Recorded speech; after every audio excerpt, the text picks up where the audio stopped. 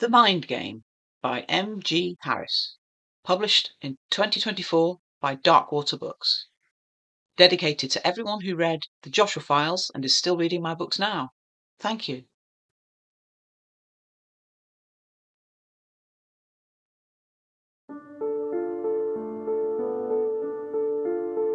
One. Trailer.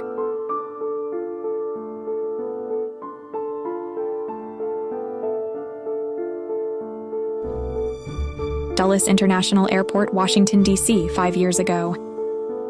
On a spring morning, the concourse was already rammed with travelers. No one wore masks back then. It was before the pandemic. Remember how things used to be? Everyone breathing the same air.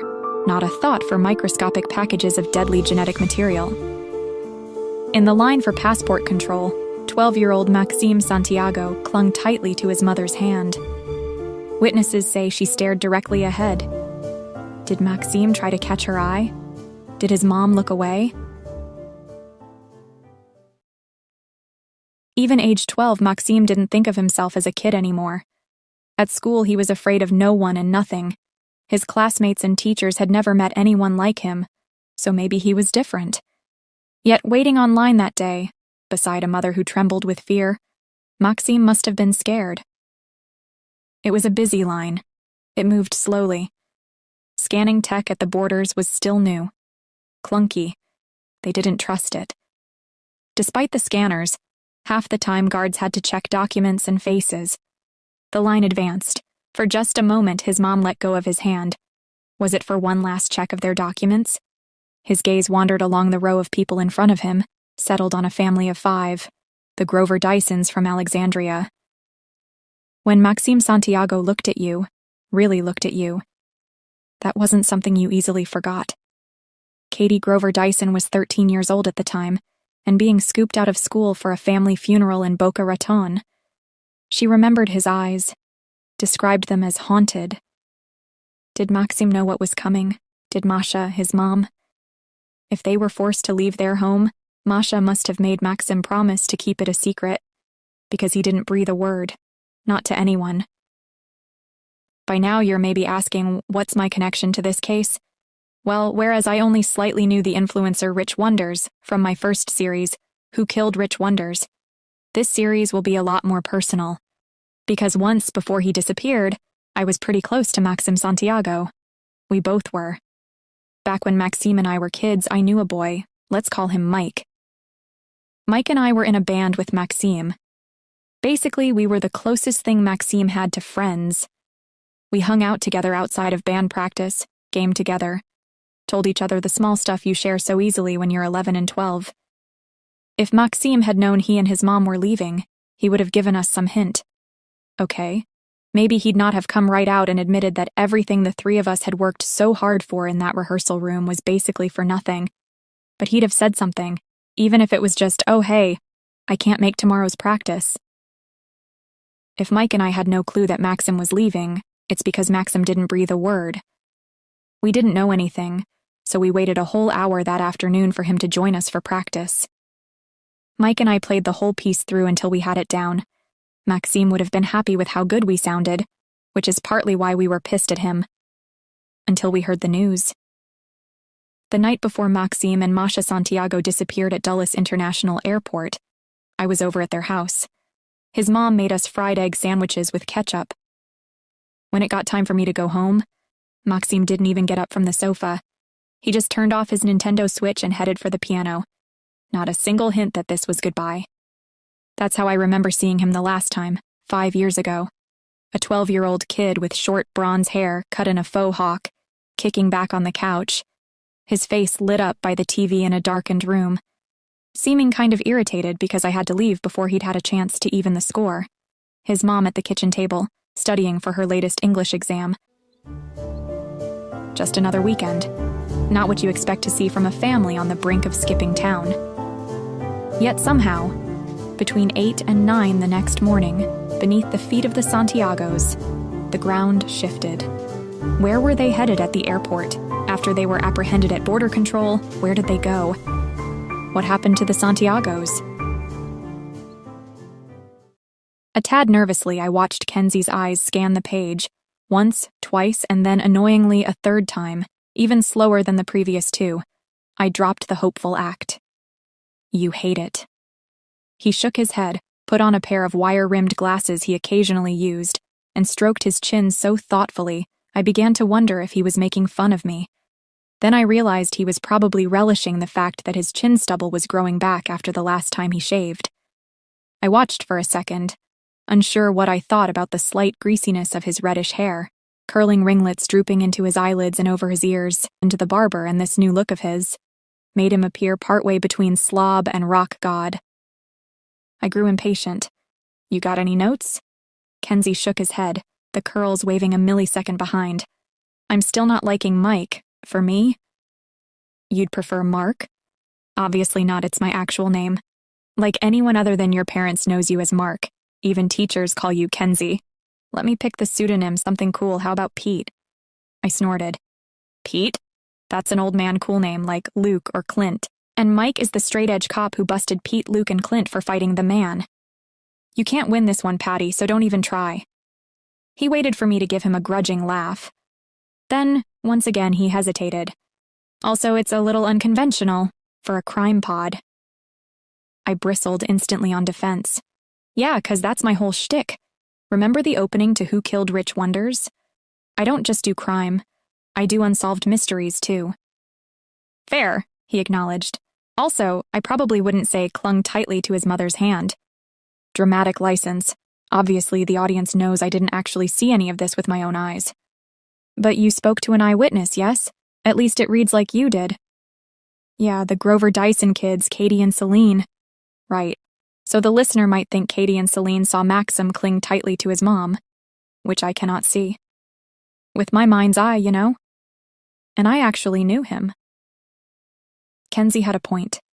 Maxim wasn't the clingy type. That part about him being scared of nothing and nobody, that was from me, and it was true. I thought about defending clingy for another minute, but decided to drop it. Kenzie was usually right about stuff like this, which was why I asked him in the first place. Fine, I'll change that up, but otherwise... He gave a grudging nod. I've seen more enthusiasm over mandatory vaccines, yet after a moment he said, It's good. You're going to trail with this? Yeah. Downloads on Who Killed Rich Wonders. Just keep going up. Might as well use the attention. So you talked to the Grover Dyson girls, anyone else? Nope. I lucked out with them, obviously, since they're seniors at school. They saw everything and they were standing next to the Santiagos in the line. That's my next episode, right there. But after that, I spread my hands on the table at Starbucks. Nada. Which is why I'm trailing what happened to the Santiagos. For a month at least, with a pretty please at the end. Hopefully someone else online that day, or even just at the airport, will see it. A 12-year-old kid and his mom don't just vanish like smoke. Not even at Dulles. And if the pretty please goes nowhere, I'd be burned, obviously. Then I'm just another 16-year-old with a podcast. Who gives a damn if I fall on my face? Kenzie grinned suddenly. It was a good decision to stay anonymous. Pseudonymous, you mean? La Chica Curiosa. I'm pretty sure you need a normal-sounding name to be pseudonymous. Oh yeah?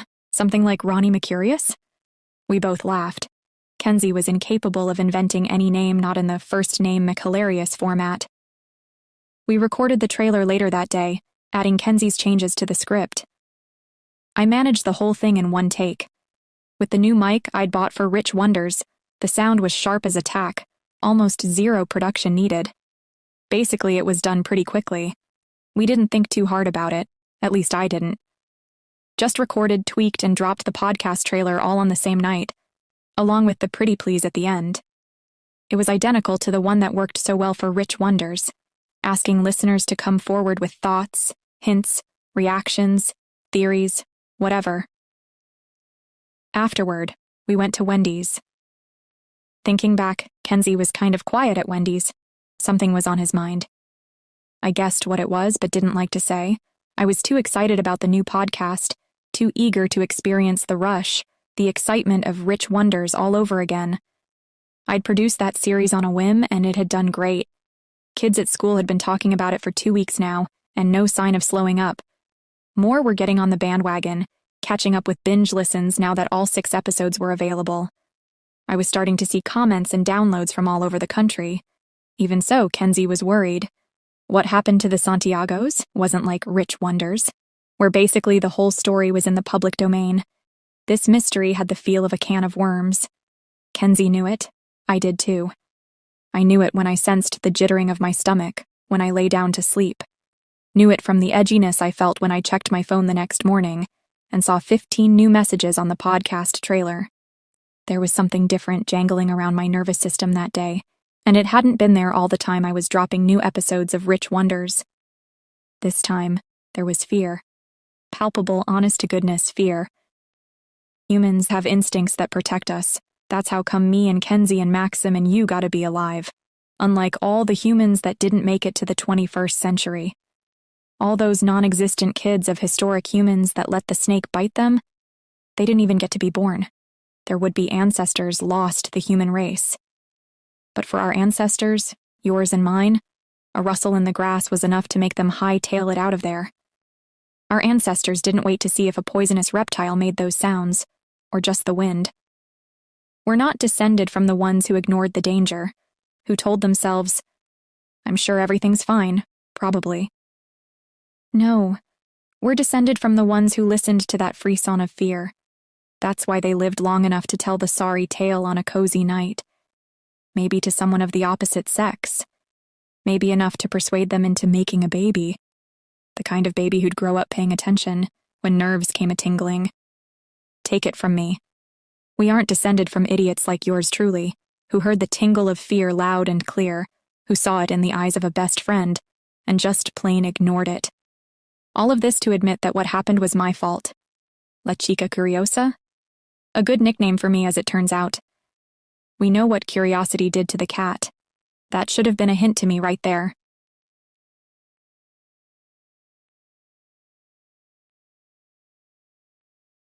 Two. Nostalgia Hour. Our final international baccalaureate exam finished at 4 in the afternoon. Most seniors were headed home. A lot of people went to after-parties, good if you were into that kind of thing, which I was not. All I wanted to talk about was my podcast, but with the whole pseudonymous thing, I'd have to pretend to be a listener. Not, behind the whole thing. No way for me to be chatty without A, feeling like an idiot pretending to fangirl my own pod, and B, being the type of idiot who fangirls their own pod. Kenzie hung back waiting for me, but I made an excuse and wandered. I didn't know exactly what I wanted or needed, just that inside of me was a feeling I didn't recognize. A kind of ache, a yearning.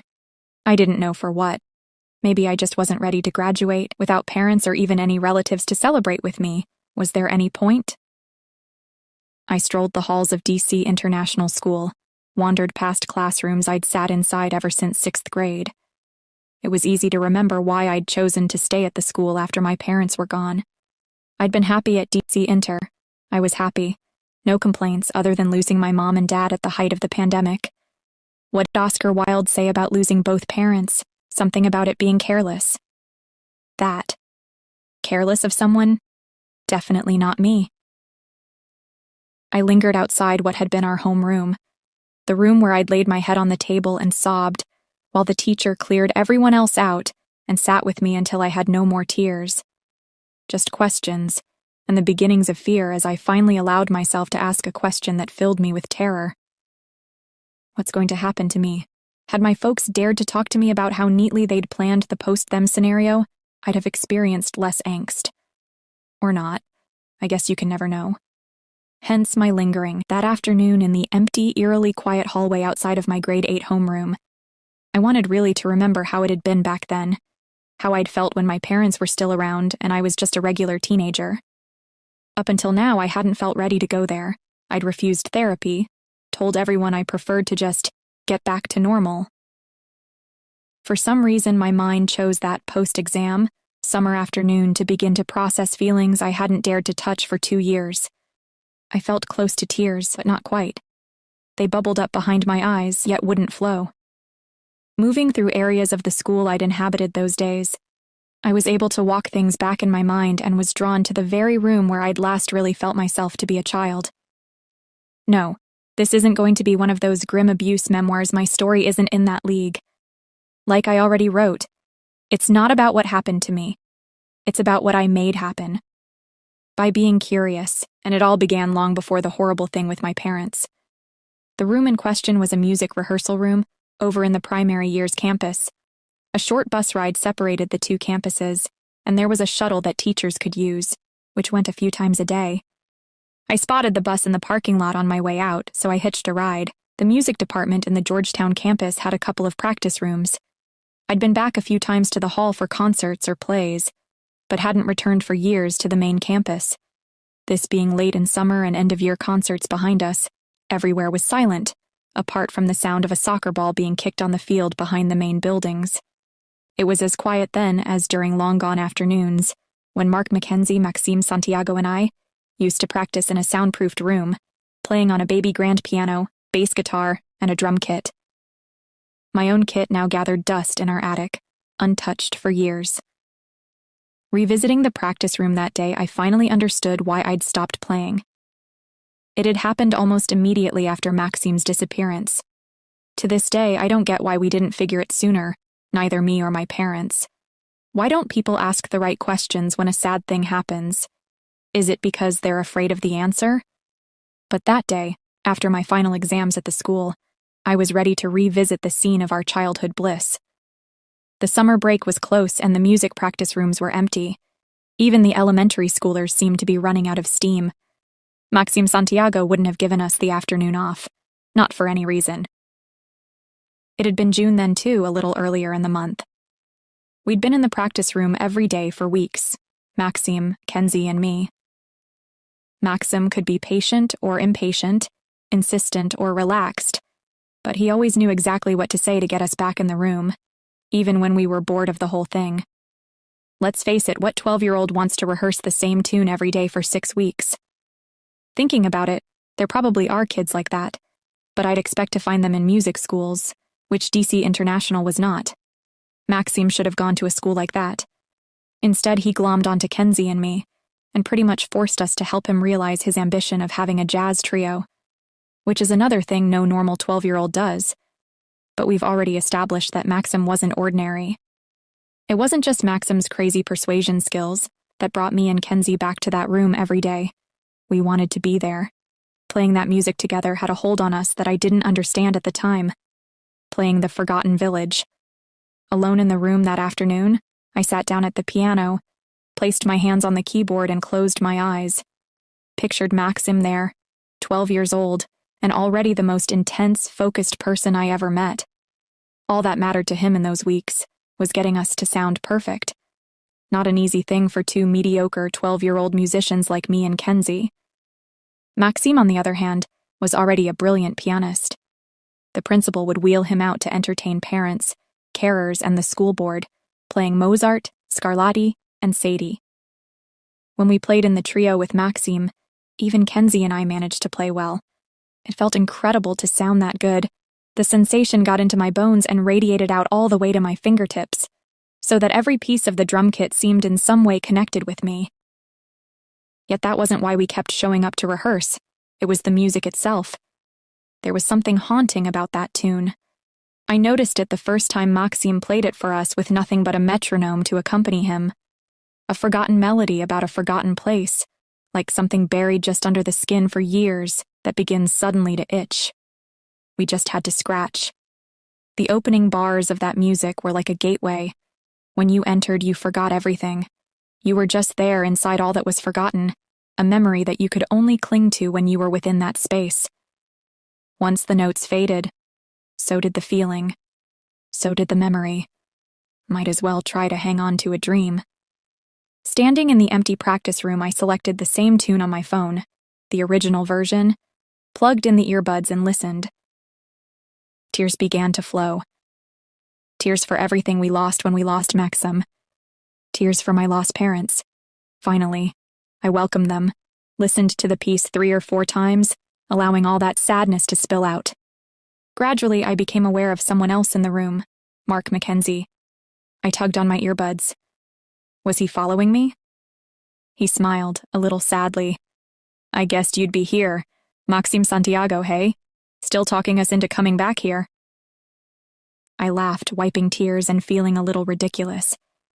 I don't know why, but I just had this weird feeling of nostalgia.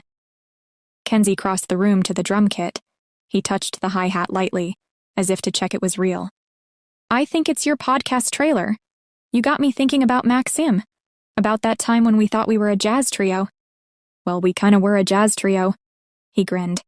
Yeah, we were pretty awesome for 12-year-olds. We only played one song, The Forgotten Village, so I'm not sure that counts as good. Kenzie chuckled, then imitating Maxim, he complained. You lazy jerks. I was stuck on Twinkle Variations for 5 weeks when I started violin. We don't leave until you get it right. We both burst into laughter. Oh my god, do you remember? He wouldn't shut up about his Suzuki violin training. Yeah, like, dude, don't blame us if your teacher was basically OCD. Laughter felt wonderful after my tears. Optimism surged. Relief flooded through me. I wanted to grab Kenzie's hand, to hug him tight. But I was careful about stuff like that, for so many reasons other than that we lived under the same roof. We'd stayed best friends for years by not crossing any lines. I was 85% certain Kenzie wasn't into me, saw me as a buddy, the way I saw him. The unknown 15%, however, made me cautious.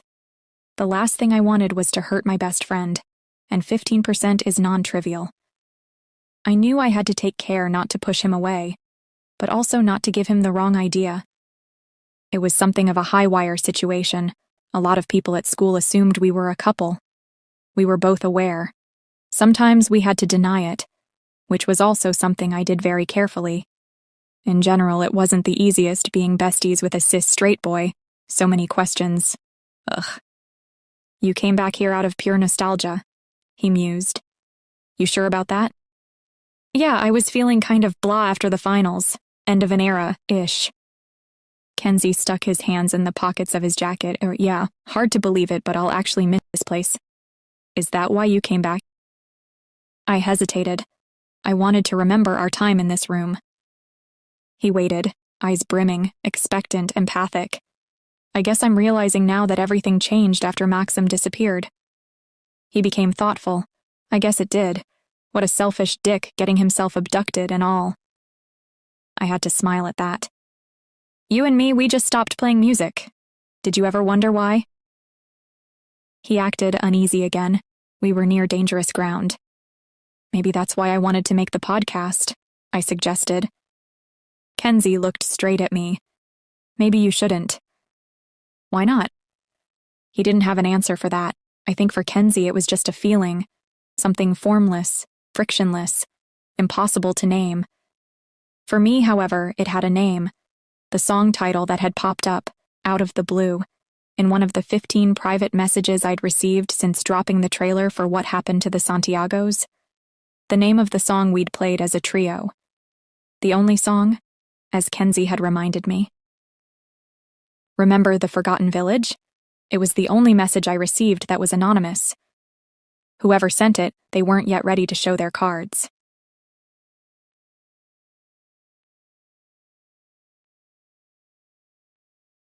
Three. The Forgotten Village. In fact, I actually had managed to forget The Forgotten Village, at least until I got the idea to produce What Happened to the Santiagos. Then, of course, I remembered. It was the tune that brought us together, Kenzie, Maxim, and me. Before that, to me and Kenzie, Maxim was just Maxim Santiago, the most famous boy in school, always top in every class, a natural athlete, a kid who oozed such confidence that no one could believe he was so young. Good-looking, obviously, like all the popular kids. Light brown-skinned and bronze-blonde hair, with a steady gaze from his dark brown eyes. Maxim was famous and everyone admired him, but in terms of friends, he really had none. Only kids that lined up to befriend him because he was so cool. These were closer to colleagues, other kids who could help him achieve some goal, like when he created a geopolitical team that he got tired of after 6 months, or to perform a play he'd written and talked a teacher into producing. All this before he turned 11. Of course he was school famous. In 5th grade, Maxime discovered a new obsession, jazz. Who knows why? He didn't tell us things like that, rarely talked about anything personal. The music department had started up a rock school program across both campuses, putting kids together in 6 different bands. Everyone was pleasantly surprised to see Maxime show up. Everyone knew he could play like a dream, but at school events he played difficult and strictly classical piano. Suddenly he wanted to be in a band with 2 dopes like Kenzie and me? Very odd. Yet that's what happened. Then suddenly it wasn't a rock band, but a jazz trio. Kenzie and I weren't eager, but Maxime persuaded the teacher to basically force us. Persuasion was kind of his thing. From that day we met every afternoon to rehearse. Literally. Weekdays at school, weekends at Maxime's house. Those weekends we shifted from being 2 kids who played in Maxime's band to being his friends. Met his mom, Masha.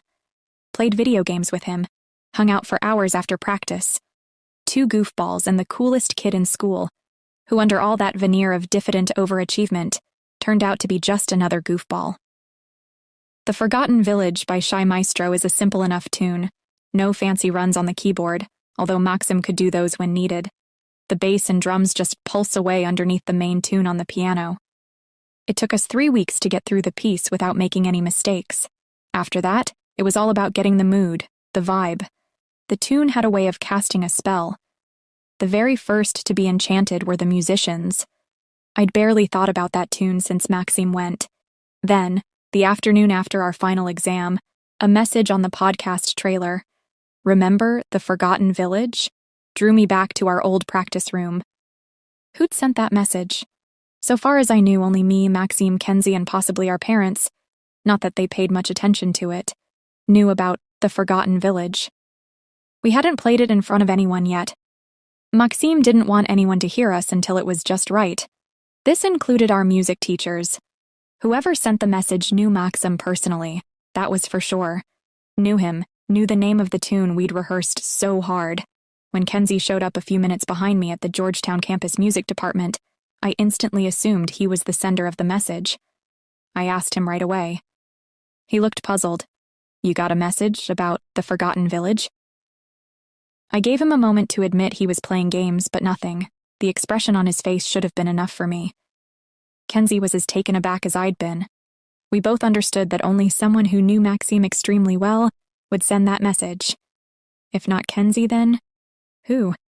We talked about that all the way back home to his mom's house in Falls Church.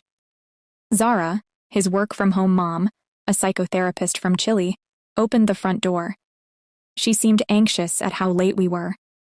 When we walked into the kitchen, we understood why. The moment he opened the door, a chorus of surprise rang out. Kenzie seemed genuinely shocked at the kids' party set out in the kitchen. A table laid with mini sandwiches, pizza, bowls of chips, cans of soda, and a blue frosted sponge cake with "Goodbye High School" spelled out in white icing. Sitting around the table were his other 4 friends. They were a nice bunch, all kind of nerdy, into board games and such. I liked them all. They had on party hats. Balloons had floated up to the ceiling. There was a banner made by his mom's, with the inscription in capitals, "School's out!" It's ironic, Zara insisted, like it was only now hitting her that laying on a kid's party for 17-year-olds was kind of bizarre. Kenzie grabbed a paper plate and loaded it with sandwiches and a slice of pizza. He pulled a dippy grin. His friends, I won't name them, they don't appear again in this tale of awful stuff that happened because I poked my nose where it wasn't wanted, looked relieved, and started piling their own plates. Zara put on some music and the party began. I gave in to the festive spirit.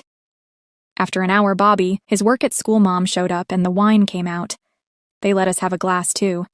It was kind of cool. I like Kenzie's moms, and not only because they invited me to live with them after I was left alone, which saved me from a random foster home. There was a South American vibe in the house, which made it extra comfy for me. Even though I never lived in Mexico, I always felt Latina. And yeah, I speak Spanish. Theirs was 30/70 a Spanglish household. Later, after everyone had left, me and Kenzie thanked Bobby and Zara for the party. His moms had planned it so meticulously that we almost didn't come home to enjoy it. That's how little we suspected. When we wanted to go to bed at 9, Kenzie's moms came over as a tad curious. Perhaps they thought this was finally the night we would make a move on each other or whatever. Hopefully not. Hopefully by now you've guessed that Kenzie and I were eager to get back to the subject of what happened to the Santiagos, and specifically who sent me that message about the forgotten village. Something that meant so very much to us and Maxime. Something that only an insider would know. We changed into PJs and reconvened in Kenzie's room, which was farthest from his mom's. He'd thoughtfully brought up 2 more slices of chocolate cake, but didn't touch his. Over the next few hours, we tried to figure out 1. Who sent the message? 2. What to include in the second episode. I already had an outline for the first. The who of it finally came down to Mr. Garibaldi, the teacher that used to run the rock school. Even though Maxime hadn't allowed anyone in the room when we played, we figured that he might at least have told Garibaldi what we were playing. This seemed like the most innocent possibility. We agreed it would be kind of creepy for any sender of a friendly message not to sign their name. Who knows, maybe Garibaldi forgot. Apart from him, there were no innocent possibilities other than Bobby and Zara. My folks weren't exactly in a position to send secret internet messages, and Bobby and Zara, well, they just wouldn't do a weird thing like that. Our remaining options were between someone who had gotten to know Maxim after he disappeared, or Masha, or Maxim himself. I think that's when I got fully committed to the mystery. Was it possible that Maxim was reaching out, sending out a call for help? We tracked down Garibaldi, an unusual enough name for a music teacher. We located his new school in Maryland. I emailed him from the podcast account to ask if he'd sent me a message about Maxime. My phone pinged 2 minutes later. Garibaldi had responded right away. Hello, of course I remember Maxime Santiago. And it's great to hear from you too, Veronica. It remains a regret to this day that we never got to witness what I was repeatedly assured by Maxim would be the best damn jazz trio the school would ever see. Such a pity that he and his mother left like that, without telling anyone. But I'm afraid that where it comes to your mysterious interlocutor on the podcast, I'm not your man. I didn't even know you had a podcast. I'll be sure to listen to your podcast trailer about Maxime, and also the other one that I can see has so many listeners. Many congratulations on your burgeoning career in the media. May you go from strength to strength. Kind regards, Paul Garibaldi.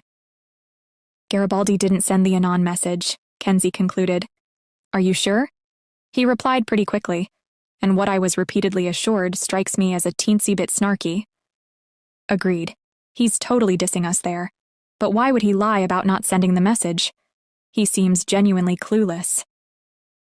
We agreed that Garibaldi wasn't our guy, which left Maxime and Masha. Or some rando we know nothing about who Maxime or Masha talked to. I shook my head. Some rando wouldn't know how important that song was to me. Think about it. To anyone who isn't me, the Forgotten Village is meaningless.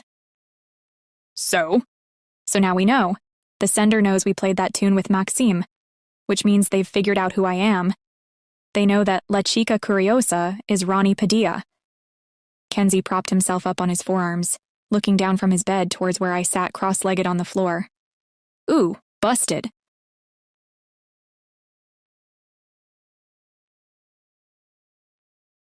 Four. Going dark. A little way back in this account of what happened, I mentioned how we're mostly evolved from hyper-suspicious, pre-human types, remember? The type who didn't stop to check whether the grass rustled because of a poisonous snake or from the wind. Well, that's one of the things I learned from Maxime Santiago. He had a lot of interests, knew more about almost everything than any kid I ever met. Evolution was something he talked about a lot. He seemed to know a ton about it, far beyond what we'd been taught in school. He liked to get into arguments with the religious kids, which did not go down well with teachers. They were afraid of upsetting parents and carers, some of whom would get antsy if teachers spoke up about a whole bunch of topics. But Maxime wasn't afraid to talk about science. He'd look anyone right in the eye and speak very plainly and directly. Even if a belligerent parent showed up afterward, red-cheeked and yelling, after a moment with Maxime they'd walk away, smooth and steady. I don't know how he did it. When I first heard him tell that story about our hyper-suspicious ancestors, he was replying to another kid who declared that humans were designed to believe in God. I didn't exactly understand the point Maxime was making. So later in the lunch line, I asked him to explain. Before replying, he observed me for a few seconds, peered real close, as if to determine whether I was another religious kid hankering for an argument. I wasn't, yet for some reason the longer he looked at me, the more suspicious he seemed, until his suspicion morphed into surprise. "What's wrong?" I said uneasily. "I'm not even supposed to ask you to explain?" Then I saw something I never saw again from Maxime. He seemed flustered and at a loss for words. Yeah, if you're thinking like he was love-struck, you'd be right. That is exactly how he looked. No boy had ever looked at me that way. I was 11, close to turning 12. Definitely the first time, but not the last. So far, so normal, right? 12-year-olds can totally feel the first stirrings of a crush. No one is immune, not even cool, super smart guys like Maxime. But this isn't a story about how me and a boy fell for each other when we were 12. Because that isn't what happened. Maxim had not fallen for me. He simply acted like he had, for a brief moment in the lunch line. I didn't imagine it. It was as though I could hear his heart pounding inches away from mine, as though I could feel the tremor that went through him, because when it was done flowing through him, it jumped across the air between us and surged through me. And then, as suddenly as it had begun, the sensation vanished. His eyes went back to normal and he answered my question. Normally. We evolved from human ancestors who saw patterns and meaning in everything, even when there was nothing there, like the non-existent snake in that story. I still didn't understand, so he tried again. We see patterns and meanings in weird stuff, but that doesn't mean there's really anything there. We invent gods and such like to explain the unexplained, not because we're designed to believe, but because we can't help it. Remember, we were 12. This was the smartest and most insightful thing I'd heard any kid say, ever. And as finally I understood what he was saying, I was in awe. So, thinking that way is what kept our ancestors alive? He grinned, delighted. Right, exactly. Then abruptly he asked, "Is it true you play drums?" He pointed across the canteen to the music teacher, Mr. Garibaldi, who was seated facing us with 2 other teachers at their table. I asked Garibaldi if he knew any drummers. He said you did. You're Veronica Padilla, yeah? The sudden swerve caught me by surprise. Yeah, I am. Okay if I call you Potty. I didn't know what to say, so I probably nodded, and that's where Potty began. Maxime asked me if I knew any bassists. I mentioned Mark Mackenzie, and he grinned. Patty and Kenzie. Good jazz names. Huh? I mean, I guess. Before I knew what happened, Maxime was talking me into joining his band, a jazz band. If that sounds odd to you now, then you're close to understanding how strange it seemed to me that day. And yet there I was, nodding and going along as if the previous 2 minutes hadn't happened. If something like that happened today, I'd be more wary. I would assume the whole thing was a scheme to get to date me without risking being rejected. But I was 12 and not yet wary of Riz, which is how come I ended up agreeing to be in Maxim's band. The following morning, after our trip down memory lane and the surprise party, Kenzie and I were on the school bus. I asked him something I'd been musing over all night. Was it weird yesterday, that I would do something so nostalgic? Not at all, why? 'Cause we're only 17. Nostalgia is for, old people. Kenzie thought it over and replied, Nah, I get nostalgic all the time. The top shelf of my closet is full of Playmobil and Legos and old game consoles. Not because I'm collecting them, but because I can't stand to get rid. All the memories, like Andy in Toy Story 3. Uh-huh. That's why I followed you to the primary campus yesterday. Primary school being international school lingo for elementary school. You felt it too? He nodded. Like I said, it's your podcast. Really takes me back. Those were good times. It felt like something ended when Maxime left. When he disappeared, you mean?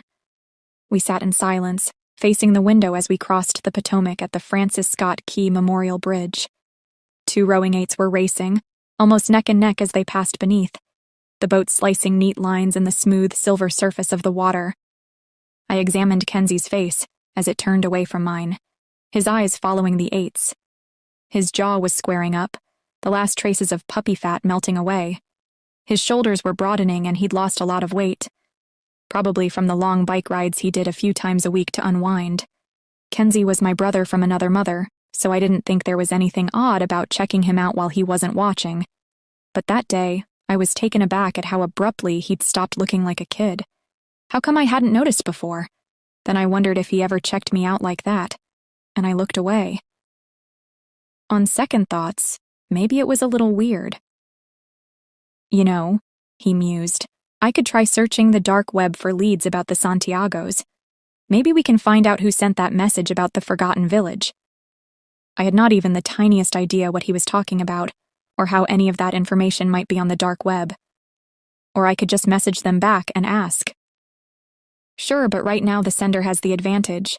They know who you are, but you still don't know who they are. Are you saying they might lie? Yep, especially if they had something to do with Maxim and Masha's disappearance. The possibility had occurred to me, but I didn't take it all that seriously.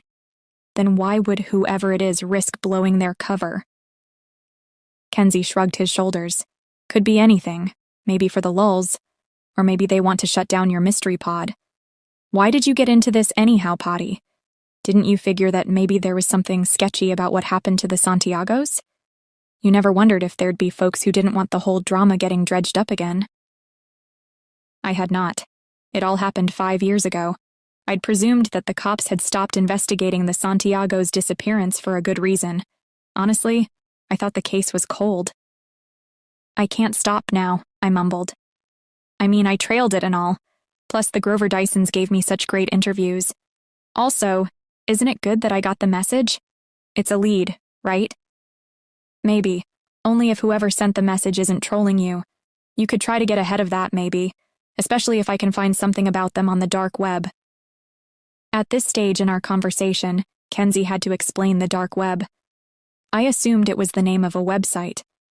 You who are reading this are almost certainly smarter than me, and know that it's a lot more than one website. It's a network of computers that don't get indexed by search engines, a network that you can access anonymously via special software. Unlike searching the open internet, which leaves a blazing trail, basically Patty was here over every site I'd clicked. Kenzie had by then been dipping into the whole hacker space for several months. He'd been inspired by the anonymous and lulzsec efforts against the Third Russian Empire. Ever since the European invasions began, half the planet was horrified by what was going on, and either raising money for refugees or actually hosting one. The other half was waiting to see who won the war. The Third Russian Empire had tendrils everywhere, and a lot of folk were happy to play nice with the Tsar, if it kept the oil and gas flowing. Kenzie went a step further, is all. I don't know which citizen cyber group he'd joined or whether it was all talk. But his cyber hackery was the main reason why, despite living in the same house, we hardly spent time together. Lately especially, he'd had his head down pretty hard in some new project, something I guessed to be very secret. I wasn't sure his moms realized, but I had noticed that he'd become super evasive on the entire topic. So we'd lived separate lives for most of the year, until I started my podcast. Then, for the first time since Maxim's jazz trio, we had an interest in common: the uncovering of hidden information. That I agreed to his offer should in no way be taken as an indication that I understood any part of what Kenzie was doing, or how dangerous it might be. In fact, I did not, because, well, I refer you to my previous statements, re-curiosity. And for now you can relax, because as I keep pointing out, this story is about things that happened because of what I chose to investigate, not Kenzie. We'll just put a pin in the Kenzie thing for now.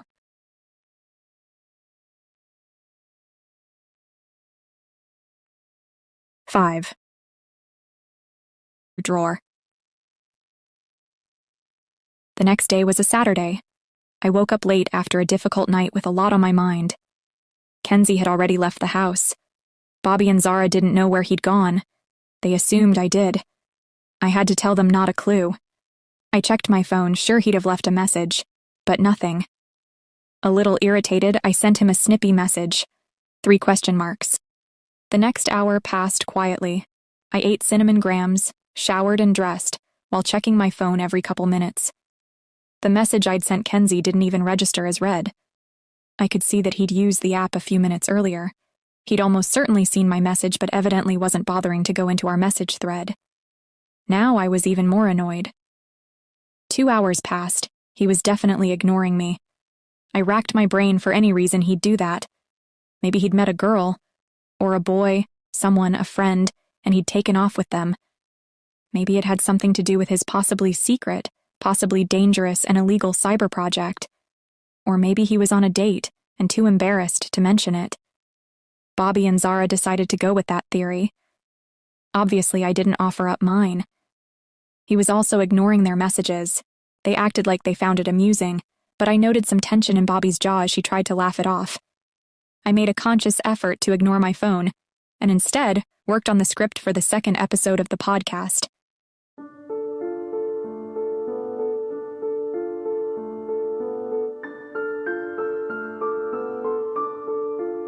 May 29th was uncharacteristically cool that year. Maxim and his mom had on light winter jackets over their t-shirts and wore jeans and hiking boots. In the line behind them, Celine Grover Dyson recognized Maxime from DC International. She'd moved to the senior school by then, but remembered the serious-faced young boy with the faux hawk haircut who'd entertained parents at her graduation ceremony. From the look of their clothing, she guessed the Santiagos were bound for a cold-weather location. Celine told me. I asked them if they were headed for the Rockies. Maxime's mom seemed kind of put out to see me there. It wasn't an official school vacation. My dad had to beg the principal to let us have the time off, which is why I assumed his mom was also embarrassed about taking him out of school. She hand-waved my question and asked if I liked to ski. Then we were talking about skiing. Maxime didn't say a word. They both kept eyeing the window up ahead, where border guards were checking documents. It was taking a long time. People in the line were getting impatient. You could hear muttering like, "What the heck is going on?" That's when Celine began to wonder, were the border guards searching for someone in particular? When Maxime and his mother finally arrived at the window, it seemed to confirm Celine's suspicions, because the guard emerged from a cubicle up on the dais and stepped out, leading Maxime and Masha away. They marched the Santiagos past the line, back into the main concourse. Everyone went quiet. I tried to smile at Maxime as he passed me. That's when I saw that the color had totally drained from his face. He didn't look back at me. I don't think he even saw us. The Santiagos followed the border guard like docile lambs in shock. They rounded the corner and disappeared from view. Where did they go next? Were you in Dulles Airport that day, between 8 and 9 in the morning? Perhaps you saw Maxime and Masha Santiago? Message me, please. Let's talk about what happened to the Santiagos. I stopped writing and messaged Kenzie again. Hey, where you at? Working on episode 2 script, would love your feedback. I waited. Nothing. The messaging app said he'd last been seen 30 minutes ago. He was checking in occasionally, but not replying to me. I went downstairs, took an apple from the fridge, chopped it into 4 pieces and put them on a plate. Kenzie's mom's always prepared fruit for us. They did a lot of cute things like that. Things my parents never had time to do. From the day they put me in full-time daycare when I was 6 months old, both my parents worked flat out. Evenings and weekends we often had fun, don't get me wrong, and I loved my kindergarten and school. But thinking back, I realized that they were always tired, always trying to catch their breath. Only when I saw the different parenting style for people that don't work round the clock did I notice what I'd missed. Plates of prepared fruit, for example. I took my plate of apple wedges into our backyard to enjoy, feet up on the deck's rattan furniture. Zara was there too, with a paperback. She gave me a pleasant smile. What a good idea. I offered her the apple plate. Kenzie's still ignoring me. Zara took the nearest piece and took a delicate bite before replying, Yes, us too. Still think he's on a date. Breakfast was over a while ago. Maybe he's gone to the neighborhood library. I couldn't think of a single reason he'd do that. The school library was perfectly good enough for our schoolwork or general reading. Not that Kenzie had actually read a book all the way through for years. Why would he? Didn't he say something about the library? Zara frowned. I feel like he might have. When he walked out? Yes, definitely the library. So you talked to him? Not really. She paused. I think Bobby might be worried. She does that. And you're not? Not if he's gone to the library. I picked up a wedge of apple and set down the plate beside her. I'll go check. On the way over to the neighborhood library, I thought about what Kenzie had said the night before. He'd intended to hunt for clues about the anonymous sender of the Forgotten Village message. I'd gone ahead with my own idea and replied to the sender with, "Hi, thanks. Would you mind introducing yourself?" So far, no reply. "I'll get a hold of the logs of your podcast host and look at the IP addresses," Kenzie had told me. "Then I'll try a reverse IP lookup. Might lead to an actual address if we're lucky." At the time of hearing, this made as much sense to me as white noise. It's only much later that I understood what he was actually trying to do. Hopefully I've learned enough to explain here. I guess we'll see. So here it is. Kenzie had confessed that what he planned to do wasn't strictly kosher, hence the need to source some of the info on the dark web. Don't ask me exactly how it works. Something to do with buying data from hackers and paying them with cryptocurrency. I knew Kenzie owned crypto of one flavor or another, but not the foggiest idea how much. Later I found out. Oh my God. Has the world gone insane? I guess that's another story. Had Kenzie gone to the library to access the internet so that his IP address at home wouldn't be detected?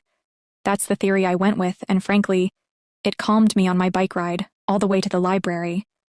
But as some readers will already know, turns out you can hide your IP address by using something called a virtual private network, something that Kenzie would obviously know. He didn't need to leave the house to hide his IP address. Neither did whoever left the message on my podcast.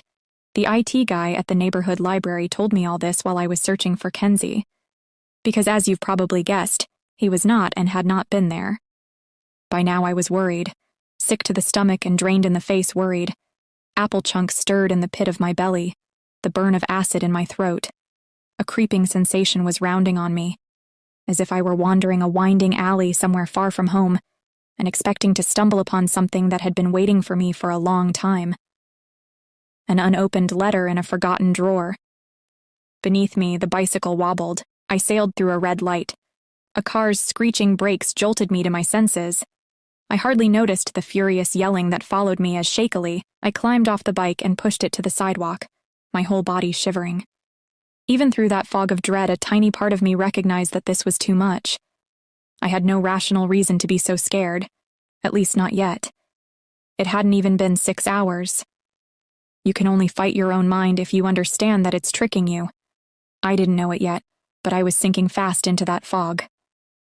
Bobby saw me come through the front door and knew immediately that I wasn't okay. I was sobbing, barely able to communicate through desperate gulps for air. He's not there. Something's happened to him. I know. Something bad.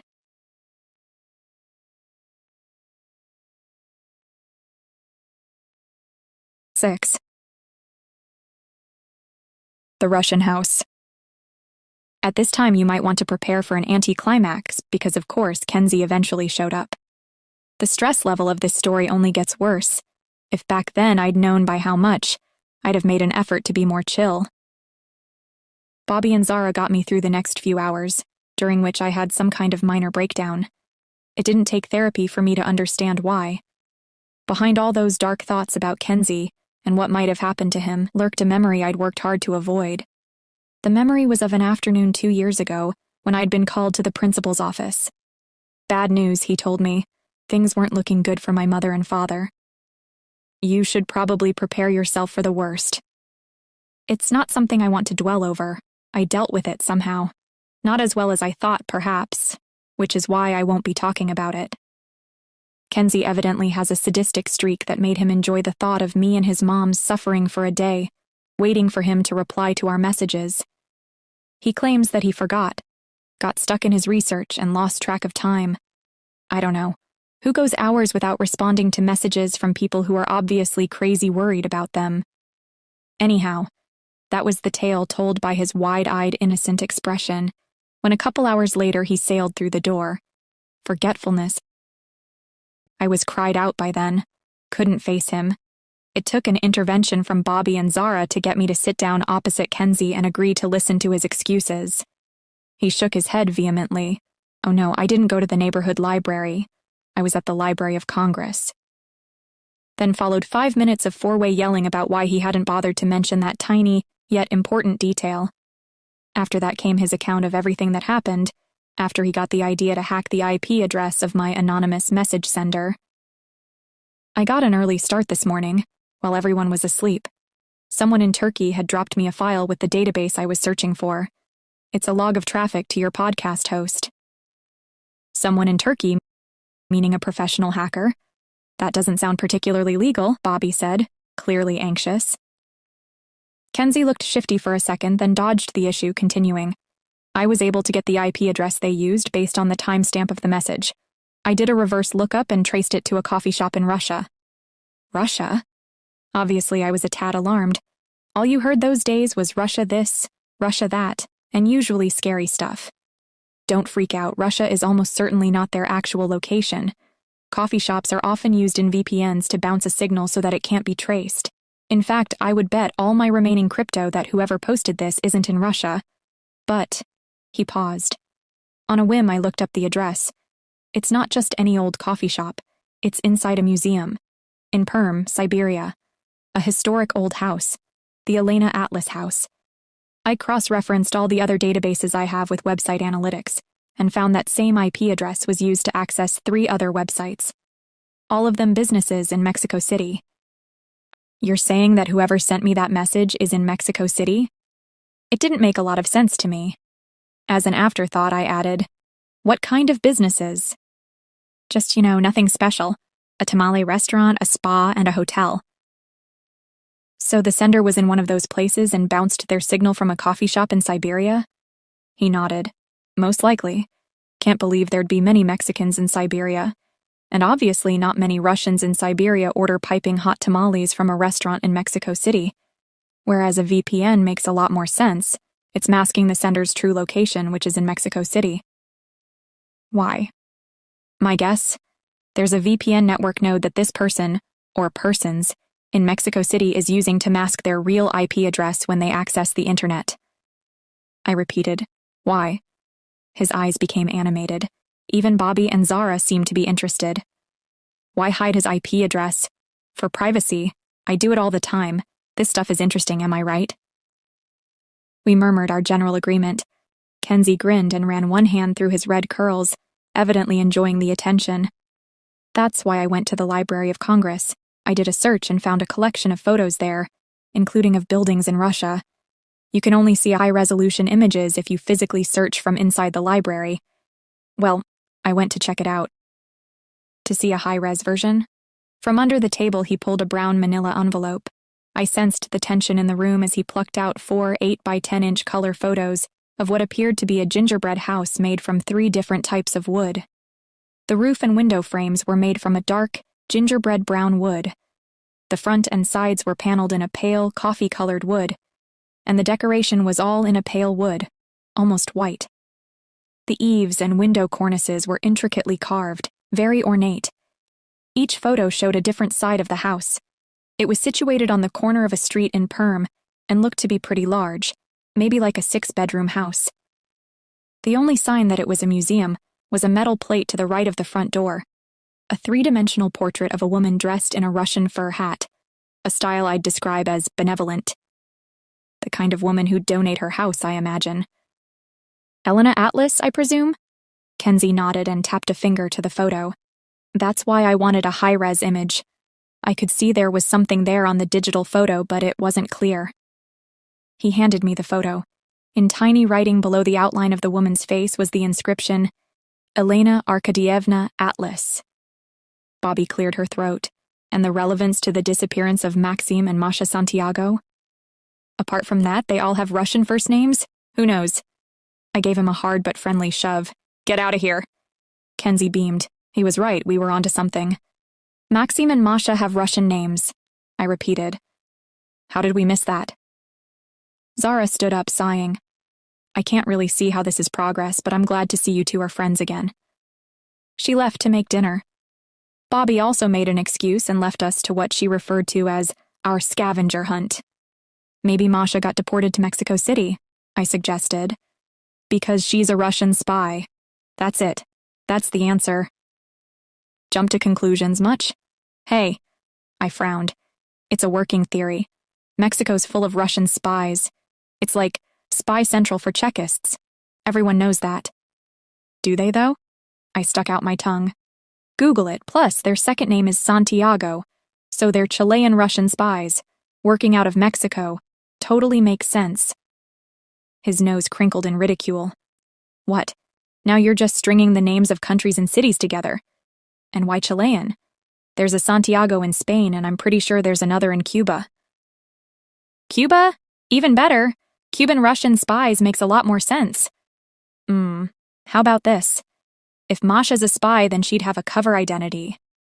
Santiago wouldn't be their real name. What would a Russian spy be doing in DC working as a translator of children's books? Exactly, I said. Why would a translator of kids' books live in DC?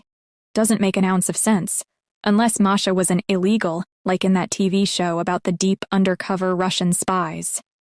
What TV show? He said, looking confused and irritated. The Americans. I watched the whole thing with your moms, about Russian undercover spies in the 1980s. They live in Falls Church, too. It's pretty neat. His eyes rolled.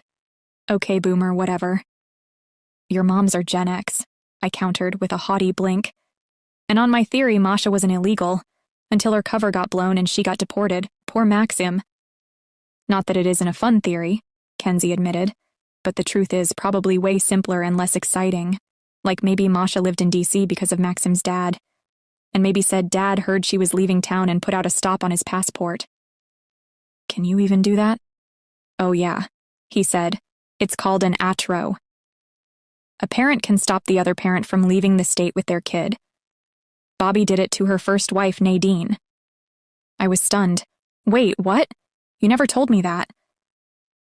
Kenzie began carefully to replace the photos of Elena Atlas' house in the envelope.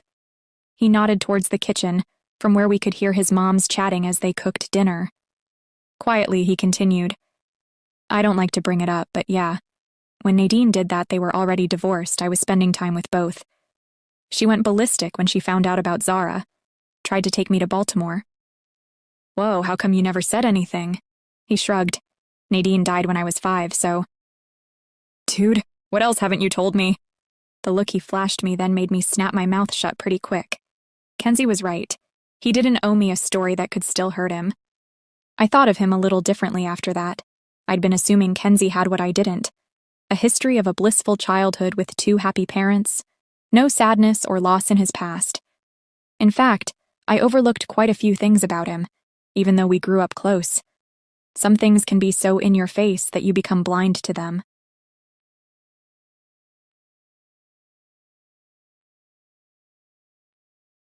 Seven. Locked room mystery. Apart from the embarrassing glitch caused by me losing it a bit when Kenzie went AWOL for most of a day, I was having a blast making What Happened to the Santiagos. It had helped me and Kenzie to reconnect with good times in our childhoods, memories we'd suppressed because of the association with Maxim's disappearance. Now that we were talking about it every day, we were both finding it easier to process whatever it was we felt about him vanishing. Hey-ho, maybe there's something to therapy after all.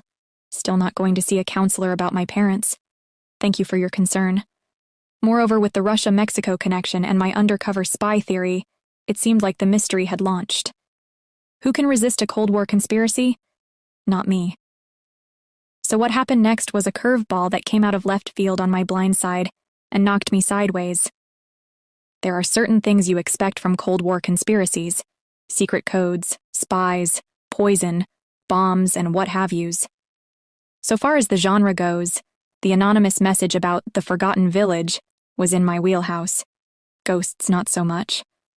It's no joke, like a ghost leaving untraceable messages in a haunted house. That's where this story is headed. The house in question wasn't old, it wasn't deserted, and technically it wasn't a house, more of a museum. But you get my drift. Since the only lead we had was the Elena Atlas house, Kenzie decided to look into it. I didn't know anything about Russia, but Kenzie had his hacker source now, the Turkish guy. On this occasion, however, no hackery was required. We found a website for lawyers who help people buy property in Russia. On the live chat, an agent was perfectly happy to explain how to search the Russian land registry. By the next day, Kenzie had a page of information, 6 other properties owned by the Atlas Group, as well as some company details. The organization seemed to own a collection of architecturally interesting buildings, all formerly private houses. 2 were in Russia, 1 in Cuba, 2 in Mexico, 1 in Miami, and 1 in Washington, D.C. They were all art museums. Cuba, Russia, Mexico, the USA. My hunch about Cuban-Russian spies hanging out in Mexico City was looking solid. Oh, I was having fun. Kenzie sent me a link to the Atlas Studios in D.C. It was in Georgetown near our high school. On my phone, I flicked through photos of the house. It was built from gray concrete, all hard lines and boxy, like the architect went out of their way to piss neighbors off in the midst of all their pretty brownstone townhouses and tree-lined avenues. I liked the windows a lot. They occupied most of the surface area of the house and had these thick brown frames, so wide and ugly that it made a glorious statement. People have been known to call me a Pollyanna, but even I doubted a place like this could have a connection to the Santiagos. Yet as Kenzie pointed out, what other clue did we have? We visited after school. It wasn't a big place, a ground floor and a basement. The art was all on the ground floor. The basement was where events and workshops happened.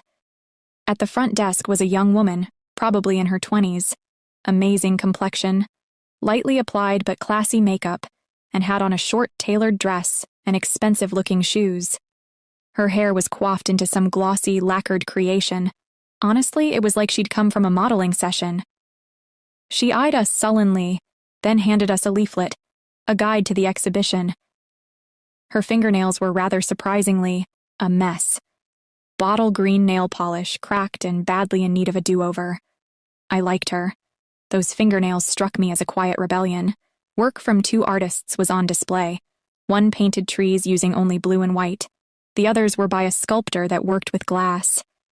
Honestly, they just looked like amorphous blobs to me. Glass blobs with a lot of bubbles, like soda in a glass. So much for the art. We were the only people anywhere close to that exhibit. Everyone else was at the front of the house in the tiny coffee shop, 6 chairs and a rack of fancy notebooks and postcards. We looked around the whole place, searching for any mention of Russia, Mexico, the Santiagos. Nothing. We asked the bougie rebel in the spiffy shoes for a history of the house or the Atlas Group. She knew nothing of use. They let artists display here in exchange for a few hours watching the store. Turned out Bougie was the painter of blue and white trees. The trip in from Falls Church seemed to have been a waste of time. I looked longingly at the gorgeous notebooks and wondered if I could justify almost $20 for one. I asked to use the restroom while I thought it over. Bougie handed over a key. The restroom was the highlight of the place. The rest of the house had been given over to the art or coffee, but the restroom was itself. Huge enough that sitting on the toilet in one corner, I felt dwarfed by the boldness of the architecture. A shiny industrial duct ran along the length of the ceiling, and 2 concrete slabs flanked the room, each with a round wash basin made from distressed steel. 2 wash basins, only 1 toilet. There were no windows. Gray slate slabs tiled the floor, narrow gray bricks the wall and ceilings. The basin faucets emerged from a slab of polished stone in the wall.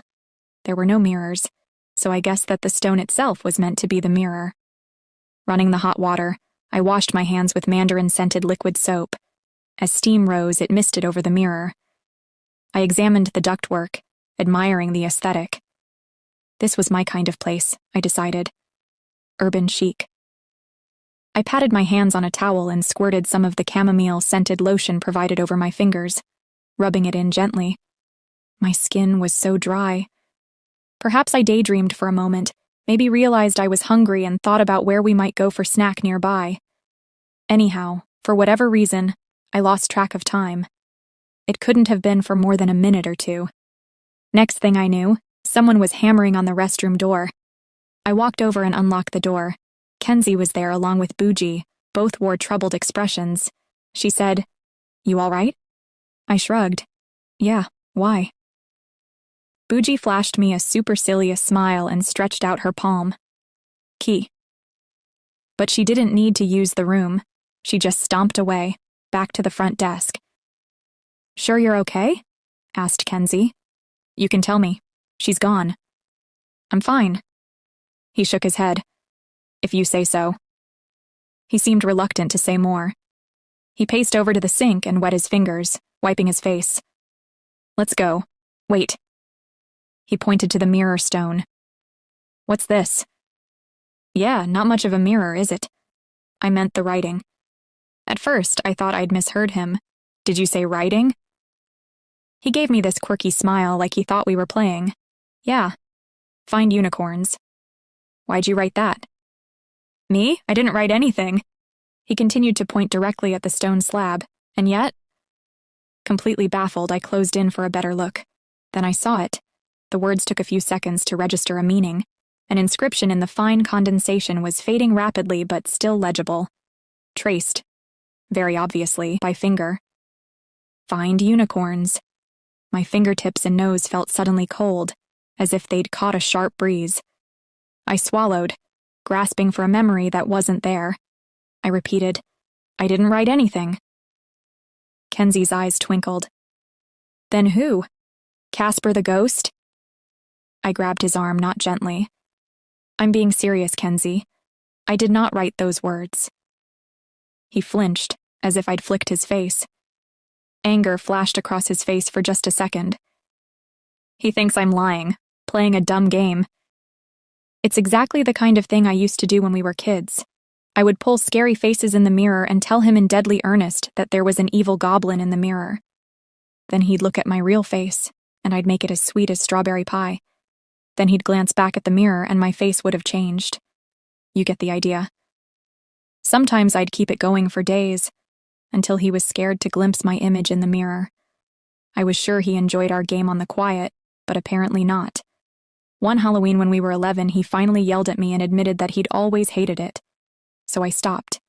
And that's what he thought I was doing that day in the restroom of the Atlas Studios, that I'd gone back to playing the mirror goblin, as if we were 9 years old again. He was wrong, I wasn't. But I didn't insist, I didn't talk anymore about the writing on the wall. I was scared enough for both of us.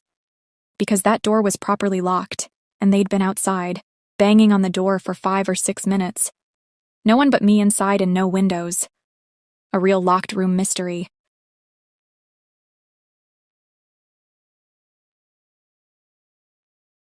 Eight. Find unicorns. Over the next day or two, things were frosty between me and Kenzie. I sensed this wasn't going to be anything either of us could persuade each other over, the way it can be with religion or vaccines. He believed I was lying about the writing on the wall. I knew I wasn't, but I could see his point. The room had been locked after all. Then there was a matter of my lost time. I'd heard of lost time from alien abduction stories. It's a classic component of that mythology. Lights go weird, observers zone out, and when they come to, time has passed. Minutes or hours for which they can't account. That's what happened to me, although it took me a few days to admit it to myself. Obviously, I didn't tell Kenzie. He was already ticked off, and I was 90% certain this would only make it worse. I'd experienced a paranormal event. Now I was on my own, at least until I understood more. So I went dark a while. Quiet. Put my head down and did some research. Also annoying was that Kenzie began to remind me of the original theory for why Maxim and Masha had gone missing, the original reason the cops gave for why the entire mystery was dismissed after a few weeks. Kenzie and I hadn't believed it at the time, yet now he seemed seriously to be considering it. "It's obvious," he insisted. "The cops said it at the time, they were deported. The Santiagos were here illegally. They got caught at the border. ICE got 'em. ICE, happens all the time." ICE got 'em. Yep, that was the BS theory that did the rounds 5 years ago when they disappeared. Until the Grover Dyson girls told everyone they'd seen US passports in Maxim and Masha's hands as they waited online. That fresh detail slowed the gossip, but by then too many people had already stopped caring. Calling someone an illegal can have that effect. Well, maybe they were illegals. The kind I'd learned about when Bobby, Zara, and I had binge-watched The Americans. Masha and Maxim's Spanish sounded heavily Gringified, while their English was 100% American. But still, the Santiagos were brown and had a Spanish last name, so I suppose ICE was always likely to be invoked. Honestly, I was disappointed in Kenzie. I didn't like this theory, not a bit. Even so, the Santiagos' lack of fluent Spanish combined with a Spanish last name had always intrigued me. They didn't vacation in Cuba. They never talked about having lived there. Not that this was necessarily a fly in the ointment of my Cuban-Russian spy theory, because, of course, it could have been a secret that they had a connection to Cuba. If Masha really was a Russian spy based out of Cuba, you'd expect her Spanish to be a flawless B, Cuban. And her English, presumably, would have some tinge of a Russian accent. At least so I thought, until I spent some time actually researching the tradecraft that had been featured in the TV show about illegals. Turns out that the Third Russian Empire's Foreign Intelligence Service, known as the Cheka, was still thought to be running illegals. The irony wasn't lost on me. People had gossiped that the Santiagos disappeared because they were illegals, and now it seemed they might in fact have been illegal Chekists. Spies with deeply buried identities. Illegals were given time to build up a history of living in the target country, under some humdrum identity. They'd have almost flawless standard American English. Then, when their cover identities were solid, they'd start spying. I thought about Masha's job. What could be more humdrum than a sweet-natured occupation like a children's book translator? Everything was falling into place, except for the inconvenient incident of my missing 6 minutes alone in a locked restroom, while the words, "Find unicorns," somehow materialized in steam on a wall. I didn't want to talk to Kenzie about it. I was pretty sure he didn't want to hear about it. I didn't even like to think about it because when I did, unwelcome thoughts bubbled up. During the day, I tried to ignore those thoughts. I filled my time with my podcast. Aside from the research and script writing, there was so much to produce. I thought about asking Kenzie for help, but he was being weird. Basically, I was flat out and reaching my bed each night in a state of exhaustion, so busy I had barely time to drink enough water. It was the happiest I'd been since losing my parents. Even so, I started waking in the middle of the night to find myself in a dark, quiet house, thoughts racing. Something was waking me. A dream, perhaps. I never remembered any dream, but I could still feel traces of adrenaline coursing through my veins. And those words were there. They'd wormed their way to the front of my mind, until when I closed my eyes, that's what I saw. Find unicorns. 3 days after our visit to the Atlas Studios, after one of these forgotten dreams, I went downstairs. I poured myself a glass of chilled water. As I closed the fridge door, I almost dropped the glass, startled. Kenzie was standing behind the door like a serial killer in a horror movie. "Kenz, you scared the bejesus out of me." He glared at me. "Swear to me you really didn't write on that wall." "Still with that? Geez, Kenzie, I swear, now will you believe me?" Almost triumphantly, he relaxed. "Then I figured it out. The writing must have been there already. Someone wrote it before you got there. Steam can do that. You write using something waxy or greasy. The writing stays invisible until steam reveals it."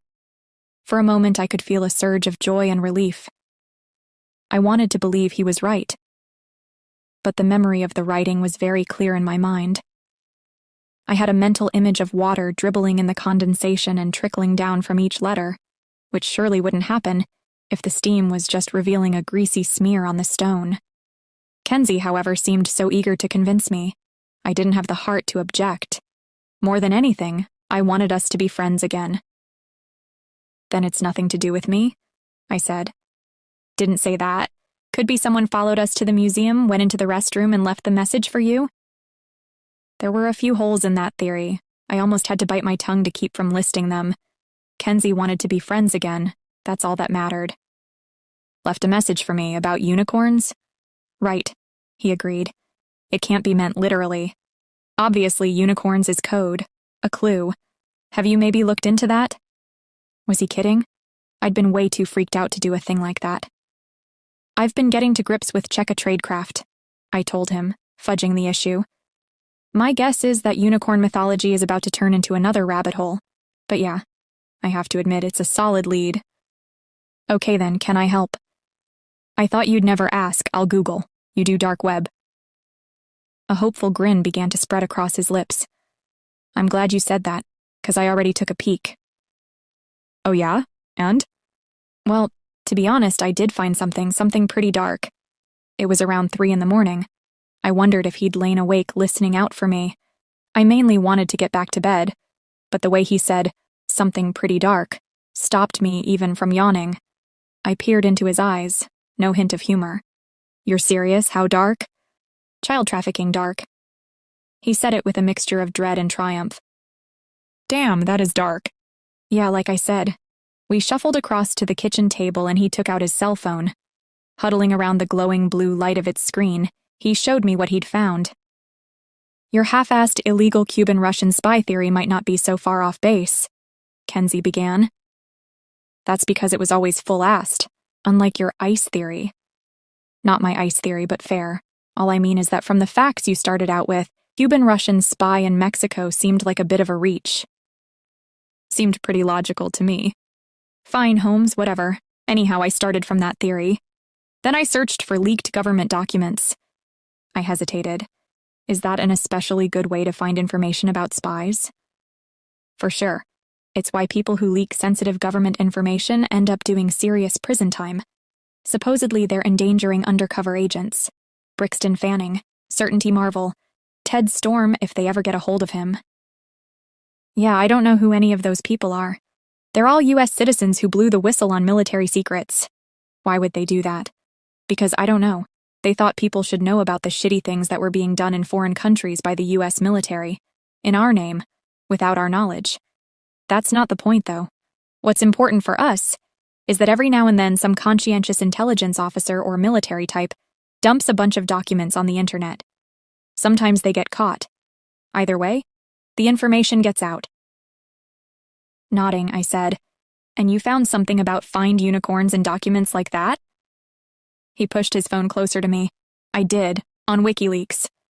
I fumbled with his phone. What exactly is WikiLeaks?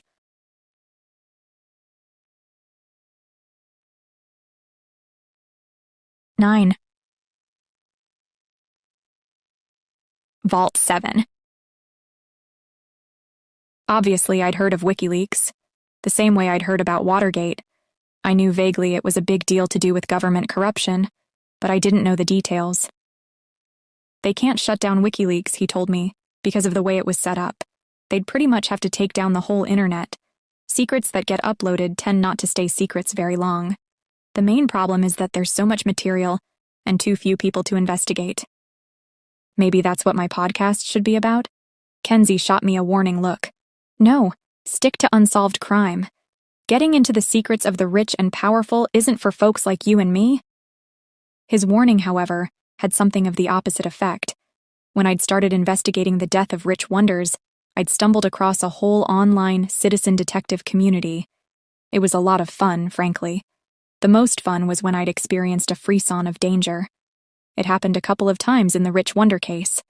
Far from being deterred, it had sent me in search of another mystery, until I realized I had one in my own past. Kenzie's phone screen displayed what he'd discovered on WikiLeaks. It was a project that contained multiple mentions of unicorns. It's part of a document dump called Vault 7, a huge leak of confidential CIA information, mostly about CIA hacking techniques. They're known as weapons. Also, a lot of the info they hacked from a bunch of sources, like cell phones and TVs that operated as bugging devices. TVs that operated as bugging devices? Yeah, so next time you Netflix and chill, bear in mind the NSA might be listening. I couldn't tell if he was joking. I checked the time on his phone. 3:23 a.m. My heart was racing. Let me see if I got this straight. The CIA hacked information that mentions unicorns, and it's something to do with child trafficking? Kenzie handed me his phone. Read it for yourself. I speed-read the page a few times. It was an email, largely redacted. All the to and from. Information was blacked out, as well as much of the content. Kenzie was right. Child trafficking was mentioned once. There was a short list of interested parties. This was a bunch of organizations with names I didn't recognize apart from the Mossad, which I'd heard of. Israeli intelligence. The term unicorns popped up twice in one paragraph. Meanwhile, the Unicorn Project will remain at KFDN, redacted, assigned to oversee. Interest in redacted unicorns expressed at the highest level. Expect contact from redacted. What's KFDN? No clue. There's no other mention of it anywhere, I already checked.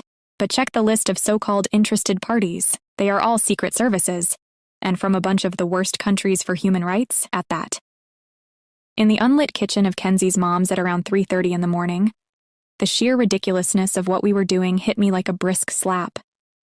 I'd been trying so hard to tell a compelling story, one that would hook my podcast listeners, but now even I could see how slight were any connections between the facts we'd unearthed. Could we really have chanced upon an international child trafficking ring that had stolen Maxim Santiago one morning at Dulles International Airport? If so, the CIA were probably already involved. Maybe Kenzie was right. WikiLeaks stuff might be too spicy for a teenage investigative journalist. You know, I said, my voice slow and tired. Maybe the Santiagos were deported after all? Kenzie was silent for a moment. Then, I don't believe this. Why not? Think about it. Even if they had US passports like Celine said, those passports could have been fakes. Maybe the border guards figured that out and iced them. I mean, I don't believe you, he said, sighing. The biggest mystery at this point isn't what happened to the Santiagos. Can't you see that? Who is sending you these messages? That's the real question. I inhaled slowly, blinking. Oh my God, you're right, I'm an idiot. Someone wants you to keep on looking into this case. Maybe it's an insider from the CIA. Oh sure, the CIA want help from me. Fun. You're a funny guy. Kenzie ignored my smirk and opened a kitchen cupboard. He took out a jar of Skippy peanut butter. From a drawer, he took 2 knives and handed me one. Pass the bread. He joined me at the kitchen table, still in the dark as we spread peanut butter on soft white bread. I spread mine nice and thick. A layer of nougaty goodness on the spongy bread. Brain food, I murmured between bites. Why would a CIA analyst use us to investigate a child trafficking case? Because we actually knew Maxime. Has to be that. I nodded. It's just wild enough to be plausible. Let's wargame it a bit more. How do we tell this analyst that we're on the case? They could listen to your next episode. We already know they listened to the trailer. Do we, though? He frowned, disappointed that I hadn't caught up with his reasoning yet. Ugh. You try being besties with a certified genius. Obviously, they're listening to your podcast. They know you're an amateur sleuth, but more importantly, they kind of had to listen to your pod if they were able to leave a message on it. I blushed, glad of the darkness to cover my shame. I know they found my podcast, dummy. What I meant to say is, you think they actually listened to it? Thankfully, he didn't knock that down as a silly question. I'd say they did, yeah. Whoever it is probably has a search alert on Masha Santiago. One day up pops a link to your trailer. They listen to it. Yeah, why wouldn't they? They need the information. They have intel on Maxime. That's how they know about the Forgotten Village. So they send you a message. A cold but unmistakable thrill ran through me. A CIA analyst listening to La Chica Curiosa. By now, I had material for another 10 minutes, which was the length of each episode. The story of how our secret informant had sent the first 2 messages was probably enough, but it would mean disclosing that we had that kind of source. I wrinkled my nose. Really? I don't know. Seems a little picayune of them to pick up on a detail like the music we played. No, Kenz, you're cold. Very cold. At least I think so. And even if somehow someone at the CIA found about our tween jazz band, which I honestly doubt, if the CIA sent me messages, should I really, talk about them on the pod? About the messages? I nodded. Frankly, I wasn't planning on it. He paused for thought. They didn't tell you not to. I'm pretty sure you're good. It just doesn't make sense. All we've done so far is find the kind of intel that whoever sent the messages already knows. For example, a confidential CIA document that mentions unicorns. Or this child trafficking case at KFDN. We don't know what it means. KFDN is probably not even important. Obviously it's important. Then why wasn't it redacted? I objected. everything else was. Well, maybe not. At least according to WikiLeaks. Vault 7 docs were only redacted to protect named individuals and hacker secrets. There's plenty of important stuff left. I licked the final traces of peanut butter off my fingers. Then I say we go back to our alleged CIA informant and tell them about KFDN, then wait for the next hint. Sounds like a fantastic second episode. Maybe. I sighed. If they're actually CIA and not someone yanking our chain. Which, think about it, could totally be happening. But who'd do that? Not a clue. I'm having a hard time believing this is really happening. Why, Potty? You have a great nose for a mystery. We always figured there was something sus about Maxim's disappearance. Yeah, but child trafficking. Don't you get it? If Maxim was being trafficked, then Masha would have to be involved. And that? I cannot see. Masha seemed so nice. The idea that our 12-year-old friend might have been trafficked right under the noses of the school community was pretty grim. True, Kenzie agreed. All those times we were over at theirs, we could have been in danger of... He left the rest unsaid and concluded, I think I liked your Cuban-Russian spy theory better. I picked up the glass of cold water I'd poured and drank it down in one go. Beads of moisture on the outside of the glass trickled down my wrist. Well, anyway, thanks for hanging out, Kenzie said. I wasn't sure you were awake since you were ignoring my messages, but I thought I heard you tossing and turning. I put down the empty glass and wiped my lips with the back of my hand. Ignoring what messages? Kenzie showed me his messaging app. He'd sent me 2 messages in the past hour. Messages I definitely hadn't received, which I proved by showing him my phone. Now that's odd, he said pensively. He fiddled with my phone for a minute, then showed me the app again. Suddenly, the missing messages were there. That's a relief, I chuckled. For a second there, I thought maybe the CIA had hacked my phone. But Kenzie didn't smile. He tapped my phone. Spyware? Could be. Only one way to find out. I gasped. I was joking. You actually think my phone could be hacked? Open it. He took my phone without any resistance from me, and for the next minute or so, examined a few things. Don't ask me what. Whoever is sending the messages seems to know where you are. Did you tell anyone you were going to the Atlas Studios in Georgetown? No, but I may have mentioned it somewhere, in a message to you, Bobby or Zara. Geez. I took a beat to consider. Now, you think the CIA is surveilling us. Are you serious? I reached for my phone, but he pulled back his hand. Give me time and I can find out if your phone is hacked. But you know what, Potty? I'm starting to think maybe we should drop this. Maybe this mystery is too big, too weird, too dangerous.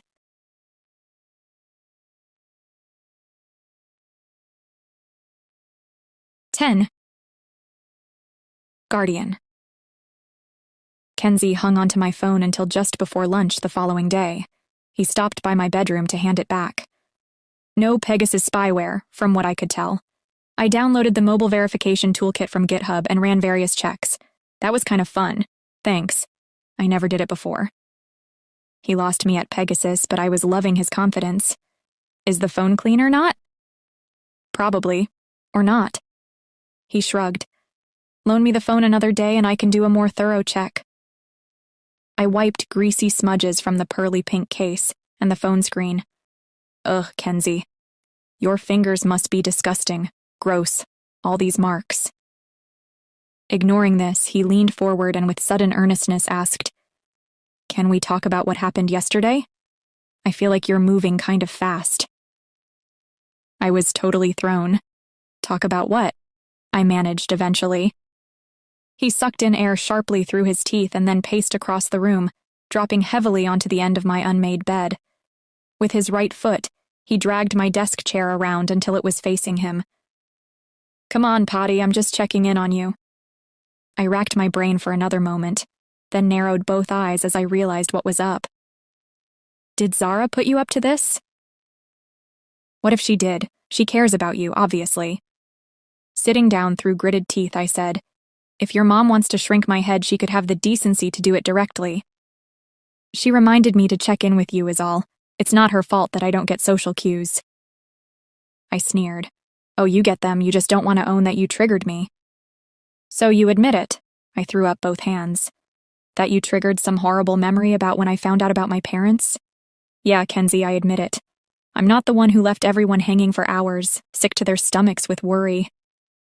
Do you want to talk about it, though? I literally am. I exploded. Kenzie shook his head, eyes downcast. No, about what happened, about your parents. My eyes bulged with suppressed rage for 2, 3, 4 seconds. No, I really don't. How about instead we talk about whatever your mysterious cyber project is, the one you were obsessed by until you decided to get all up in my business. Okay, he replied briskly. I respect that, so let's both agree to respect boundaries. He seemed relieved after all that. So, do you want to get back to your whole... The investigation, my podcast, the main thing I use to manage my anxiety? Would I like to do that? Yeah, I think so, Kenz. Think that'd be just awesome. He leaned back on his hands and nodded. What are you going to do? I decided to keep going for now. The whole point of my podcast was to unearth unsolved mysteries. I wasn't the one with something to hide. Until our anonymous benefactor revealed themselves or begged me to keep their secrets, I was an open book. I opened the podcast messaging app and replied to the message thread about the Forgotten Village, typing a reply. KFDN? The clue we'd gotten from the Vault 7 leaked files that mentioned the Unicorn Project. Guess I could also have written that, but I figured KFDN was a nice detail, something that'd show we had specific knowledge. I hit send. No going back now, Kenzie announced with an air of finality. The next day was uneventful. I kept checking my phone, hoping for a reply from our anonymous benefactor, our AB, who we'd taken to referring to as Abby. No activity there. The following day was also uneventful. I kept working on the script for the second episode, which was going well. I was beginning to wonder if I'd just have to give up and admit to my audience that the trail had gone cold. I'd figured I could probably get away with a third episode to round up and chew over all the different theories to date. It was a stalling tactic I'd also used during Rich Wonders. Yet unless we could glean more information from someone or somewhere, starved of oxygen, the Santiago's podcast series looked like tapping out at episode 3. Which is why, when an unmarked black van turned a corner and screeched to a halt in front of me on Wisconsin Avenue, my first instinct wasn't to panic, but instead the fleeting thought, at least I'll have something for episode 4. The thought lasted only a second, but it stole away my critical response time. I should already have been running away. Instead, when the door slid open and a figure in a ski mask jumped out and shoved me into the back of the van, I was too dazed to make anything more than a useless objection. Hey, what gives? In the next instant, a cloth bag went over my head. Then everything changed. My nervous system took a few seconds properly to engage with what was a totally new and unexpected situation, but when it did, it took a hold of my entire body and made me feel like I'd been injected with some mind-altering substance. I felt disoriented, teetering from side to side as the van made rapid turns. The road sounds became jumbled up. No matter how hard I tried to focus on individual noises, here and gone a second later. Fear of a wholly unprecedented nature grabbed my entire body and seemed to shake it violently. Even my toes seemed alert to the fact that I was in danger. I tried to talk and couldn't. It was as though my jaw had locked. Someone in the van put a hand on my shoulder. Breathe. The hand was firm with only a reassuring amount of pressure. The voice belonged to a man. It was someone who seemed to want me under control rather than someone who was worried if I was about to have a heart attack. I breathed. After a few minutes, my breathing became less ragged and shaky. Good, murmured the unseen man. We'll be there soon. We were in the van another 20 minutes before it slowed to a halt. In the final 5 minutes, I tried to pay attention to the sounds of the road. We'd left D.C., I was certain. Probably ridden the freeway for a little while and then pulled off. I guessed we were somewhere in the country, or a quiet, fancy suburb. The van drove into an underground garage, I think. My captor opened the van door and escorted me, still hooded, shuffling up some steps and through a hallway. I know because I touched the walls, until I felt my toes hit something. Sit back, said a familiar voice. Very familiar. If not for the total disorientation of being abducted, I would surely have recognized that voice. But honestly, I struggled to identify its owner. Isn't that weird? It's a couch, the woman added helpfully. When my unseen escort removed the hood, I found myself in the living room of a very simply furnished suburban house. Sitting in a fake leather tub chair opposite the couch was the person whose voice I knew. It was Olga Garcia, my guardian. To say I was stupefied would be very much too mild. Olga, what's happening? Did you do this? I'm sorry, Veronica. It's Roni now, I growled. Of course, forgive me, Roni. I fell silent, seething. Every time I met Olga, I wondered why my parents had wanted me to live with someone quite so disinterested in my life. Then again, if she'd liked me more, she'd probably have wanted me to live with her in the boonies or wherever this was, and I mightn't have been able to continue at DC International. I surveyed the room, watching Olga send her errand boy, my captor, to bring us some sodas. He'd finally removed his ski mask to reveal a rather sweet face with a chin dimple, tidy, short, dark brown hair, clean-shaven with cheekbones to die for, a slim, lightly built guy in his 20s. His light brown eyes were soft and gentle, not what I'd have guessed for the tough guy he was trying to play. He had on what appeared to be box-fresh white sneakers, straight ankle-length black slacks, a long-sleeved black t-shirt under a thin charcoal gray, quilted body warmer, the entire combo screaming, urban Tokyo style. I glared. Isn't it illegal to abduct a person, even if they're, whatever I am to you? The errand boy returned with a tray of Pepsi, Sprite, and orange Fanta. I took the Fanta. You are my ward, Roni, and yes, technically it's illegal for me to abduct you. Do you wish to press charges? Send me the same way as your folks? Scowling, I popped the can of Fanta as aggressively as I could. Maybe. I peered into the kitchen beyond the living room and to the street beyond. This was a house, not an apartment. Olga lived in an apartment downtown, or so I'd been led to believe. This isn't your house, you don't live here. Olga leaned forward in her chair. She nodded, tight-lipped. You're right. Where are we? Why'd you have your guy steal me? Olga stretched her small hands on her thighs, pausing to consider. I surveyed the glass surface of the coffee table. There was nothing else there, no magazines, no coasters. The whole place was minimally furnished, like a show home. I had become somewhat concerned that you're being followed. You mean by someone other than you? I shot back. What is this anyhow? Since when does the World Health Organization have people followed? She shifted her shoulders in the most minimal shrug. In point of fact, we only started to follow you today. Other things brought to my attention that you're being followed. I exploded. What things? Right now I can't tell you, sorry. Oh my God, Olga, really? Then why say anything at all? She broke in. I can tell you, however, that I haven't worked for the World Health Organization for several years, since before your parents were convicted. Since they died to me, you mean? I said, rolling my eyes. Olga fell silent, her eyes filled with pity. Softly, she said, Really, Roni? You're still telling yourself that story? I felt cold sweep through me all the way to my fingertips. After a long time, I spoke again, in a voice so parched it cracked. It's easier this way.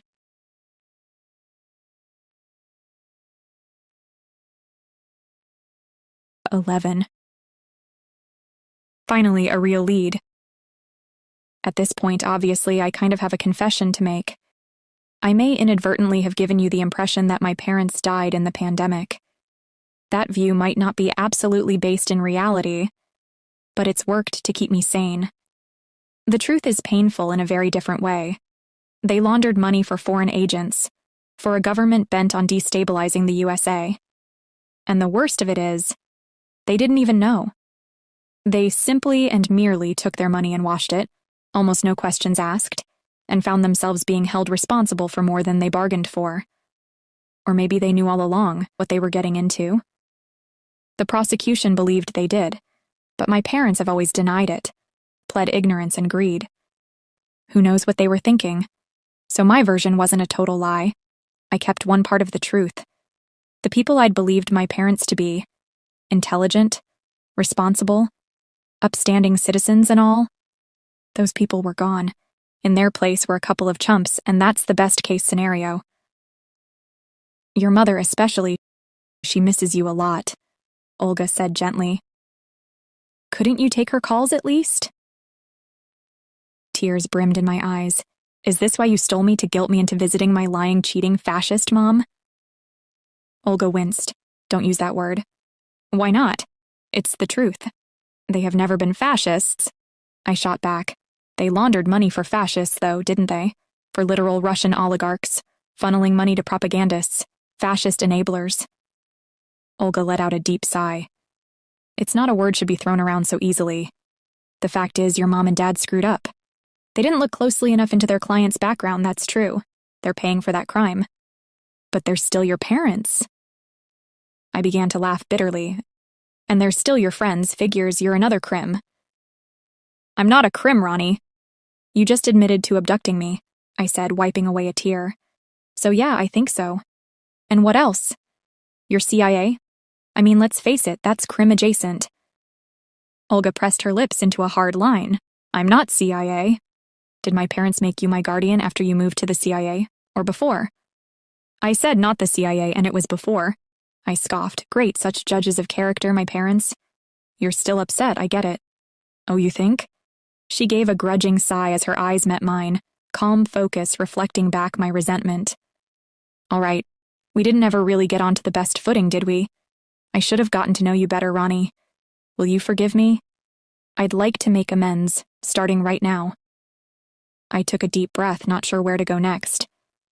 Drink your soda, Olga suggested. She picked up her Pepsi and sipped. Everything's better when you're hydrated. Would you like a snack? Let's eat and drink and catch up, yes? I reached for my phone. Let me just tell Kenzie and his moms where I am. Olga gave a tiny shake of her head. Not right now. Sorry, dear. She reached into the pocket of the knitted cardigan she had on and withdrew a tiny SIM card. Your phone. I've turned off Wi-Fi, too. No one can know you're here. A tremor ran through me then, a faint callback to what I'd experienced during my abduction. What if I had horribly misjudged my so-called guardian? Olga seemed to notice the shift in my mood because her tone became imploring and 2 shades warmer. I get that you need the distraction, Roni, but you need to stop making your podcast. I set down the can of Fanta. You've been listening? In Olga's eyes, I spotted a flicker of what I'm going to claim as admiration. Hey, I'll take whatever affirmation I can get from a parent substitute. Did I listen to What Happened to the Santiagos? She suppressed a smile. I did. And? Olga pursed her lips before replying. I'm not one for a cliché, but in this case, I believe it's appropriate to call it a can of worms. I didn't respond. If she truly believed that, then I could rule her out as my secret source. Olga couldn't be Abby. So what if she'd heard the trailer? That wouldn't be a huge stretch, since she was my legal guardian. Even if she only called or texted once a month to check in with me, I could imagine that on the quiet, she might actually pay some attention to me, the way parents do. So, no more mystery about why she'd had me followed. Olga was worried for some reason. She was looking out for me. Maybe our parents had always known more about the Santiagos than I had. If the child trafficking connection was real, that might also explain the silence from teachers at DC International. There are things people really do not like to talk to kids about. Roni, I asked you a question, I heard Olga say, interrupting my train of thought. How much do you know? I know that Maxime was probably trafficked, I admitted. Might as well tell Olga since I'd been planning to tell the whole world in episode 3. But we can't figure out whether Masha was involved. Olga's flat expression didn't give much away, but I could tell she wasn't surprised. All right, she said. But what led you to the Atlas place in Georgetown? Was it just a coincidence? I faltered, momentarily confused. Olga seemed astonished that we'd tracked down the Atlas studios, yet not that we'd linked Maxime to child traffickers. Again, I hesitated. It was all going to be in podcast anyway, so why not just spill? I told her all about Kenzie's clever IP tracking of the message on my podcast and how he'd traced it to the owners of a museum in Russia, which had led us to the Atlas Studios. At this time, I didn't mention his theory of the true origin of the message, which was Mexico City. All in good time. Even without the Mexico part, Olga really seemed impressed. Some of his process doesn't sound strictly legal, she conceded. But did your friend at least take the necessary precautions to cover his tracks? I nodded a few times, despite having no idea what she was talking about. Totally, he did. Olga leaned back into the tub chair, one hand grasping her chin as she fell into a long, pensive silence. I waited, slurping my Fanta and running my eyes over the errand boy kidnapper once again. This time my attention lingered on his chin dimple. He was actually pretty hot, if I'm honest. Stockholm Syndrome is real. He swooped by, picked up my empty can of soda and vanished like a butler. She announced, sitting up straight and making eye contact. Here's what we're going to do. I waited. All right, Olga seemed to think some more about whatever it was, and then continued. I'm going to tell you a few things about your friend Maxim and his mother. You can't put any of this in the podcast or publish on the internet, ever. Which is why you need to end the podcast. Ideally, delete the trailer. What? But the first episode is ready and it's so good. She spoke over me. I'm sorry, Roni, really I am. Hear me out, will you? By the time I'm finished, I hope you'll want to help me. And if you want to help Maxim, you'll do as I ask. I froze. To help Maxim? You know where he is? Tersely, she nodded. I might, that's why I need your help, but first let's get something out in the open. Kidnapper Butler showed up right then with a tray of sandwiches and more sodas. Peanut butter, he said, indicating the white bread sandwiches on the left. Or jelly, he added, pointing to the whole wheat sandwiches on the right. PB or J, I observed. Why not live a little and mix it up? But by the time I'd picked up a peanut butter sandwich, he was gone. They probably teach the vanishing technique in Butler school. Olga finally moved on to her own confession, which was the long overdue explanation for what she'd been doing since leaving the World Health Organization. Your parents and I met at college. You knew that, yes? We all studied computer science. They went into finance and set up their accountancy firm. I went into bioinformatics, examining the data in human genetic code. I'm an expert in big data. That, plus having worked for the World Health Organization, led me to working for the United Nations, in the Office of Counterterrorism, analyzing patterns in a different kind of data. This was a long way from what I'd expected her to say. She acknowledged my surprise. Not as glamorous as the CIA or FBI, perhaps, but important, nonetheless. Although, as you can imagine, your folks didn't approve. Glumly, I nodded. My parents had often expressed skepticism of the United Nations, calling it useless as a chocolate teapot. The sad truth was, organizations that laid down international laws, for example against money laundering, were what gave them a business in the first place. I guess they'd managed to persuade themselves that those laws shouldn't exist, because they preferred to think of themselves as ordinary accountants who'd done nothing wrong. Honestly, I'm surprised they let you be my legal guardian. I wasn't their first choice, Olga admitted wryly, but I was the only option the court would accept. Hey, let's put a pin in a discussion about your parents. Can we? I promise we'll talk a lot more about them. Unfortunately, right now, we're in something of a dilemma. Your friend Maxim may be alive. For the first time since he and Masha went missing, we may have a lead on where he is. Oh my God, you do? Where? A place called Tapachula in Mexico. It's in Chiapas. Have you been there? I shook my head. My father had some family in Mexico City, so we'd visited a few times, but nowhere else. Not even Cancun. Now I was really confused. Why is he in Chiapas? We believe Maxim escaped to there from someplace else, and I'm not sure how or why he ended up in Tapachula, if it even is him. So were he and Masha deported? Olga took a breath, as though it pained her to say what followed. They weren't officially deported, by which I mean that they had valid papers to remain in the USA. But someone extremely powerful wanted them deported, so that's what happened. They went to Cuba. Seriously? They sent a 12-year-old kid to Gitmo?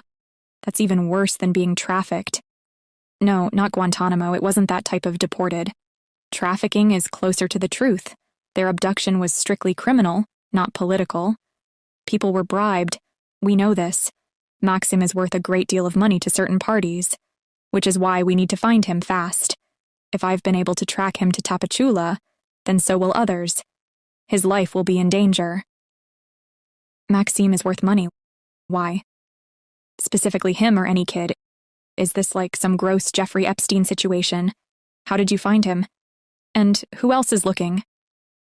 Olga made a damping down gesture with one hand. Whoa there, slow it down. I can't answer all your questions, Roni. Much of this is classified. I'll tell you what you need to know in order to help me. Deal? Of course, deal information, gimme. At the UN Office of Counterterrorism, we have access to many private databases. 20 days ago, the name Maxim Santiago showed up on one of these. It happened shortly before your podcast trailer dropped, which frankly made me suspicious. Roni, do you remember how you got the idea to investigate that mystery? When I blanked her, Olga shrugged and continued. It's probably a coincidence. They do happen. In my line of work, you tend to suspect everything and everyone, but yes, there are occasionally actual coincidences. Anyway, Maxim Santiago's name came up in a database of volunteers working with a small charity in Mexico. There's very little information. No photograph, no biographical details, just a name. A name? That's all? There must be hundreds of people called Maxim Santiago. 124. That's just in the United States. Another 59 in Mexico. And that's not all. A few days later, the same search came up blank for that database. The record was gone. At first I thought maybe he'd left. But maybe he got the record of his name deleted? Or did it himself?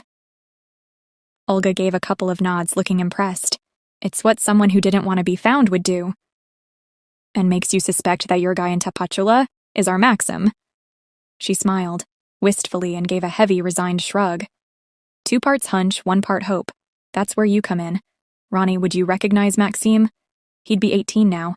He'd probably look somewhat different. You'd know him, wouldn't you? You and Mark Mackenzie. That's what this is about. You want me to go to Mexico with you to check out this random Maxim Santiago. I laughed. You didn't have to kidnap me to get me to agree to that, Auntie Olga.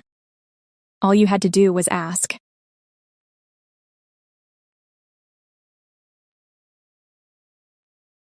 "12? Spyware. So many questions.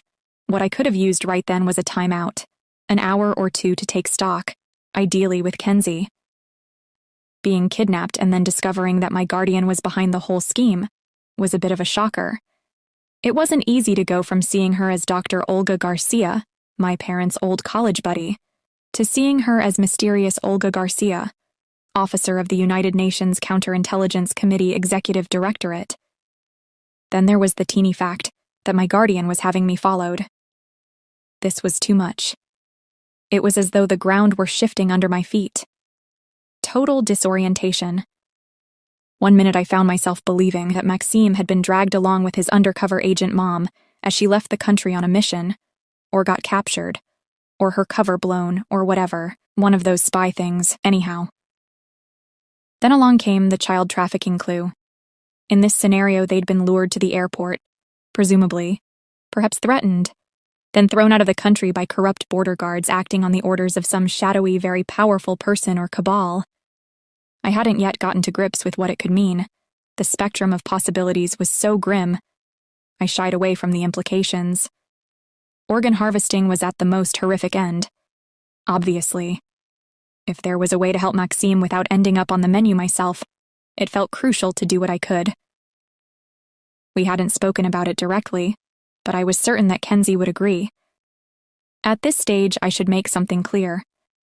I hadn't yet told Olga everything that me and Kenzie had found out, partly because she hadn't asked, but also because in the precious few minutes I'd had to reflect, while Olga left me to go to the bathroom, I came to an important realization. Olga was behaving as though she assumed Kenzie and I had been followed. According to her, that's why she put her own person on me, almost certainly before our trip to the Atlas Studios. Meanwhile, Abby, message sender of mystery, had left us a breadcrumb trail. That trail led first to the Atlas Studios, and then to the leaked Vault 7 CIA documents, to mentions of the Unicorn Project, child trafficking, and KFDN. It didn't seem like Olga was Abby.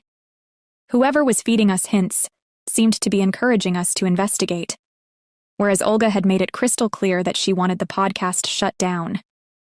And there was more, like Olga's minimalist approach to her professional life. We weren't close, but she was my legal guardian. Didn't I deserve at least to know what she did for a living? She'd tried to breeze over the fact that she worked for the United Nations in a "didn't I mention it?" kind of way. I didn't buy that. Certainly I would have remembered a cool-sounding job in counterterrorism. Olga had withheld that she no longer worked for the World Health Organization, yet now she wanted my help, wanted me to travel to Mexico with her to identify someone who just might be my childhood friend, Maxime Santiago. It was a bizarre approach to take, given that Olga was eager to talk me into traveling overseas with her.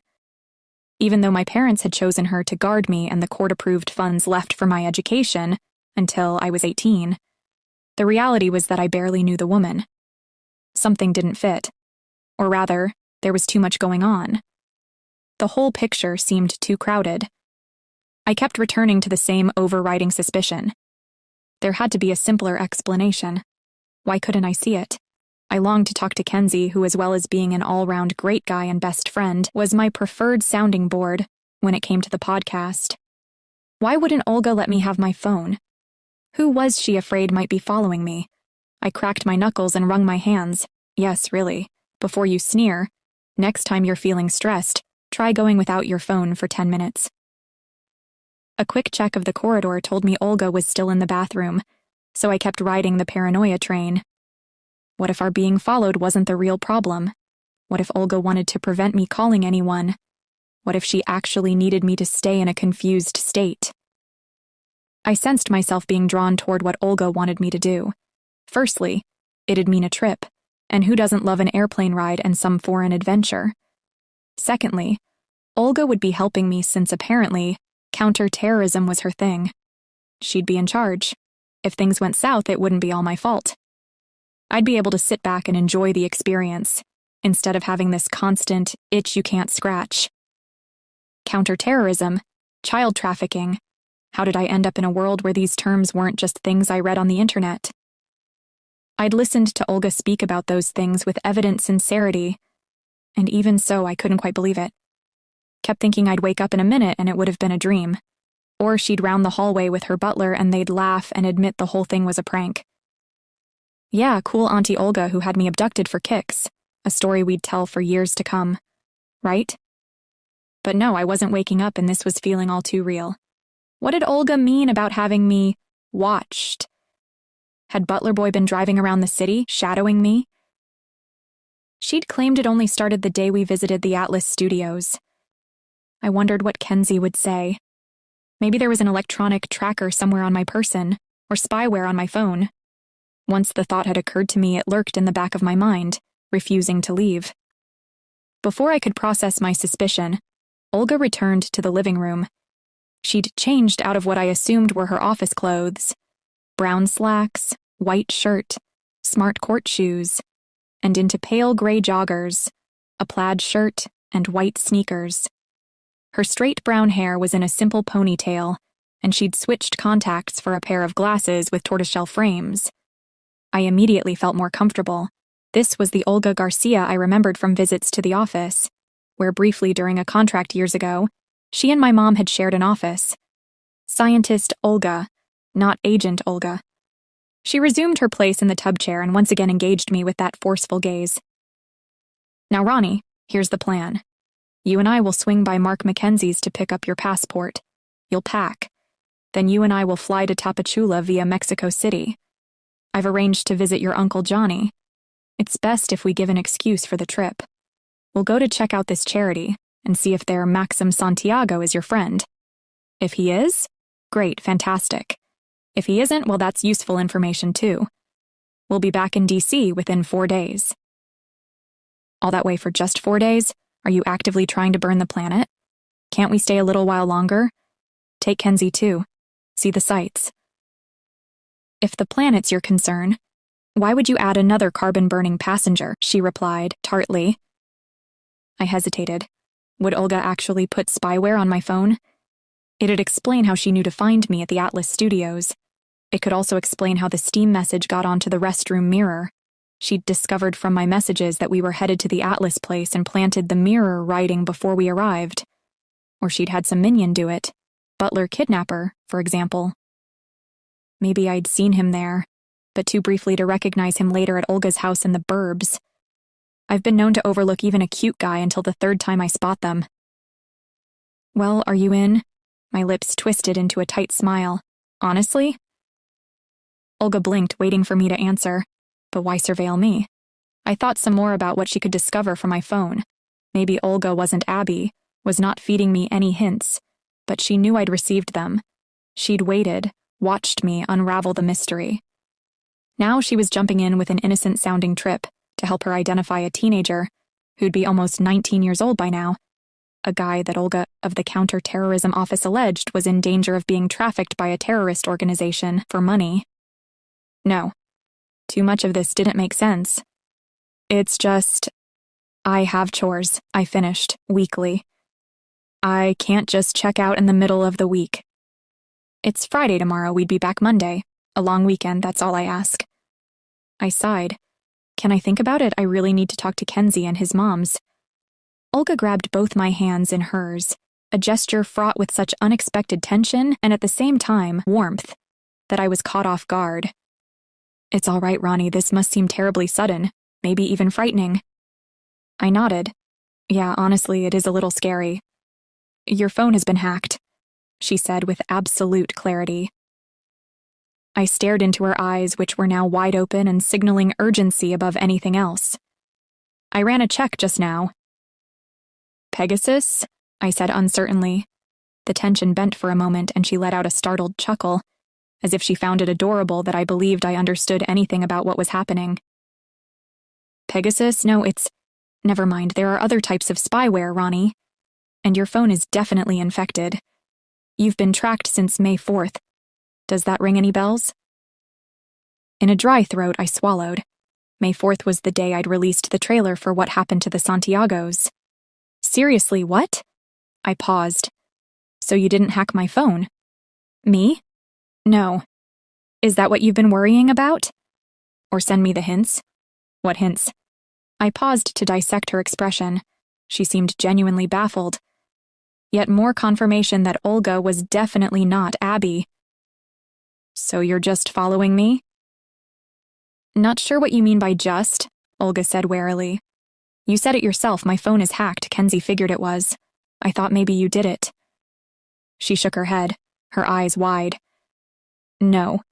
If you've been hacked, that's someone else. We should probably talk about that. I'm just following you. Since the day you went to the Atlas Studios. Why then? Did something happen? And how did she know we'd be at the Atlas Studios? Bobby called me. She was worried about you and her son, upset because he'd spent $2,000 of cryptocurrency buying data. That cryptocurrency was his inheritance from Bobby's first wife, Nadine, who didn't have much money but I guess got lucky with CryptoCoin. It's worth quite a lot now, according to Bobby. Wow, I had no idea. About a week ago, Bobby shared that she's worried Kenzie might have broken the law by buying that data, so I thought it best to shadow you both, at least for a little while. I sat back. I'm stunned Kenzie did not tell me he'd spent that much. Spent it on stolen data, no less, the data that led you to the Atlas Studios. My mind had gone into overdrive by now. And you really didn't hack my phone? 'Cause if you did, Auntie, that might be a bit of an issue. Whoever did hack it knows pretty much everything about my investigation. Yes, they do, replied Olga, her voice low and serious.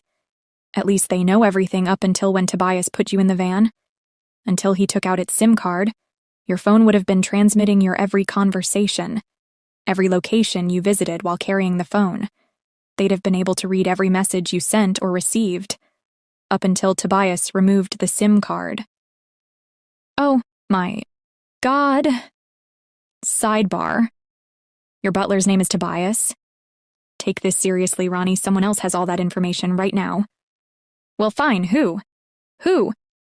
My question halted Olga in her tracks, and she seemed to gather her patience before replying. 2 main possibilities, one bad, one terrible. My eyes widened. Bad would be CIA, terrible would be Chekists. Why would CIA be bad? Aside from the obvious, I mean. With half-lidded eyes, Olga admitted, because the Cheka has operatives everywhere.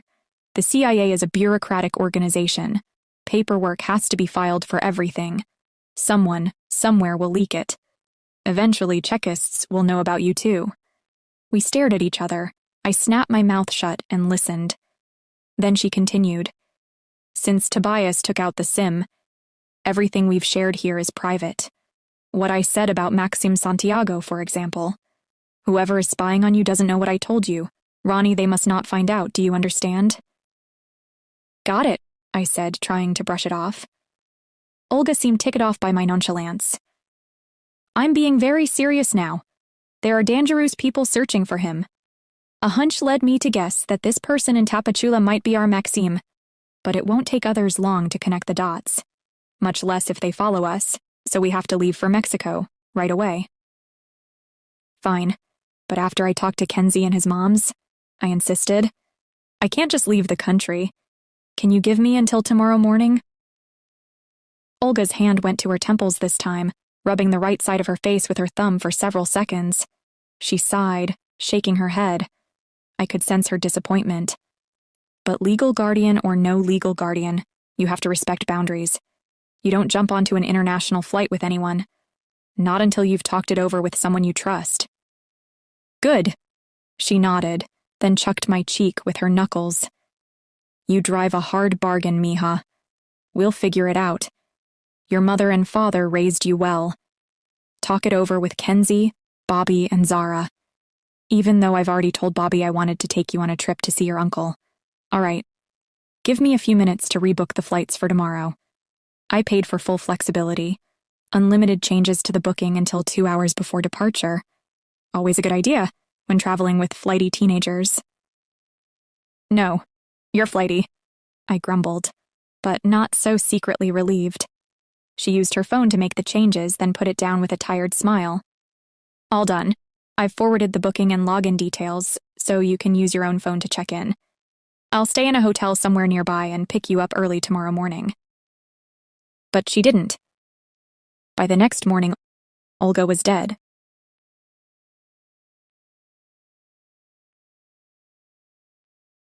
"13.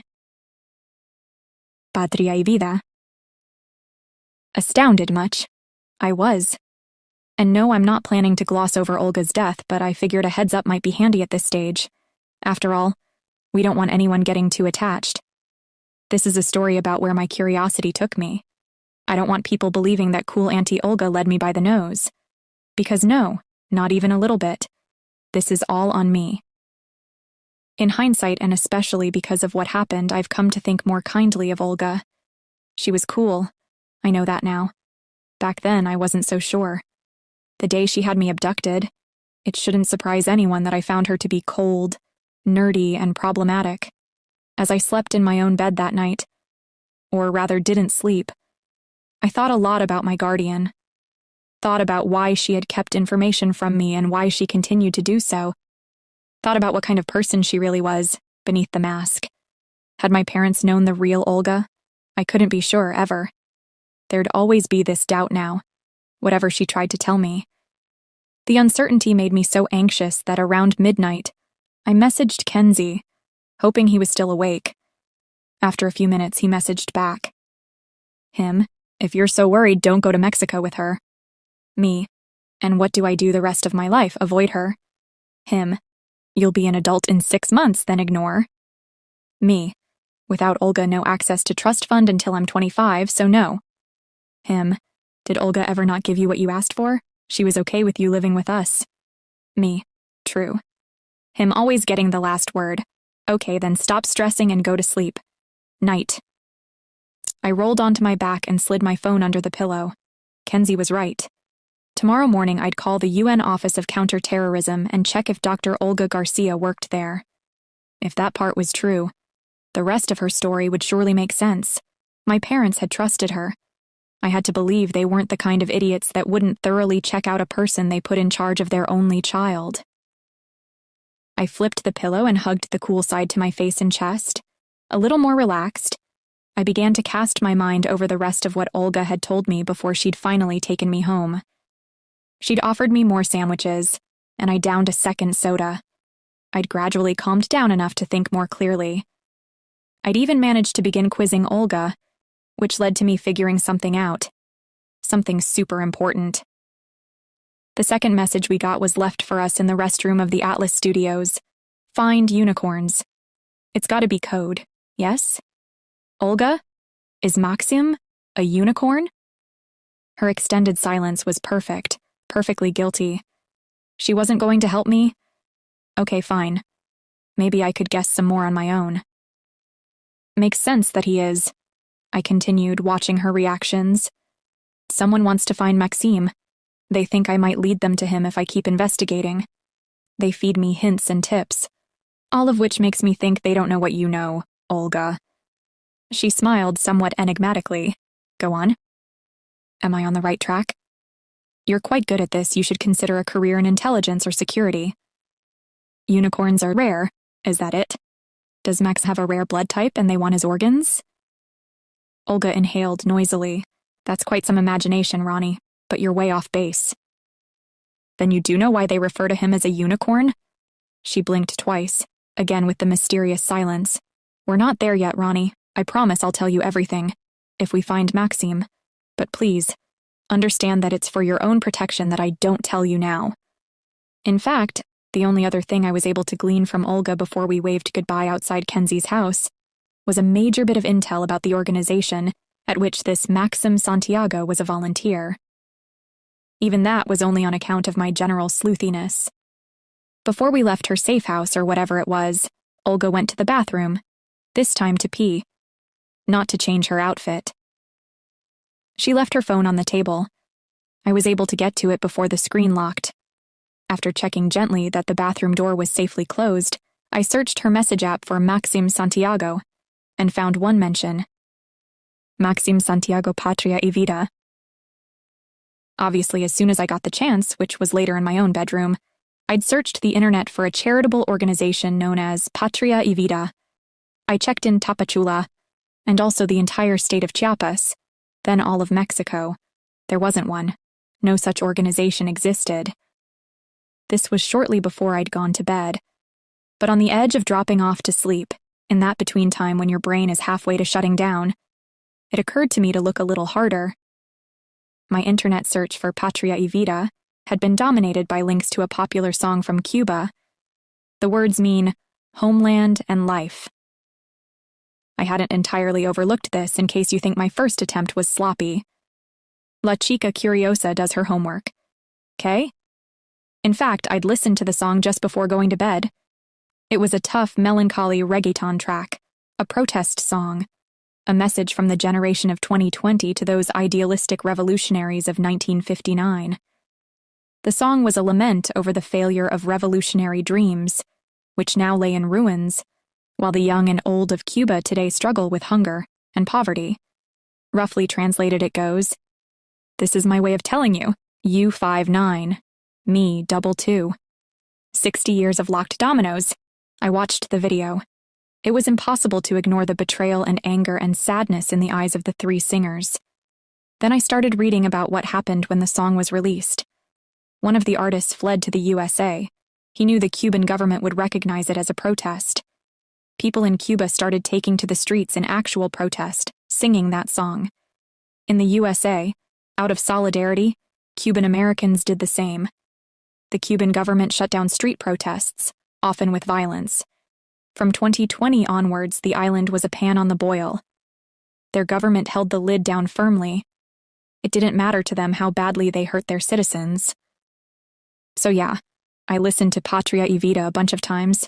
The lyrics must have been on my mind, because as I was about to sleep, I thought about the line, "You 5'9", me 22". That's how the song referred to 1959 and 2020. Not 5920, but 5922, You had to know Spanish to hear it, though. 5922. There was something familiar about the number. I knew I'd seen it somewhere recently, but I couldn't recall where. I fell asleep trying to remember. Well, I was so exhausted, I slept through the alarm. When Kenzie's mom, Zara, shook me awake, there was a look of genuine alarm on her face, a harbinger of the horror that awaited. Have you heard from Olga? I shook my head, bewildered. Weren't you supposed to be catching a flight? I sat up, still groggy. Zara was pulling clothes from my cupboard and drawers, bustling about. Put these on. I reached for the phone, which was now on my nightstand. Zara tissed. Leave your phone, hurry, you're supposed to check in at least 2 hours before. You have to get to the airport in 15 minutes. Only then did it occur to me that Olga wasn't lurking in the living room or kitchen, impatiently waiting for me. Wait, so didn't Olga call you either because she was supposed to pick me up? Maybe it's fine. The flight's probably delayed. Bobby swept into the room then, phone in hand. I've checked, the flight is not delayed. Kenzie showed up at the door in his PJs. We looked at each other in turn, reaching a mutual understanding without any words. Olga gave me access to the booking, I said hesitantly. She said it's super flexible. Then you should change it, Bobby said, because you're not getting on that flight. Airport security is no joke these days. Still reluctant, I picked up my phone. Change it, for when? Doesn't matter, Bobby said. Why not the same time tomorrow? Olga can change it again if she decides she's ready after all. Then maybe you can catch a later flight today. First you need to talk to her, find out why she's late picking you up. I yawned. I'll call her. I put the cell phone to my ear. It rang 6 times, then went to a robot voicemail. Kenzie tried to say something reassuring to smooth things over with me. So did Zara. Bobby, however, locked eyes with me and instantly got it. Perhaps Olga had shared more than I knew. Either way, Bobby was under no illusions that this was normal. She knew that something was wrong. At that stage, we had not even the faintest idea how wrong. Guess I'm not going to Mexico today, I concluded, pulling on a pair of jeans followed by a loose striped cotton sweater. The reservation, Bobby insisted. I picked up my phone again, glaring. On it. Clicking through to the flight reservation, I changed the booking for the following day. Happy now? In a tone more conciliatory than her wife's, Zara said, I'll drive you to Olga's hotel. I hunted for my shoes, mumbling thanks. Then I had one of those odd feelings you sometimes get. Call it a premonition. A vague sense of unease at the idea of leaving the house. Would it be okay if I stayed? Zara frowned. But shouldn't you come too, in case Olga's running late? Then you can leave together right away. They're not getting on that flight, Bobby said. She fixed her wife with an expression that was loaded with meaning. I'm not sure if Zara understood whatever it was that Bobby was trying to convey, but she nodded at once. I'll go over there. Find out why Olga's plans have changed. Roni, you eat some breakfast. I didn't eat breakfast. We didn't get that flight, and me not going to the hotel turned out to be a pretty smart move.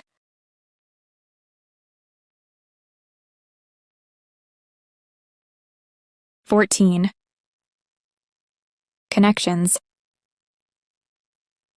The night before, while driving me back to Kenzie's house, Olga and I had finally talked about the past, about Maxim Santiago and his mother, Masha. Do you remember how you met him?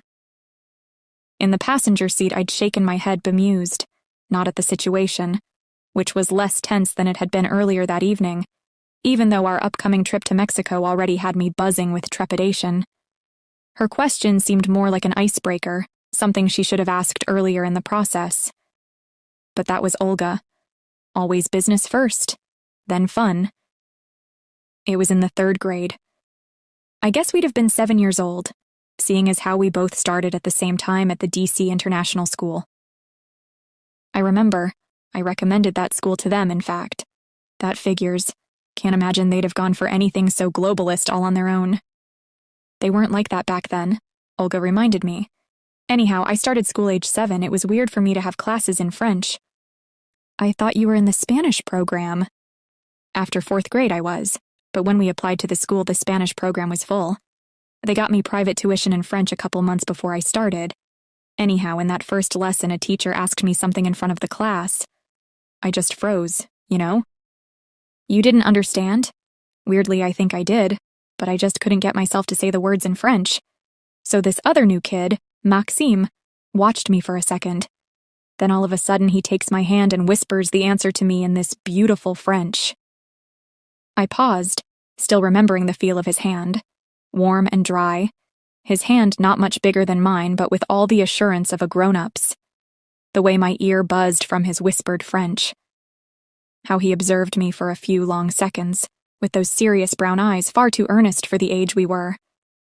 Then in English he says, "Don't worry, they want us to be happy, they want us to like them." And instantly, I felt calm. He was talking about our classmates.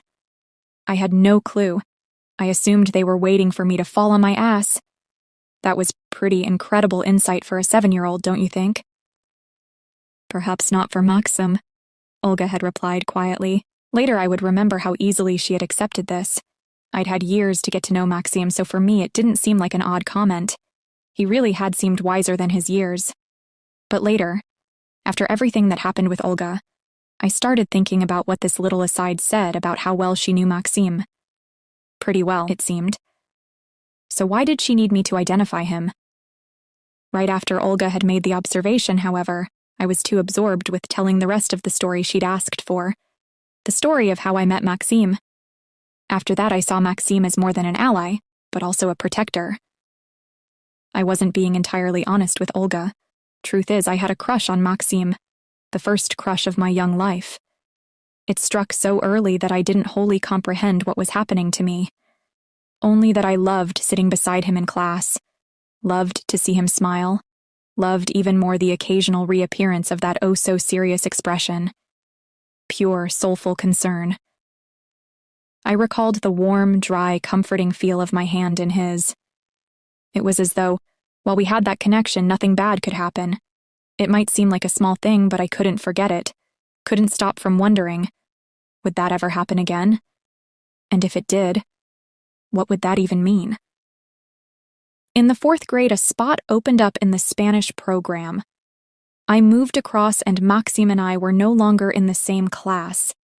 Had I known from the start that we'd never be as close again, I might have been heartbroken. But what does any kid know about their future at that age?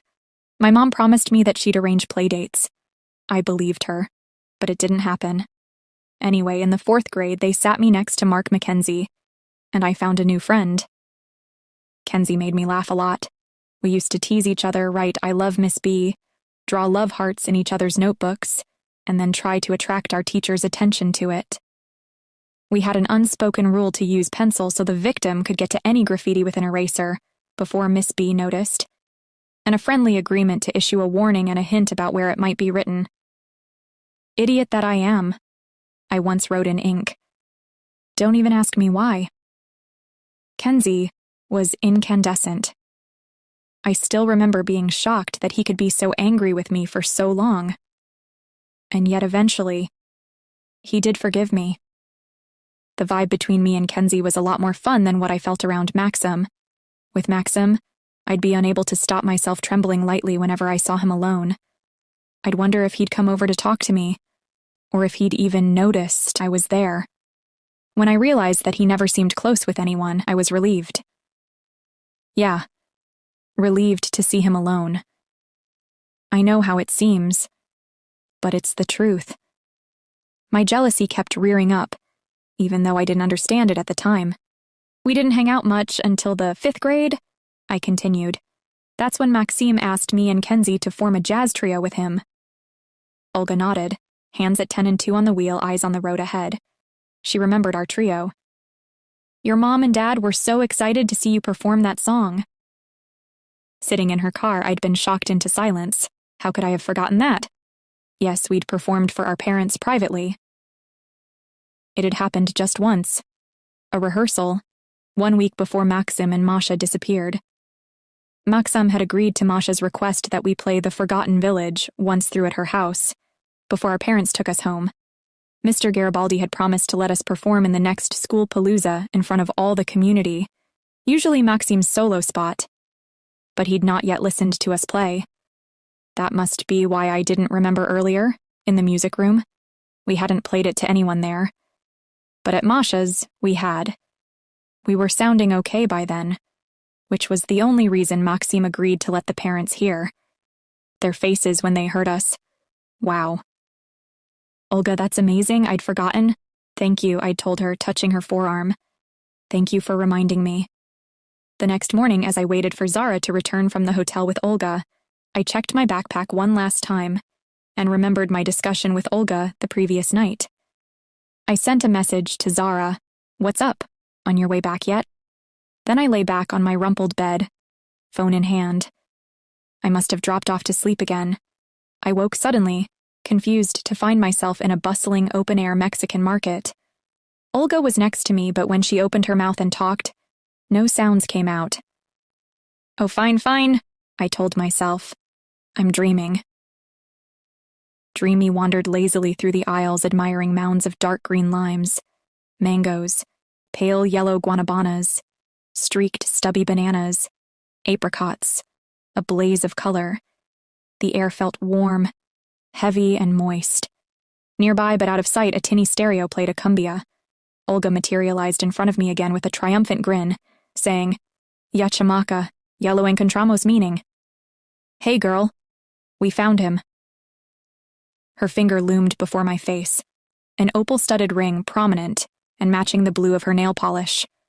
My eyes followed this silent, pointing index digit to where 15 yards away stood a tall, lean, tanned teenager wearing a blue and red tank top and jean shorts. His light brown hair was cut in a faux Mohican, shorn at the sides. His jaw was square and clean-shaven. His eyebrows were thick and prominent. Then they faded, becoming light and thin. His eyes were blue, then green, then brown. I couldn't make out his face. Feature by feature, he became fuzzy and diffuse. Because this is a dream, I reminded myself. I woke up. My phone was buzzing, ringing. Zara was calling. "Stay there," she said. There was a peculiar, muted note to her voice. "I'll be right with you." "What about Olga?" "Stay there," she repeated and hung up. My earlier premonition ought to have kicked in again, but in the moment, I ignored Zara's strange tone. The warm, happy memory of locating Maxime in a Mexican market, even though I knew it was a dream, had bled into my waking state. I retained a lingering image of Olga from the dream. She'd looked totally different. Confident as usual, yes, but also supremely relaxed and happy.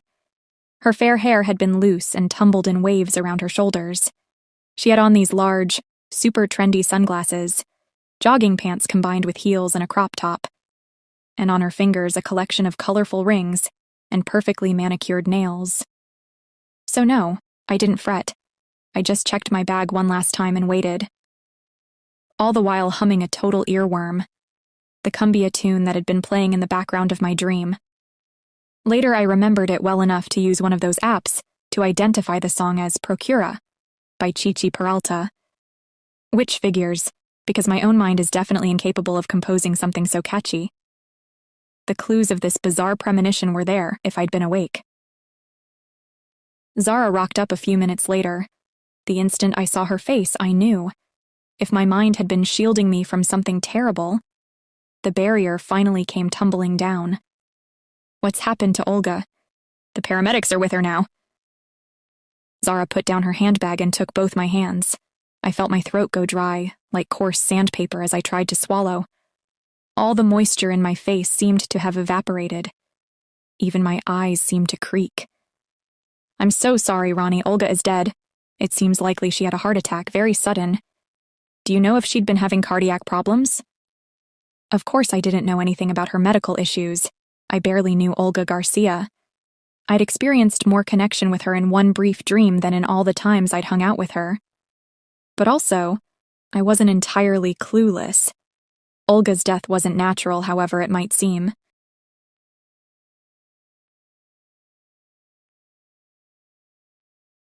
"15. My miserable truth. The next hour I barely remember. I was in shock for sure. What I recall from the immediate aftermath of hearing that Olga was dead, is astonishment at hearing that Zara had done something completely wild. At first, it seemed like cool wild, but by the end of that day, this opinion turned around completely. What she'd done was wildly reckless, thoughtless, and extremely dangerous.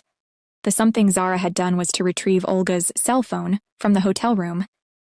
Zara was the first on the scene, along with one of the hotel receptionists. They had gone together to the room after Zara raised the alarm. Olga wasn't answering Zara's calls, nor the door, even though she hadn't checked out. The front desk guy at first wasn't happy to disturb a guest's room, but the panic in Zara's voice had eventually persuaded him. So together they walked in to find Olga's still warm corpse, wide-eyed, and mouth gasping for air. The receptionist called the ambulance. He'd stepped outside the room for just a moment, becoming impatient for the paramedics to arrive. That's when Zara got the brilliant idea to grab Olga's phone. When the paramedics showed up, they bagged Olga's possessions, ready to hand over to the cops, who showed up a little afterwards. No one noticed that the phone was missing. My first thought when I heard all this was that Olga probably had another one, the work phone from the UN. Oh yes, and Zara managed to unlock the phone she took. She'd been left alone for a minute with Olga's dead body, so you can guess how. Returning to her own house, Zara placed Olga's phone on the table. She explained how she'd grabbed it, unlocked it, and then changed the screen lock. I was rapt with admiration. We all were. That's some top-drawer detective work. Zara, the sly minx, who'd have thought? I was worried that Olga might have some private information about Roni in her phone, she admitted. Kenzie flashed me an anxious look. Tears sprung to my eyes. Zara was protecting me. I wondered fleetingly if Olga's final will and testament mentioned a new guardian for me, or if she even had a will. My mom and dad hadn't anticipated that Olga might die before I reached 18, so there was no backup guardian. Obviously, I was already thinking that I wanted Zara and Bobby to adopt me. That Zara would do something so risky to protect me made me certain that I was right to choose them, if they'd have me, that is. I picked up the phone and began to scroll through Olga's texts and messages. It didn't take long to find something to make my bones shudder. "Find unicorns!"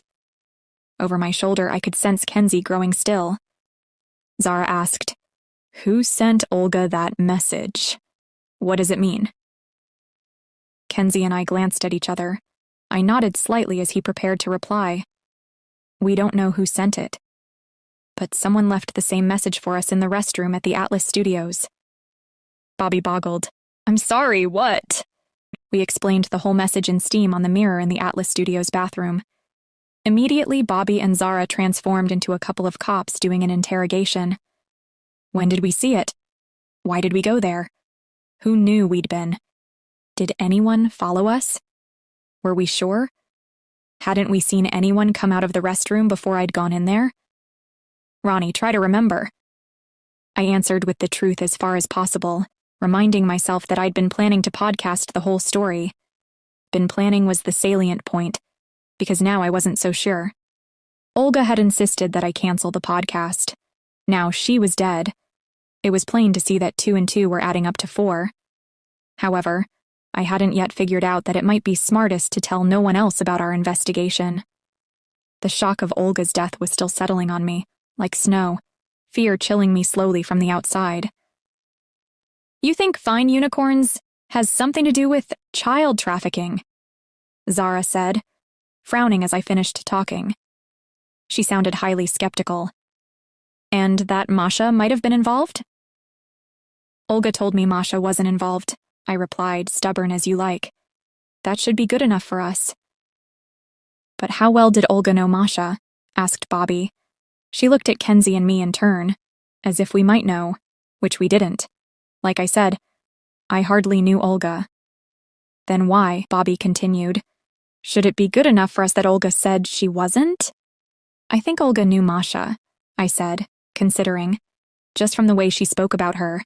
Like she seemed super confident, just threw it out there without any hesitation or doubt. Masha is not a child trafficker. Or something close to that. I began to remember the conversation more clearly. Olga had admitted to me that Maxim probably was being trafficked by someone, and that it was for money. The only part she'd had difficulty believing was that Masha was in on the scam. Not that I shared this with Bobby and Zara, although I perhaps should have. I was in shock, not processing anything properly. So much shock that it wasn't until much later that evening, alone and trembling under the quilt, that I remembered 5922. It had turned into a long, exhausting day. The cops visited in the afternoon to interview me about Olga. I told them the truth, that I'd been abducted by Olga's butler, Tobias. If I'd had more presence of mind, I might have lied, and said that he picked me up after school for a scheduled meet with my legal guardian. But like an idiot, I told the truth. Maybe it was just as well that I did, because Kenzie, Bobby, and Zara had been trying to contact me in those hours during which my SIM card had been removed. I'd left it out of the phone until I was safely back home. The cops already had the address of the house in the suburbs to where I'd been taken. They'd traced the address from Olga's other phone, the one that had remained with her body, presumably her work phone. The house is owned by the United Nations Office of Counterterrorism, one cop told us, sounding a little disappointed. It's one of the places they house visiting officials. The whole setup appeared to be clean, yet I could tell that, like us, the cops were wary. Olga's death didn't seem natural to them either. They'd sent for a toxicology report. It was obvious they expected it to come back with a verdict of poison. Can you think of any reason why someone might want to kill your guardian? Maybe because of her job in counterterrorism? The cop said. He didn't buy my alleged ignorance either. But what could he do? After they'd gone, Kenzie and I managed to get some alone time in my room. I announced I had a headache and beckoned him to follow me. His moms were reluctant to let us go, but I only slightly had to play up my genuine stress. When I said I needed to lie down, I wasn't kidding. At this point in the evening, I swiftly brought Kenzie up to speed on what I'd discovered about Patria y Vida and 5922. I was certain it was a clue to Maxim's whereabouts. Why else would Olga leave a cryptic reggaeton-themed message about Maxim Santiago? Kenzie looked doubtful. It could be that I didn't explain it well enough for him to follow. That's on me. I have a tendency to gloss over stuff. Olga sent that Patria y Vida message to a cell phone with a DC area code, I told him by way of clarification. I showed him the message, then in front of him I tried calling the number from her phone. There was no reply. Well, that was dumb, Kenzie commented as I ended the call. Olga's dead. Now whoever you just called will be able to find out that someone other than the cops has her phone. He was right. I froze, horrified that I could be so stupid. At least I had the presence of mind to open Olga's phone, remove the SIM card, and turn off Wi-Fi. I punched his arm, in frustration. If you knew, why'd you let me do it? Me? Stop you? Kenzie scoffed. Like that ever works. Anyway, it's done now. You should take out your SIM card too. I shook my head rapidly, not wanting him to be right. Seriously, my SIM and my phone? Yeah, afraid so. Your phone was at the same place as Olga's last night. Better to be safe. Potty, do you want to tell me what's really going on? 'Cause I'm pretty sure you didn't tell my moms and the cops everything.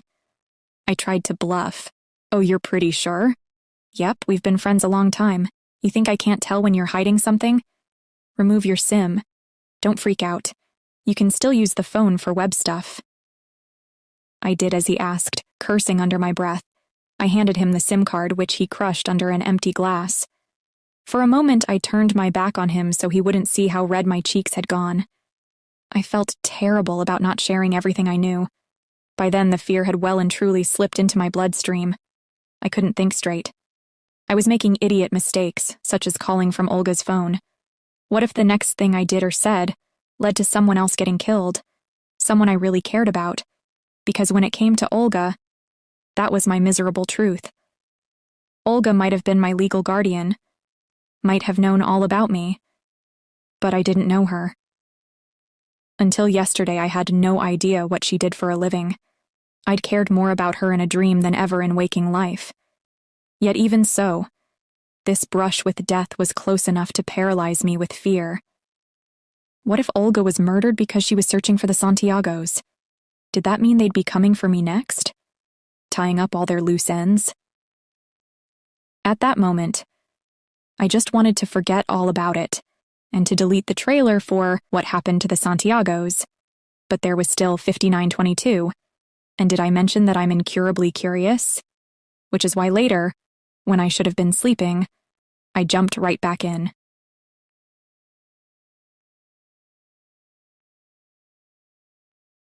(16) 5922. Before we get into what happened next, it's important to remember that my bag was already packed and I had a totally flexible reservation for 2 seats on a flight to Tapachula via Mexico City. Not that this is an excuse or anything, but I feel like it's a mitigating factor. Had it not been for that, things might have been very different. I'd have stayed in D.C. To this day, I'm almost certain that Olga's killers would have come after me. Did I put myself in even more danger through the choices I made that day? Maybe. But let's not kid ourselves.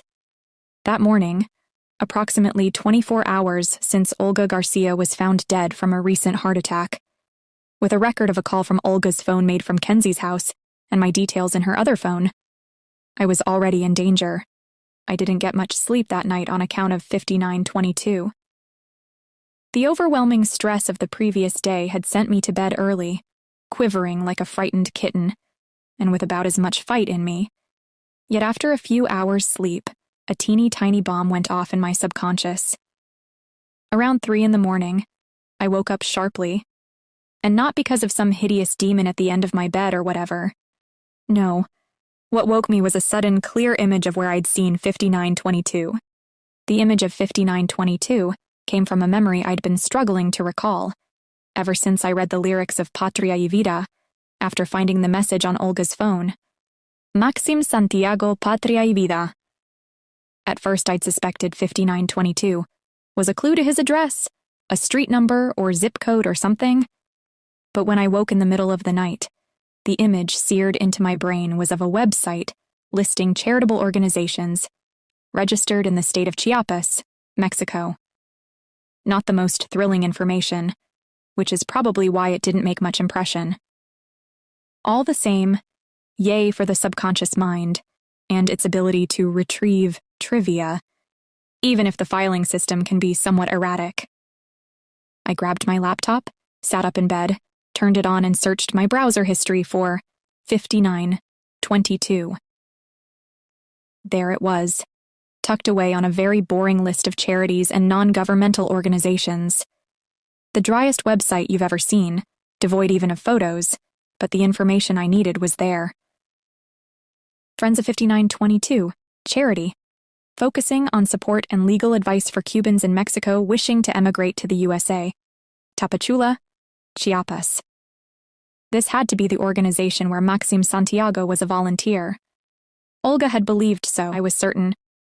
5922 had to be a clue to that song, Patria y Vida. For whatever reason, Olga knew about it. Maybe she was a fan of Cuban music, who knows. Either way, she'd used her personal cell to send a coded message about it. Maxim Santiago Patria y Vida. It was too bad that I didn't know to whom she had sent the message. For my sake, I had to hope it was to an ally, someone that wouldn't go straight to the cops when they discovered someone using Olga's personal phone after she'd been registered as dead. Yes, in hindsight it sounds delusional to expect that such a person wouldn't go to the cops.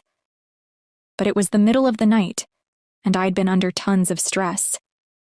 Not the best state to deal with the consequences of a thoughtless phone call.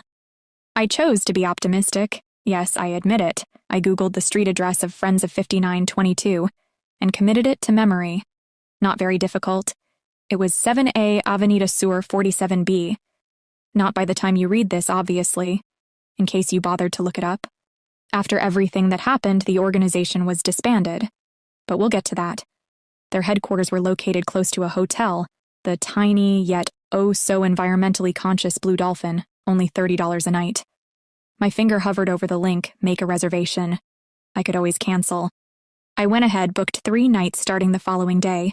A plan was already forming in my mind. I didn't yet know if I dared go through with it. Even pretending that I might, LARPing as an international spy on the lam, was thrilling. An incredible buzz, on a part of the feeling I'd gotten when reading that very first clue, the message from Abby on my podcast. Remember the Forgotten Village? Then, with my imagination still playing out a semi-fantasy in which I was Olga's sidekick, and suddenly first in line for an assassination attempt, I deleted all references to Maxime Santiago from my phone. Every single one. Finally, around 4 a.m., I went back to sleep. It wasn't for long.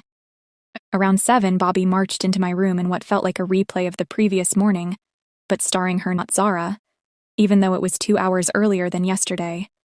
I shook myself awake and tried to focus in on what she was saying. Did you make a call from Olga's phone? The police want to know? The police? I repeated, slow and stupid. The lead detective called Zara just now.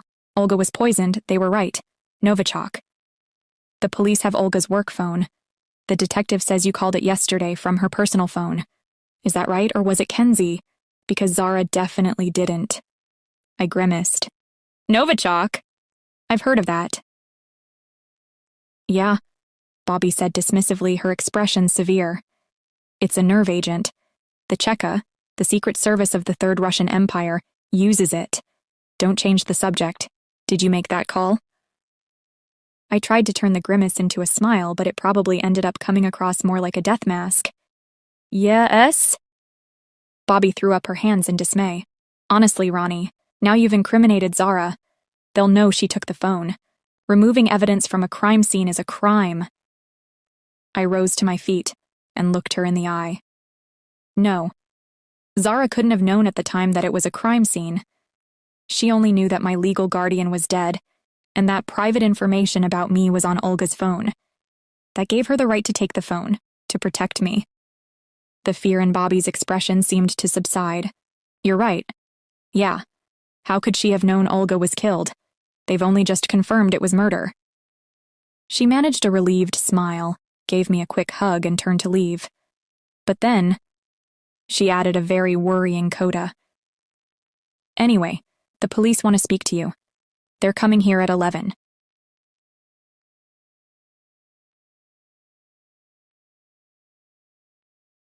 "17.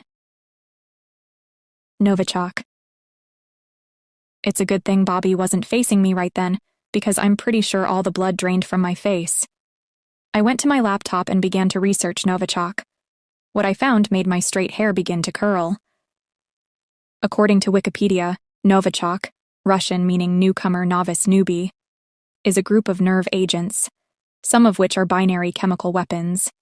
The agents were developed at the State Scientific Research Institute for Organic Chemistry and Technology, by the Soviet Union, and later by the Third Russian Empire.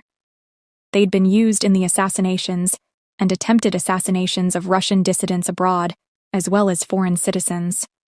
The government of the TRE routinely denied all allegations of approving any use of their exclusive nerve agent, but no one believed a word of it.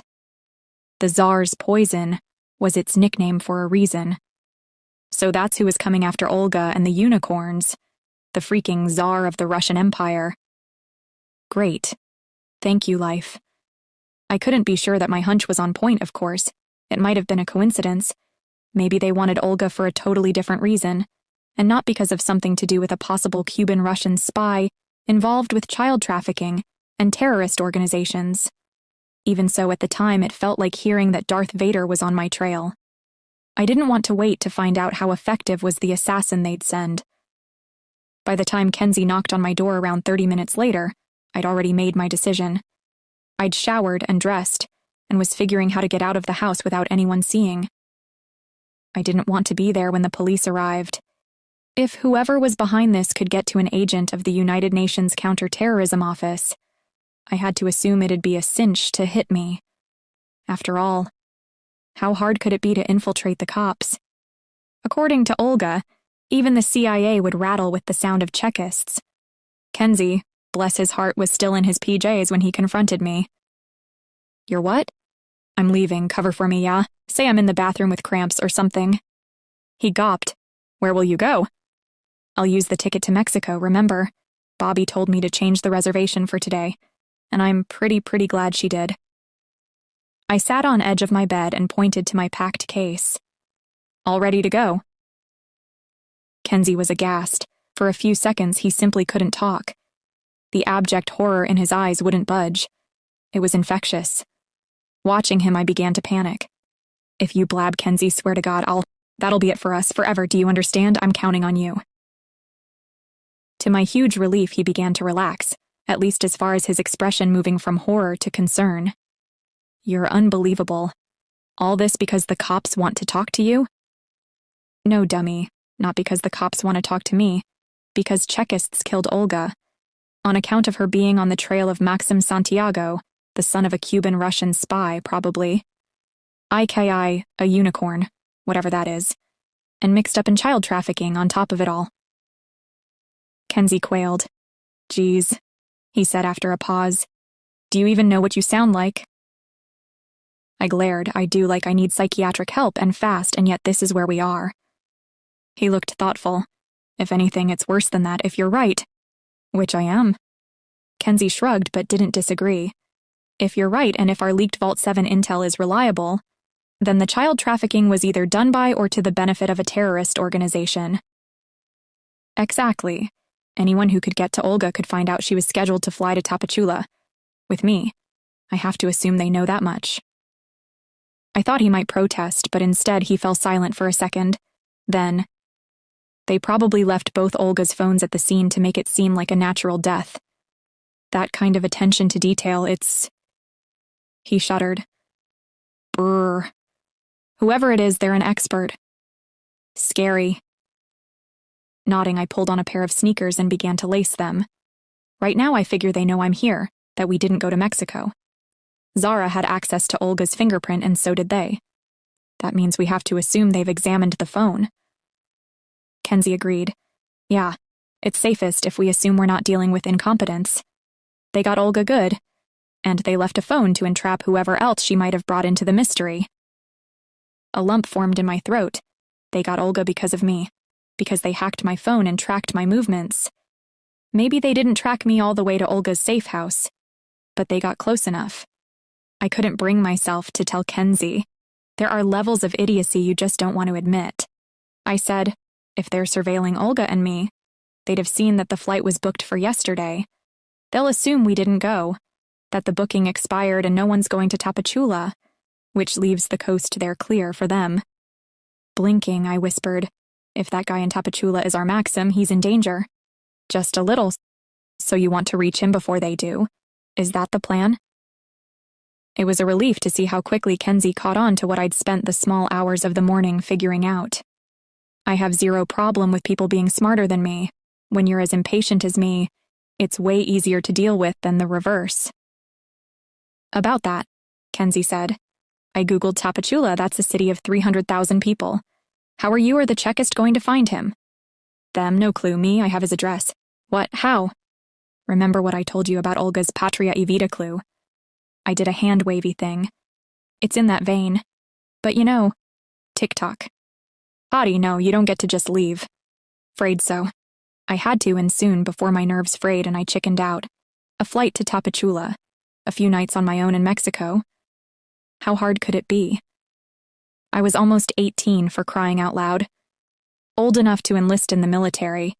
If I was old enough to be trained to kill human beings, I was old enough for a long weekend on my own in Mexico. I picked up my case. According to the cops, the phone I called was Olga's work phone. Which means, guess what? Olga sent that Patria y Vida message about Maxim to herself. It's a clue to where Maxim is because she couldn't risk typing the address.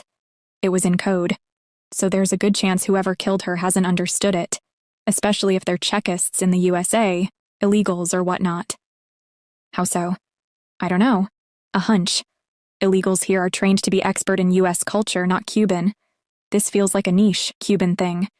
You have to know Spanish to hear the lyric, because the song is referring to 1959 and 2020. But the lyrics says 22, 22, 22, 59, 22, not 59, 20. He shrugged. That is niche. Just the same, all the respect in the world, but you're a Mexican-American, not Cubana. If you can figure out a really niche Cuban thing, I'm pretty sure a trained Kremlin agent can too. Maybe, maybe not. I feel like I got lucky. Maybe they won't. He gazed, eyes large and soulful. Potty, Roni, think about it, please. There's a lot riding on your maybe. My best chance is to beat them to it. Why? Because once I've passed on Olga's warning to Maxim Santiago, there's no reason to harm me. If you get there first, if you don't make whoever they send, and if they don't just decide to off you for the heck of it. Those people are dangerous, Potty. You do not mess with Czechists. I looked him straight in the eye. I've thought about this all night long. Whichever way you slice this pie, I'm in danger until either Maxim gets the warning from me, or they get to him. And I don't want to stay here in D.C. waiting for someone to grab me off the street again. If you and your moms cover for me just a few days, I can do this, Marky Mark. The flights are booked. Hotel is booked. I'm going. Kenzie took a deep breath, releasing it slowly. You are one dedicated podcaster. I grinned. Aren't I, though? But if you think you're doing this alone, you don't know me very well. 'Kay? Your little speech about, that'll be it for us? Forever. Turnabout is fair play. Unless you let me do this with you. I tried to object, but he put a finger to my lips and hissed. Shh. No discussion. Give me 5 minutes to pack, then come find me. We'll go out my window. Yours doesn't open all the way. In the meantime, change the reservation. Put Olga's ticket in my name, MCKE. I know how to spell your version of Mackenzie, I growled, pushing him out of my room. At the time, I had zero intention of allowing him to do something as plainly idiotic as to join me in something I deep down realized was almost suicidally dangerous. I knew what it felt like to be grabbed off the street. I knew how difficult it would be to live in fear of something like that happening again. Kenzie didn't. There was no good reason to drag a bestie into my own circle of hell. That's why I planned to ignore him and leave the house, the instant he closed my bedroom door. But Kenzie was right. The window to my room was jammed.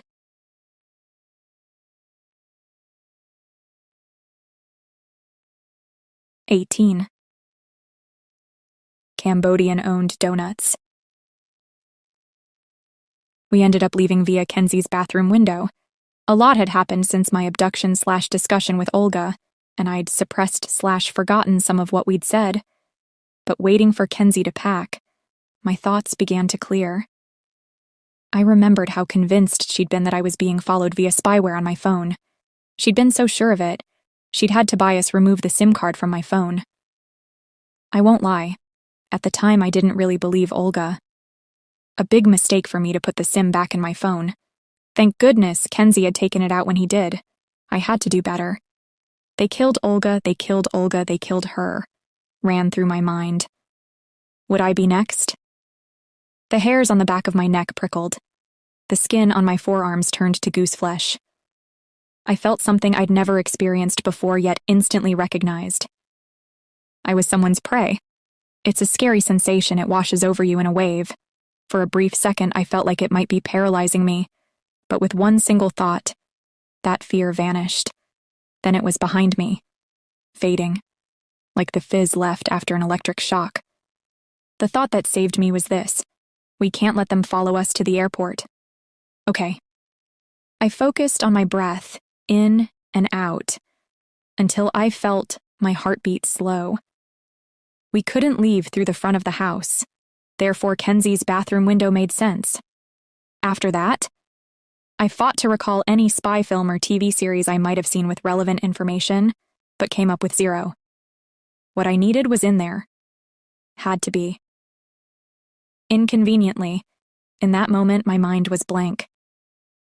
Kenzie arrived at his door, backpack slung over his shoulder. "Aw, flip," I said, remembering. I had one job. "Forgot to change the booking to your name. No problem, we'll do it on the way. Come on, we're going through your bathroom. Questions later." If he was having second thoughts, I saw no signs. I mention this now because later he definitely did. By then, it was too late. We skirted red maples in the backyard and climbed over the fence, landing in the yard of the next door house. Dashing across that, we skipped over a wall at the back to another house on a neighboring street. A minute later, we were strolling down that street, a little breathless but flushed with the confidence of an early win. Anyone surveilling the front of Kenzie's house would hopefully think we were still inside. "We need a taxi," I told him, eyes scouring the road for an empty cab. "On it, why the devious exit?" "Because Olga told me I've been followed for days." Kenzie appeared to take this in his stride. "You were already being followed? You mean even before you called Olga's phone from her other phone?" "That's what she told me." "Who's following you?" "Unknown." I didn't want to complicate things by telling him her theories. Clearly it had given Olga the jitters. Why else have me abducted just so we could talk? If she knew I was being followed, she had to ensure that whoever was tailing me didn't discover she'd reached out. Evidently, they'd done exactly that, or Olga would still be alive. Uh-huh. You're probably thinking, not necessarily. What if the person following you wasn't the same as the assassin who followed Olga? And it's a great question. That's why you're probably smarter than I am, because at the time it didn't occur to me. On the way to the airport with Kenzie that morning, my plan to evade our tail was to switch taxis partway. I'd seen it in some film or TV series, but I had no idea whether it was legit. Every time I thought about Olga, I felt pangs of distress mixed with twinges of exasperation. Would it have been too much trouble over the past 2 years for my legal guardian secretly to train me to handle myself in her world of counterterrorism?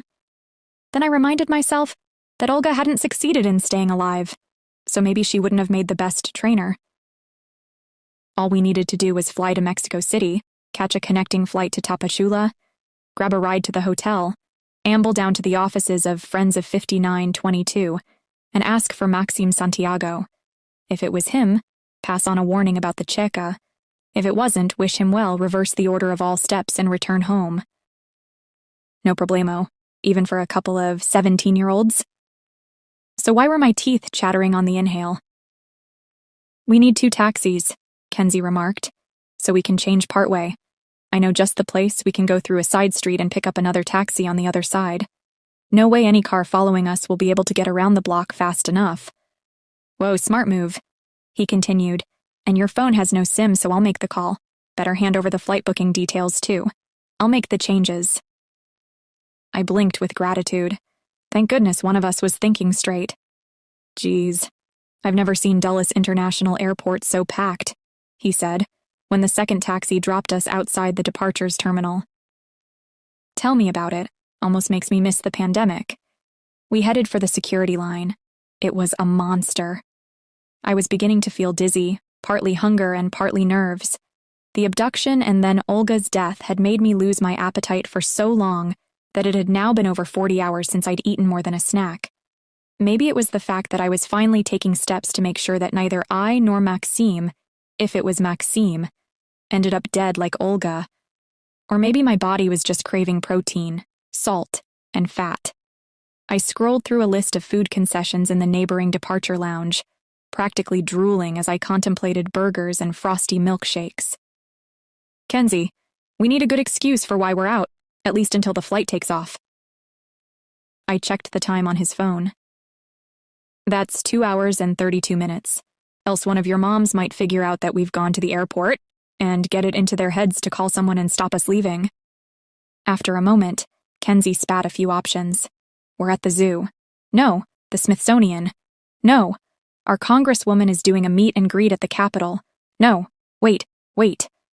A gleam entered his eye. "We won an invite to free donuts at the opening of a new Cambodian-owned donut place in Georgetown. It's from California. A really good one with the pink boxes and everything." "Yeah, we should definitely go with the donuts. It's whimsical enough to sound real. Also, your moms know how obsessed you are with them. They might actually buy it." We shuffled ahead in the security line. He muttered, "I feel bad lying to them." "Serious?" I fixed him with a stern glare. "If you feel bad now telling them we're in a different part of DC scoffing deep-fried treats when we're actually at the airport waiting to leave the country, then how are you going to deal with telling them we're in a genuine foreign country, waiting for a flight to a town on the border with Guatemala?" Kenzie shook his head a little, as if he were trying to shake free some uncomfortable, persistent water in his ear. "I'll be fine." Yeah, totally seems like it. "It's not all lies, there really is a new Cambodian-owned donut shop," he said in a small voice. "It looks so good." I'd never doubted it. Kenzie knew every single donut shop in the city, their entire menu, and had ranked the various donuts. Also, he didn't like to lie. It'd be a lot easier for him to make the call if there were some truth mixed in. "Maybe we should eat at Dunkin'," I said. "Then you can talk honestly about eating donuts." "I'm a horrible son," he lamented, "but an amazing friend." We reached the front of the security line and dropped our backpacks onto the conveyor belt. I checked the time. 2 hours and 6 minutes before takeoff. Once we were in the air, it didn't really matter if they came after us. The image of Zara and Bobby giving us thunder stares if they caught up to us in Mexico, however, was definitely unnerving. Would they threaten to ground us until we turned 18? A definite possibility. Would they laugh in my face when I asked them to adopt me? It was getting more likely by the second. But then I thought about Olga, about how she'd died. My heart froze a little bit more each time I accepted it. If I'd only done what she'd wanted, gone straight to the airport that first night, she'd still be alive. I wouldn't have to sneak off to Mexico to finish what she started. Kenzie wouldn't have to lie to his moms. Deep down, I understood that it wasn't my responsibility or fault. Olga was a grown-ass woman. She made the decision to wait until the next day of her own free will. Yet I wasn't off the hook either. If not for me, she'd probably be alive. That was a cold fact, something I'd have to carry for the rest of my life, which was why I had to find this Maxime Santiago candidate and warn him. I never, ever wanted to feel this guilt again.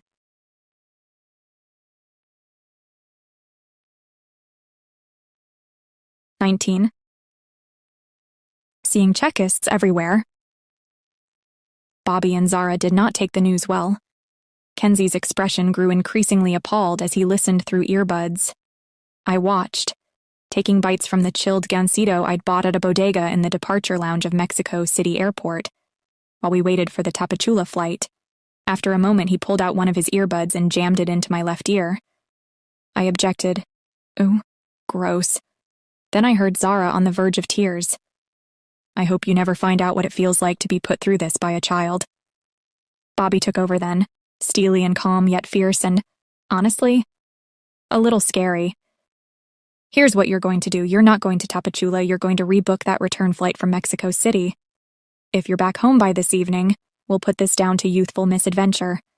Understand this. You're causing real distress here." "Moms," pleaded Kenzie. I interrupted. "Bobby, I'm not safe in your house. Whoever killed Olga is following me."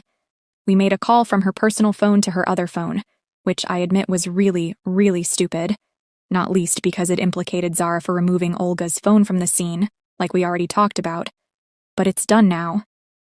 "Over. No takebacks allowed. Which means that Olga's killer will have tracked me to your house." But the police have Olga's other phone," Bobby said, bewildered. "The police can be infiltrated," I replied. I know it sounds extreme, but in that instant I was fully paranoid, seeing Czechists everywhere, even in the DC police. "Doesn't even have to be the cops," Kenzie interjected. "Whoever killed Olga could have cloned both phones, the one we have and the one the cops have. The killer couldn't take either phone. It was meant to look like she died of natural causes, so why wouldn't her phone still be in the room? But they could take her phone data and set up another phone that'd behave like Olga's work phone. Call her work phone. You'd call the clone, too. And then they'd know you called from our house," Bobby murmured, dismayed. "And then they'd know," agreed Kenzie. "I'm sorry, Mom," Zara said urgently. "But who is following you and why?" "Olga didn't say. She also told me I was being followed. We're not making this up. I had to leave, finish what she started. If I do that, then there's no point killing me. Right now, though, I'm a target. I know too much." Bobby fumed. "Why didn't you mention any of this last night?" "We didn't want you to worry," Kenzie said. Zara sounded despondent. "What makes you so sure they'll stop?" "Olga was searching for someone. She needed me to confirm their identity. Someone killed her. I think because they don't want that person found. I find who Olga was looking for, warn them, and it's over. That was the theory, at least. It didn't seem to be going over all that well. This is far too dangerous, let the police handle it, Zara insisted. They already know Olga was poisoned. Roni, Bobby said, you have absolutely no way of knowing whether this stops after you do whatever it is you think you're doing. Bobby, I'm not, I said, clearly enunciating every syllable. Safe in your house, and if you follow us, you will lead whoever was following me straight to us. Silence. When Zara spoke again, her voice was brimming with disappointment. And when Olga told us that she was taking you to visit your Uncle Johnny, that was a lie? I sighed, relieved that the tension level seemed to be dialing down.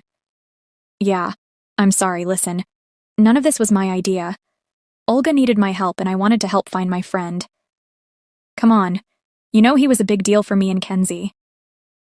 Yeah, Moms, this wasn't a huge issue, not until Olga got killed. Well, it really is now, Bobby concluded heavily. I guess they felt cornered. Their maternal instincts were screaming at them to find us. Help us. How must it feel to be told that this very action might lead to my death? And maybe Kenzie's too. A sickening realization, but also not my fault. None of this would have happened if I hadn't been curious. But that's life, isn't it? Cans of worms don't usually advertise their contents. You're absolutely sure that these people could follow you to our house? Zara asked. I'm just a low-level hacker, Mommy, replied Kenzie.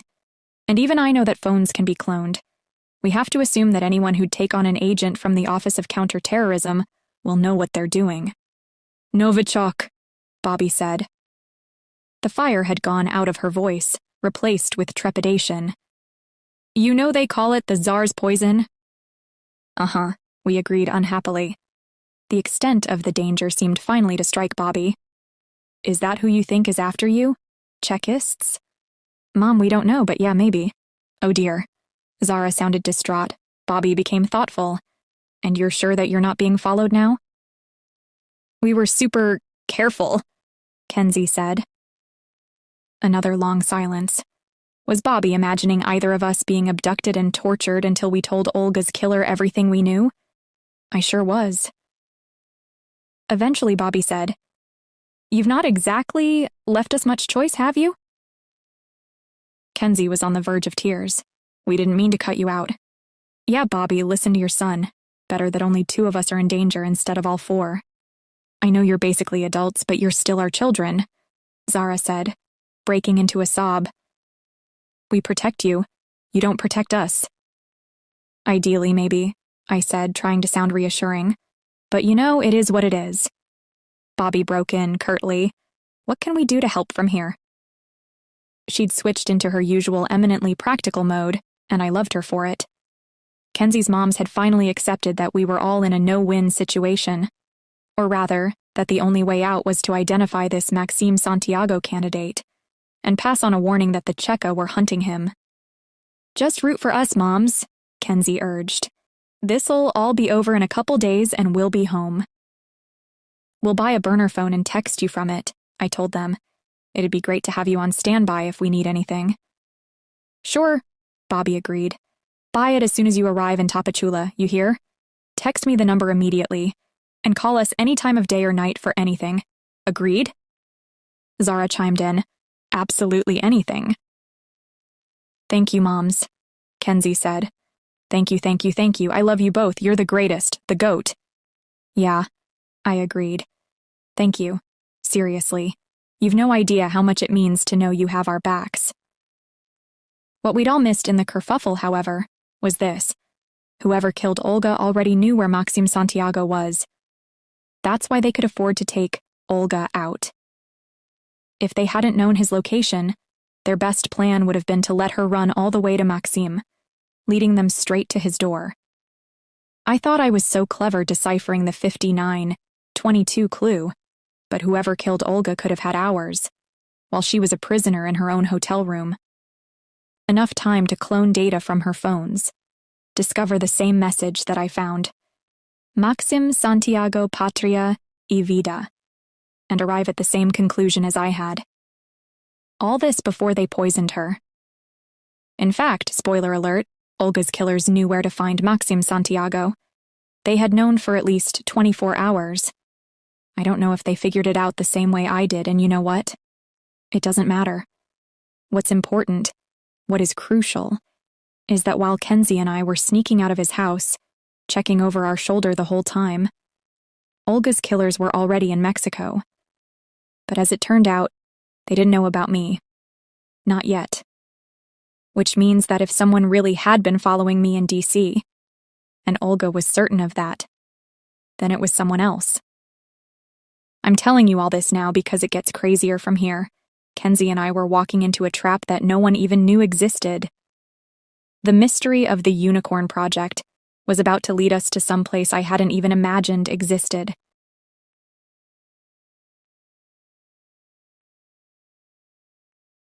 (20) Blue Dolphin Hotel. From the outside, the Blue Dolphin Hotel in Tapachula doesn't look like much. There's a doorway in a pastel blue house on a street, where half the building's paintwork is peeling and every fifth window is cracked. Kenzie and I peered into the reception area, an entrance hall piled high with backpacks. A slender white woman in her 20s stood behind an oak desk, eyes fixed on the flat screen of a computer, 2 fingers twisting a braid in her long brown hair. Kenzie and I stepped inside and heard her totting up a bill for 2 German boys, who were checking out. Beyond, the lobby was a true gem of an old house. It was like staying with an aged great-aunt or uncle who hadn't touched their centuries-old home since they were a kid in the 1950s. We shuffled from foot to foot, waiting our turn. Meantime, I took in the decor. Ramshackle furniture, an easy chair, a rattan sofa with floral cushions, a glass-topped coffee table from the 70s casually strewn with battered copies of National Geographic, a hammock in one corner, improvised shelving stacked with old paperbacks and magazines, a record player beside a pile of faded vinyl, crackly piano music played from a record on the turntable, crooned over by an old-timey voice. The album cover showed Agustin Lara, a middle-aged guy with sharp cheekbones and slicked-back graying hair. The receptionist flashed a smile at the Germans as they shouldered backpacks and left. Then in English, with a faint Ukrainian accent, she addressed us. "You're in the Takana room. Breakfast is from 7 to 9 in the lounge, 150 pesos per person, all the usual Mexican dishes. We don't provide pastry, but there's a bakery next door if you like to pick up something and take it here. The dipping pool is open from 8 to 10 at night. Towels in the courtyard. There's a fridge there too if you like to bring cold drinks or snacks. Hot snacks available from the bar from 6 to 11. Are you vegan? We have a variety of non-dairy milks and vegan dishes. All waste should be placed in recycling boxes in the courtyard. Please take care to sort according to the labels. All our energy comes from our biofuel generator and solar on the roof." Kenzie picked up the breakfast menu. Normally, all that Mexican food would have excited him. But under these circumstances, it seemed surreal to think of enjoying anything. The receptionist handed me a brass mortise key, on a loop of string attached to a thumb-sized piece of smooth driftwood bearing the room's name. "You made a reservation for just one person. Unfortunately, we can't upgrade because all the rooms are taken, but there's a hammock." "We'll be fine," I said. Kenzie followed me through the double glass doors into an open-air space dominated by a tiled staircase and lined with pot plants and hanging baskets brimming with bougainvillea, hibiscus, and passion flower and morning glory. A riot of pink, purple, and orange in the shady courtyard. Our room was on the ground floor, its only window facing directly onto the dipping pool, a deep concrete tank about 2 yards square filled with water dotted with flower petals and surrounded by more potted plants. Backing the pool was a high stuccoed wall on which was painted a mural of a blue-gray dolphin, arcing gracefully, its nose inches from the roll of foaming surf. In the room, Kenzie folded himself inside the hammock and peered at his phone. "Guess I should buy that burner and call my mom's." I turned on the AC and began to unpack, setting my phone to charge until Kenzie objected, sitting up in the hammock and placing both feet on the ceramic tiled floor. "Your phone's no good here. No SIM, remember, and Wi-Fi's not safe. I'm guessing, unlike me, you don't have VPN access. Annoyed, I put down my phone. No, you don't have VPN access, I hissed. Never mind, he said with a resigned shake of his head. Hopefully we shook off your stalker. Hopefully, we're counting on it. Kenzie blinked, closed his eyes for a second, lay his phone screen down on his belly, and set the hammock on a gentle side-to-side swing. I watched him for a second, amused, then checked through my backpack, trying to figure whether it was worth the trouble to unpack. My stuff was as easy to access there as in a drawer. Eyes still closed, he wondered aloud. What do we know about this charity our Maxim Santiago works for? Friends of 5922. They help Cubans who are trying to get to the USA. Allegedly. But we figured out that Maxim's mom might be a Russian spy based out of Cuba. I nodded. An illegal? Based on what you found out about where the message, "Remember the Forgotten Village," was posted from? Yeah, we did. Mexico City, bouncing off the Elena Atlas Museum in Siberia. Kenzie sounded thoughtful as the hammock gently swayed. Then you found the mirror message in the bathroom of the Atlas Studios. Left by your stalker. Presumably, I reminded him. Fine, presumably. We're presuming a lot here, but on the other hand, we need some kind of working theory. Fine, whatever. But you didn't trace anything to Tapachula, did you? Reluctantly, he agreed. He wriggled free of the hammock and headed for the bathroom. Anyhow, how can you be sure this 5922 isn't some cover organization who'll hack your phone? Then he disappeared behind the door and called out, "Okay if I hit the shower first?" What do you mean, a cover organization? The shower began to run as he responded, "Just don't connect your phone to the Wi-Fi." I won't. And explain cover organization. He didn't reply. Kicking off my shoes, I lay down on the single bed. The tension began to seep from my muscles. But soon enough, the relief of having arrived safely to such a chill hotel wasn't enough to suppress the memories of Olga's death. I heard again, the anguish in Zara's voice and the fuming rage in Bobby's. Kenzie's warning thundered within me. It wouldn't even have occurred to me not to connect to the Wi-Fi. Was I really so close to being in trouble without his help? A scary thought. I still didn't really understand what he meant, but figured it had something to do with our stalker being able to hack my phone.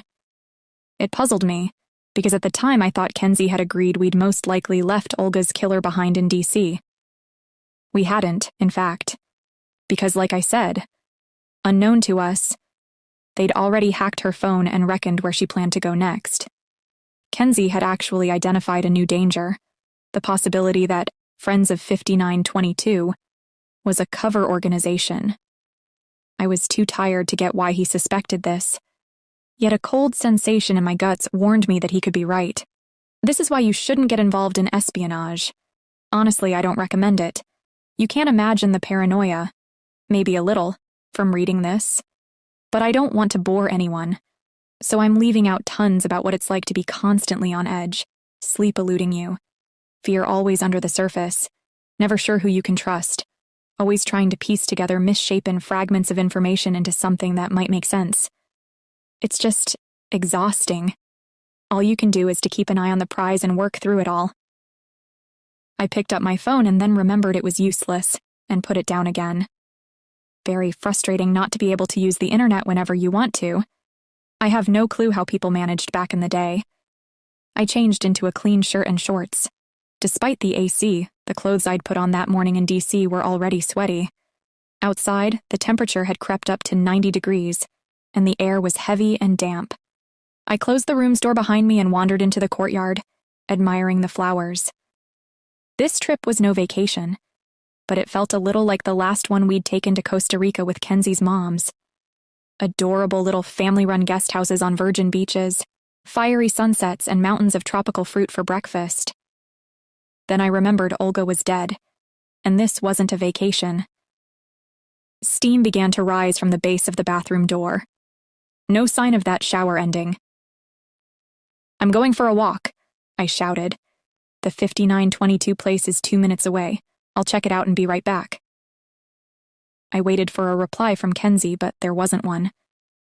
Maybe he hadn't heard. I hesitated for another second. Then I picked up the notepad and pencil that had been left for us, on the dressing table. Gone to 5922. See you there, don't forget key. The sooner I had eyes on the so-called Maxim Santiago, the quicker this would be over. If he was volunteering today, perfect. Kenzie and I could have dinner and a swim tonight, maybe even a reunion with Maxim. If he was our Maxim, do a little sightseeing tomorrow, and be fresh for the return flight the following day. Arrive back one day earlier than expected, and squiggle our way back into Bobby's and Zara's good books. I stepped out of the hotel, and its fan-cooled air, and slammed into a wall of heat in the street, like DC in mid-July. A woman was selling aguas, fruit juice mixed with sugar and water, out of a case on the sidewalk, so I bought a bottle of guava water and cracked open the lid, drank half the bottle down in one go. Passing an opening in a building, I glimpsed rows of crusty white sticks of bread on a shelf, and ducked inside. The bakery that the receptionist had mentioned. Next to the loaves were 8 different types of sweetbread. I picked a white-encrusted concha, and a minute later was tearing off pieces of soft, sugary bread and cramming them into my mouth. I'd just finished eating and drinking when I arrived at the front door of the correct address for Friends of 5922. It was an unmarked concrete and glass building, old and in crummy condition, the door wide open onto the street. Inside was a chaotic office, dented filing cabinets, and a desk on which sat a laptop computer. There was no one around. I was amazed that anyone would leave a laptop unguarded until I noticed that it was tethered by a sturdy-looking cable to a metal hook embedded firmly in the nearby brick wall. The only other item on the desk was a bell, the kind shops use for customers to ring for attention. I waited another few seconds, wondering if I should go back to get Kenzie. He should be out of the shower and dressed by now, unless he was being a total diva about his hair or something. On a whim, I dinged the bell. There was a moment's silence, then a scrambling noise as someone seemed to practically hurl themselves down some stairs behind a door towards the back of the office. And then, he was there. Thinner, taller, the meticulous faux Mohican of childhood evolved into a mop of unruly, shoulder-length, wavy, light brown hair. His shoulders were broader and his upper arms toned, so shoot me for noticing. He had on tatty khaki shorts and a grungy blue and red tank top featuring the Cuban flag. It was him, unmistakably. Maxim Santiago, all grown up, lanky and earnest, tall and tanned and, honestly, kind of hot. I shied away, slack-jawed, trying to think of something cool to say and failing, wishing that in all my vague imaginings of our meeting, I'd bothered to dream up what I might say.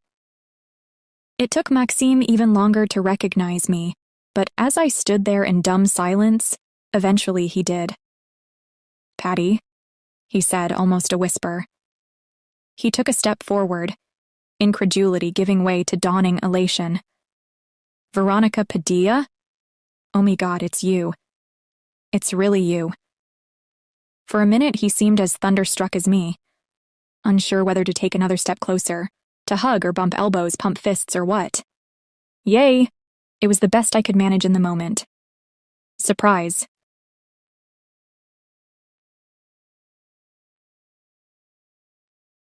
"21. Stuck in a moment." After an awkward minute, Maxim Santiago asked permission to hug me.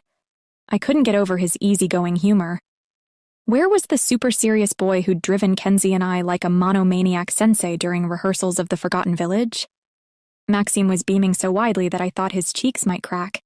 It was impossible not to mirror that smile. "What's going on? Are you on vacation here?" "Do people come on vacation here?" "Oh yeah, it's a tremendous spot to visit Chiapas and Guatemala, and off the main tourist trail, so no Yumas." "Yumas? Foreigners, it's Cuban. I work with a Cuban charity, guess I'm picking up their slang." Later I realized he'd used this to tell me that he wasn't Cuban. Weirdly, I couldn't remember ever asking where his folks were from, back when we were kids. I definitely made the connection now. Maxime had given me a chance to ask about his work, so I did. "There are big problems in Cuba right now. Maybe you heard about it. A lot of people are trying to leave. If you have money for the ticket, you can claim you're going on vacation to Central America. Then you travel to Mexico. Here in Tapachula, you can apply to enter the USA legally. And we help people to do that. There are a lot of Cubans here. Also from Haiti. Really horrible problems in those countries, so people need to get to safety. I looked at him in sheer admiration. It seemed such a responsible communitarian thing to do. Made me feel kind of silly with my podcast and everything. And totally at odds with him being the target of Olga's killer. Wow, honestly, I'm impressed. He gave an Oshuk's laugh. Don't be. It's pure self-interest. I didn't see how that could be truth. Self-effacing nonsense, I told myself. So what happened to you, Patty? It was on the tip of my tongue to tell him about the podcast, but I stopped myself. Suddenly having found Maxime Santiago, the whole idea of a pod about his disappearance might seem a teeny bit obsessive. With Maxime acting like he thought our meeting was a coincidence, I was suddenly shy about confessing how much effort I'd put in, searching for him. Oh, pish. Stayed on at DC Inter, grew up a little, I guess. Stupidly, I managed to become a kind of orphan during the pandemic. What's a kind of orphan? He said, instantly picking up on my evasion. I let out a slow sigh. They didn't die, they're both doing 8 years for money laundering. I'm a prison orphan. Maxime let out a startled laugh. When he noticed my flinty expression, he stopped short. How are they doing? In prison, I mean? I can't imagine your parents doing hard time. I don't talk to them, they're dead to me. That's cold, he remarked. My mother actually is dead, but at least I have a good memory of her. He eyed me with sudden curiosity that I had no interest in satisfying. Instead, I thought about Russian illegals and wondered if Masha had died in action or been executed by her paymasters. If they were her paymasters, that is. How about you? You just disappeared. No one knew where you went or why. What happened to you, Maxime Santiago? Maxime shrugged the whole thing off. Oh, a lot. Remind me to tell you sometime. But I want to hear more about you. And Kenzie. How's Kenz? Are you both still at DC Inter? Are you guys friends? Do you still play jazz? And on it went. He peppered me with questions, all the while locking the building behind us and escorting me down the street until we arrived at an ice cream parlor on the corner. The front of the 5922 office was just about visible, so we made sure to take a table facing it and watching for Kenzie. The waiter set down a tray holding 2 sundae dishes of ice cream and wooden spoons. With a bashful grin, in English, he said, 1 mango sorbet, 1 mame. Maxime dug into the pale orange mame ice cream, enthralled by my babblings. Later, when I recalled our meeting, I'd remember how every now and then the spell would break. He'd peer down the street with a calculating look, then straight back to being a rapt audience. At the time, I only noticed the smiles and encouragement. He marveled at the news that I'd basically been adopted by Kenzie's moms. So Kenz is like, your brother now? I guess so. Shrugging, I added, it's something of a situationship? He feel the same way? Maxime asked, teasing. When I took too long to think it over, he moved back to the topic of my parents, asking me a question that not one single other person had ever asked. Do you have a strong memory of the last time you were happy with them? It was such an unexpected approach, although why would it be? That I got startled. Maxime didn't react to my discomfort. He just waited it out, calmly spooning ice cream into his mouth. I don't like to think about it. Ultra-secrecy is in the nature of white-collar crime, so everything seemed to be fine, great, until one day it wasn't. In a way, that was the worst part, knowing that they lied to me, so convincingly, that they didn't give me any reason to suspect that my happy family life crumbled to dust one day, 2 years ago. I tried to smile, but instead, my eyes filled with tears. When I lifted my hand to wipe them away, he grabbed my fingers. He shook his head very slightly. It's okay. I didn't want to talk about them. I never wanted to talk about them. Yet that afternoon on the sidewalk outside the ice cream parlor, I found myself fantasizing aloud that something I could have done might have changed the course of their action. If they'd given me some clue about what they were doing, who knows? If there had been anything I could say. He listened without making any comment, tilting his head for a moment as if weighing my words. When I was done, and tears were rolling down my cheeks, he gave a few sympathetic nods. I picked up a napkin and dabbed at my face. They'd have done it either way, he concluded with a hard edge to his tone, even if you'd begged. You haven't heard me beg, though, irresistible. He smiled gently, precisely as much as I needed to see. People do what they want to do, then they justify it. Not always. You made Kenzie and me practice our piece way more than we wanted. Nope, he replied curtly. Then he added, no, this time tenderly. You can hurt someone against their will, definitely. Having them take action, that's different. You can persuade someone to take an action, but the seed of desire has to be there from the beginning. I watched him with growing unease. There was something so throwaway about his delivery. It felt like he'd known these things for a long time. When had he learned this? I wondered.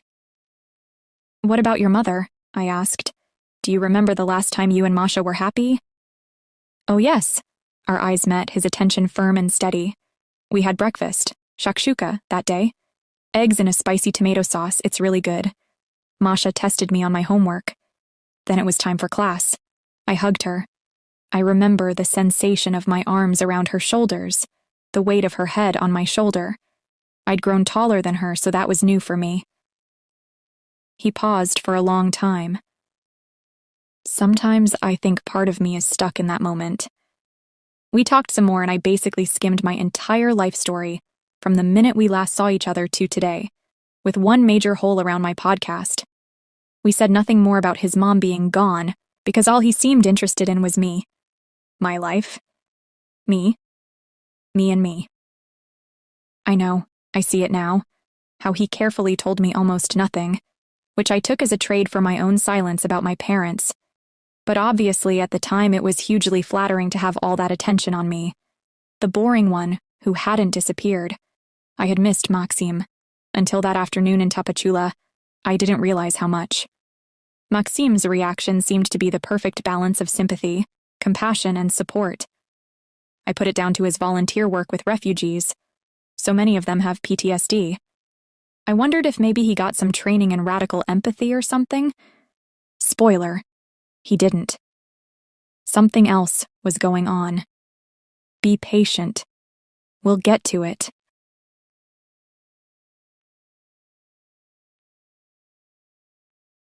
"22. What happened to the Santiagos? Kenzie showed up a few minutes later. It was one of those cringy situations where you see someone from a long way off and then feel obliged to share goofy grins as you get closer. I started to stand up, but Maxime ordered Cokes, so we had to wait for those. He didn't so much as shift in his chair. That was the first time I really saw our old friend again. The same absolute confidence. Calm, and without a shred of arrogance. Writing about it now, I can see how it sounds arrogant, but Maxime had his ways. He behaved like the natural order of things was that he'd stay there, waiting for Kenzie to come to him, getting the waiter to prepare the table with a third chair, napkins, a menu, ensuring that by the time Kenzie arrived, he'd feel like the guest of honor. Only when Kenzie was a few yards away did Maxime get to his feet, opening his arms for a bro hug. "Asere, mi Kenzo, how's it going?" Maxim clapped Kenzie's back, grinning. More Cuban slang. "You got thin." "Hey Max, and you got tall. So how come you're here, the two of you? Where are your moms?" Kenzie and I exchanged nervous glances, which Maxim noticed. Despite this, he waited patiently for one of us to answer. "They're in D.C. We came looking for you," Kenzie admitted eventually. I sucked in air between gritted teeth. I hadn't expected him to come right out with it. Maxime scratched his temple. Oh, wow. I guess I should have seen that coming. I mean, like Potty said, who comes to Tapachula? Now it was Kenzie's turn to be surprised by me. "You didn't tell him?" "We had some catching up to do," I mumbled. Damn it. What were we supposed to say now? We'd put all the effort into thinking of what to say to Bobby and Zara. Never planned what we'd say to Maxim. Kenzie faced Maxim and said, "Someone's trying to find you, man. Someone apart from us, that is." I jumped in. It started out as a kind of game. I have this podcast, you know, the kind of thing. an unsolved mystery. We wanted to figure out where you went." Maxim fell silent. The color drained from his face and he became very still, alert, and intently focused on me in a way that was pretty unnerving. "Where I went?" Kenzie nodded. "Yeah, like what happened to you and your mom? You just disappeared, man. Vanished." Like smoke. This would have been a natural opening for Maxime to tell us where he'd been all these years, but he'd successfully dodged my attempt to raise the topic 20 minutes before. Now he said nothing. His attention moved slowly from me to Kenzie, and then back, scrutinizing our faces for several seconds. Then slowly he exhaled. "I see." Kenzie and I locked eyes once again. The sudden shift in mood was very weird. And yet, as he fell into another pensive silence, I suddenly saw our Maxim through my 12-year-old eyes. He was exactly the same as back then. Thoughtful, weighing everything before he spoke. "Oh my God, Maxim. You haven't changed, I mean not even a little bit." I pinched up a fold of skin on my forearm. "Hey, I got goosebumps. You were such a weirdly cool little kid." Kenzie cracked a grin. "It's true, we were totally in awe of you." Maxime relaxed a little. "That's not true, the opposite. I loved you guys. Would have done anything for you. You have no idea how badly I missed you." Abruptly, he stopped. Astonished, I realized that he was choking up. "So where'd you go?" Kenzie asked. Whatever emotional moment had gripped Max, he quickly moved on. "Cuba," he said, swallowing. "Yeah, back to Cuba." This was confusing since he'd all but explained that he wasn't Cuban. I asked him to clarify. "I was born in Cuba, but in this kind of closed community, we didn't speak Spanish. My mom, Masha, she was Russian." I said, "Closed community, you mean like a cult?" "Uh-huh, you could call it that." Maxime sat down again and picked up his spoon, scraping up some of the melted ice cream in the bottom of the dish. Kenzie sat down too, and a waiter came over to take his order. "You being in a cult? We didn't even think of that," I admitted. "We had some ideas, but that wasn't one of them." Maxime smiled. "What were the other theories?" "Oh, you were deported by ICE, La Migra. Or your mom was arrested as a spy, and other stuff." "Like what?" "Just silliness." I shrugged and made dramatic gestures, hoping to distract. Olga had told me what happened at the border, but she'd left out the part about Maxime going back to a cult. My thoughts went briefly to what she'd said about the border guards being bribed by someone powerful. The cult leader? We were sitting in a very normal ice cream parlor, in a very normal provincial Mexican town, enjoying a mid-afternoon treat, while most people rested during the siesta hours. Suddenly the notion that Maxime could have been trafficked as a child seemed ridiculous, far-fetched. No way was I about to make him think I was a fantasist who'd fall for something like that, even if at the back of my mind I was already wondering about this cult. Cults might be involved in child trafficking too. "You believed that my mom was arrested as a spy?" he said, chewing it over. "Who did she spy for, in this scenario?" "Russia. We thought maybe she was an illegal. You know what they are, deep undercover spies." He nodded slowly. "Undercover Russian spy? My mother? With names like Masha and Maxim? More likely Liz and Phil, wouldn't you think? Something less likely to give the game away?" I paled. "Oh yeah, didn't think of that." "What kind of cult?" Kenzie asked. "Where was it?" I was relieved to push past the embarrassing bit of our past, where I'd ever suggested that a Russian spy would go undercover as a Russian. Was it some kind of utopian thing? Do they have that in communist countries? "It was no place, Maxim answered somewhat dismissively. "A boring, stupid cult, like all of them. They're all toxic. Absolute crank. Every last one. I got out of there as soon as I could." Kenzie said, "When was that?" "I lived in Havana for a bit," Maxime said, spreading his hands on the cool marble of the round table. "Trying to escape to the USA. Tried a few times. It's not so easy." "How did you manage?" Kenzie asked. "Was Masha with you?" "Masha, no, she passed a few years ago." There was untold pain in the quiet of his reply. "I lived on the streets. Not the easiest year of my life. But in Havana, it's possible to get money and other kinds of help from Yumas. Eventually, I left, and that's why I stayed here in Mexico to help others get out. I reached out and grasped his hand. Maxime made it all sound so routine, but what he must have been through. So that's what happened to the Santiagos. He winked. Yeah, that's what happened. And it actually was the truth, with major astonishing chunks left out.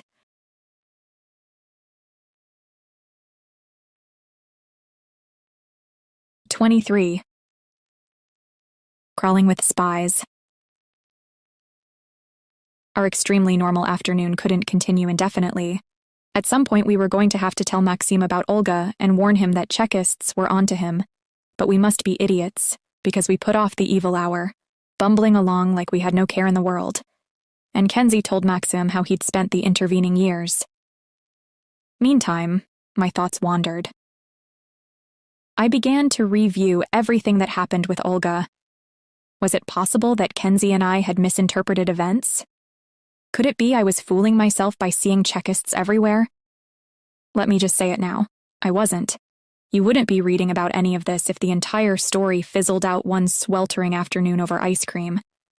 But for some reason that I don't understand, the minute we saw Maxime in front of us, obviously safe and working for a charity, once we heard the plausible, if unusual, story behind his and Masha's untimely disappearance from our lives all those years ago, it became difficult to accept that Olga's killer could actually be on their way to Tapachula to kill Maxime, or whatever. We were not, however, alone on this mission, something we'd momentarily forgotten.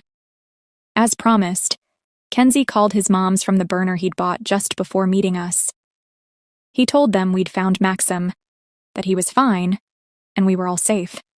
And actually, it was Bobby and Zara who reminded us of the danger. I saw him grow quiet as their conversation continued. He ended the call sounding queasy. Maxime noticed. Bad news? Kenzie swallowed and nodded. He glared at me as if to say, "You do it." Maxime picked up on that also, his attention flicked across to me. Something up? Well, here's the thing, I began. I puffed out a breath. Yeah, so what's going on? I tried again, this time introing with a glassy smile. This may sound weird, but I fired a help me look at Kenzie, but he replied only with brisk shake of his head. Apparently it was all on me. Maxime gave a chuckle. What's going on? Are you pregnant? Did you run away together? The tension bubble burst. We both denied it, speaking fast and over each other. Me? What? By him? God, no, it's not. We're not. His grin widened. Ah, Chico's, still so easy. Like that time we... Someone's hunting for you, I interrupted, breaking across Maxime's attempt at mischief. Someone dangerous? Maybe connected with your cult? I don't know. The grin vanished. That's when I knew this was real. A normal reaction would have been to assume we were still joking around and keep laughing. But Maxime stopped at once. He didn't seem surprised, but rather afraid. He exhaled rapidly. Go on. My guardian, Olga. I stopped.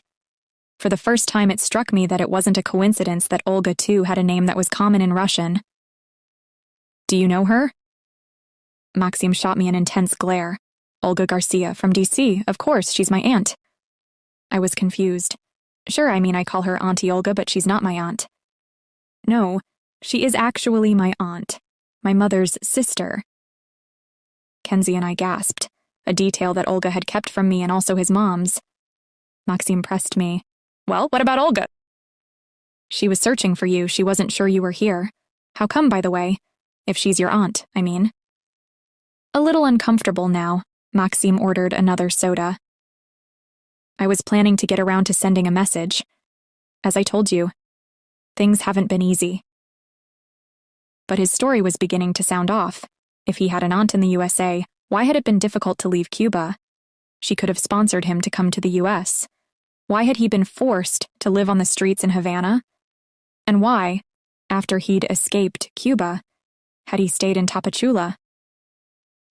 Olga saw your name on the list of volunteers at Friends of 5922. She and I were on our way here to find you. But 2 days ago she died. Poisoned. By Novichok. Maxime listened in silence until I'd finished. Then he sucked on the paper straw until the Coke in his glass was almost gone. He poured more from the bottle, watching the ice cubes swirl.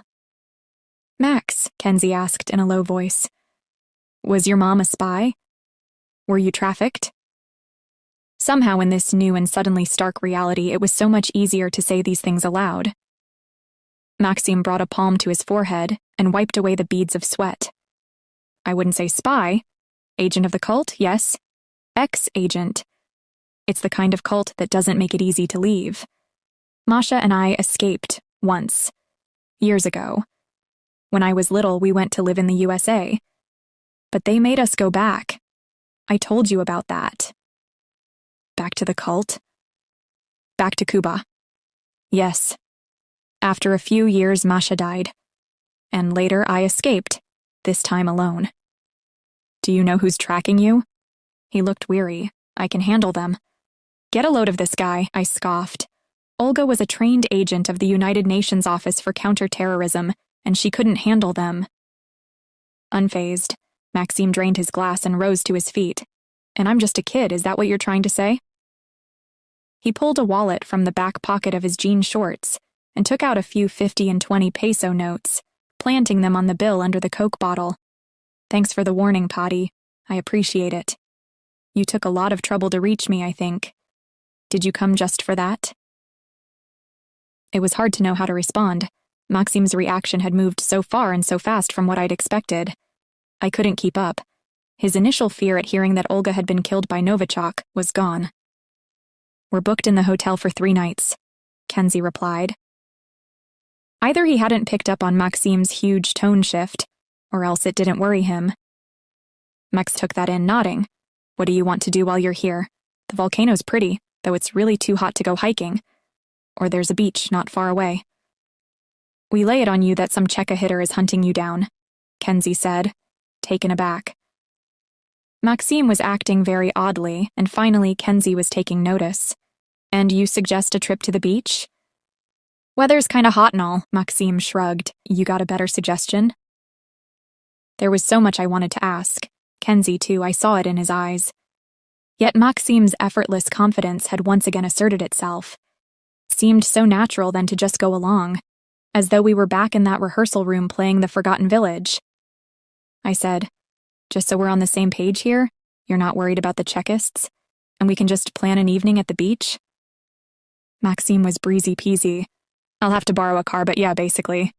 It would have been easy to simply let it go, but I forced myself to stay on point. When I first told you about Olga, you seemed scared." "Yeah," Kenzie said. "Aren't you upset about her, seeing as how she's your aunt?" "Olga and my mom weren't close. Yes, when you said she was killed at first it was a bit of a shock, but a lot has happened to me since we were kids. I know everyone in this town, including the Chekist." He watched our eyes widen. "That's right, Mexico is crawling with them. There's even one in Tapachula. Hangs out in a bar with other Euro trashy types." I flashed Kenzie a triumphant look. "See? What did I tell you? Didn't I say this country is crawling with Russian spies?" "I don't think you said crawling. There aren't many Mexican illegals," Maxim continued, almost to himself. "It's possible they'd send a Cuban. That could be a challenge. But any new Russian arriving in Tapachula is going to stick out like a candy apple in a first grader's hand. I'll see them coming. So don't worry, and thanks for the warning. I appreciate it. Now, where are you staying? You should go and pack for the beach." We ambled back to the hotel. It was impossible in that heat to do anything fast, and led Maxime to our room. He promptly dropped himself into the hammock, seemed to lose himself in contemplation of the ceiling, casual as you like, holding a cell phone to his ear as he waited for a call to connect. When he spoke, it was in languid, Cuban-accented Spanish, which he most definitely had not had back in the day. It sounded like he was asking a buddy to loan him a car for the evening. Kenzie went into the bathroom. A second later, I heard his exclamation. He stepped out again, facing me. "Someone's been inside the room." Maxime ended his call. Kenzie returned to the bathroom. When he re-emerged, he was holding a towel. I left this hanging to dry on the rail. It was on the floor. Normally, I'd have challenged him, but in that moment, I noticed that the drawer in the bedside table was slightly open, I'd placed a packet of chiclets and my allergy meds in there. I knew for sure that I'd closed it. I always close drawers in hotels in case bugs or spiders sneak inside. Yeah, I definitely closed this drawer. Kenzie thought for a second. We just got here, so it can't be the maid. Then it's happening, they've already found us? A void seemed to be opening up inside me, and from it emerged a creeping sense of terror. Kenzie and Maxim both looked scared. For a moment, we were all three paralyzed, no clue what to do or say. Maxim scanned the room, suddenly alert. His eyes landed on 2 glasses on the dresser, both containing a small amount of water. Those yours? I froze. Had we drunk water from the bottle provided? Maxim took my silence as a no.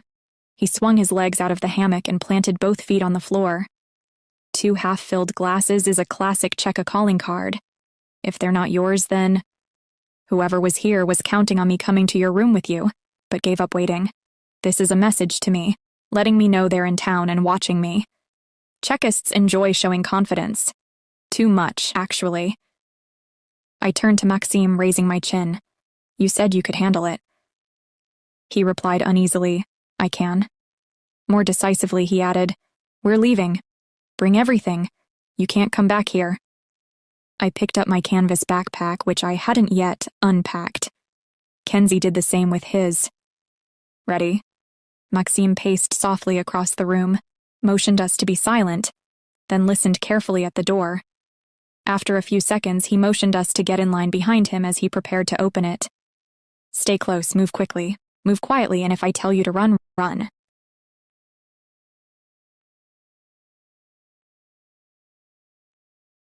"24. Hideout. This was close to my worst-case scenario. I didn't enjoy thinking about downsides of anything, but on the flight over I had forced myself to run through a few. Thank the deity for that. If often times I don't like to dwell on the downside, it's not because I'm ignoring that bad things happen, but because there's stuff I don't like to remember. My parents laundering money for oligarchs, for one. Also, my tendency to obsess over things I can't control. Sneaking out of our hotel room never to return gave me horrible flashbacks to fearful scenarios I'd had about this whole trip. Something I'd worked to suppress. Most ended with me and Kenzie tied up and screaming while our fingernails got ripped out. I could just about envisage that. Anything nastier I blocked. We were in Maxim's hands now, and despite our fun afternoon of reminiscing, we had to trust a guy who admitted he'd been brought up in a cult. Check. Escaped from a cult. Check. Lived on the streets of Havana, check, and escaped Cuba, possibly illegally. Check. Knew the Russian spy in Tapachula. How could he know them? A serious question that I should have asked earlier. Check. Maxim's life was 1,000,000 miles from the one Kenzie and I had lived. Realistically, what could we know about how he'd react in any given circumstance? What if he was offered the chance to trade us for his freedom or something else? As we prowled the streets of Tapachula behind Maxim, I insisted, Kenz and I should leave. Kenzie agreed. We came here to warn you, which we've done. We're going to the airport right now. Maxim seemed mildly irritated. Clever, I'll bet the Czechists didn't think of that. Good thing they won't be waiting for you at the airport. Why do you think they left the half-empty glasses of water? They're flushing you out, hoping I'll follow along. Kenzie scoffed. Bullshit, they left any kind of sign. Maxim stopped short, pivoted. You don't believe me? I jumped in. How come you know so much about the Cheka if your mom really wasn't a spy? That cult I was born into, it belongs to a Russian oligarch whose relationship with the Tsar is, well, let's just call it volatile. I stared. It was so awful it just might be true. Belongs to a Russian oligarch? Great. Just what we were missing. I recalled Olga's words to me. She'd warned me that whoever had Maxim and Masha taken back to Cuba was powerful enough to influence U.S. border agents. Maxim turned right at the next junction. We were 2 streets away and parallel to where we'd started at the hotel and still headed downtown. He kept looking this way and that, checking doorways as we approached, eyes scanning the low roofs. Kenzie tore his eyes away from his phone. How about the bus station? Maybe we can change our flight, go from Tuxtla Gutierrez. Maxime nodded. That's good, but you need to do better, any predictable move they've already thought of. I asked, what's your plan? Borrow a car, head for the beach. I know a place where we can hide out for a few days. A car? I stopped, walking. The one you called your friend about? We're all good, they're driving it to a different location. Maxime made another turn, now heading out of town. I jogged to keep up with his long strides, trying to think of when he'd had a chance to call his friend a second time, to change the meeting point. It was odd, because I couldn't recall seeing him use the phone again. Then I promptly forgot this niggling detail. The street we'd reached was busier than the last, a row of laundries all open to the street, their prices featured on sidewalk billboards. Cars were parked down both sides of the road as people dropped off and picked up bags of laundry. Maxime picked up his pace and darted into the Bubbles laundry. We followed, ignored by the two guys working there, one folding shirts and another emptying a machine. It was roasting hot, despite two giant fans on overdrive. Maxime swerved around piles of bagged laundry, and then, on a whim, appeared to change his mind, doubled back and grabbed a grubby Panama hat that sat atop a pile of laundry. He placed it on his head, and then, when he'd checked that we were keeping up, made for the back door emerging onto the street behind, a quiet, residential street. He stopped in front of a dirty, white Toyota Corolla. Yes! Maxime beamed at the car, pulling the front of the hat down a tad. It suited him. He went for the rear door. It was unlocked. Get in. Lie down until I say the coast is clear. We tossed our backpacks onto the floor of the car and did as he asked. Inside, unbelievably hot. Maxime dropped into the driver's seat, reached into the glove box and withdrew a key, the kind you have to put in the ignition and turn. You want to maybe crack a window? I grumbled. It's a sauna back here. His head just inches from mine on the bench seat, Kenzie whispered into my ear. He could be taking us anywhere. We've been with him the whole time, right? He never heard back on his phone about where to find the car. I pulled my head back enough to look at Kenzie, mouthing, You noticed that too? Think it's a setup? Grimly, he nodded. Car's probably been here all along. I silently cursed. The car rode along at a leisurely pace as Maxime drove through the small town, turning a few more times until finally we reached some kind of freeway. You can sit up now, Maxime announced. We were coasting along a long straight highway passing farms on either side. Maxime rolled down his window and warm air moved briskly through the car, the wind drag so loud there was no point trying to be heard over it. After a moment, it was less furnace-like and he closed the window. We can't risk stopping for gas, Maxime explained. So, no AC. And no more open window either. Uses too much power. Kenzie eyed me, ominously. This time, Maxime caught the look.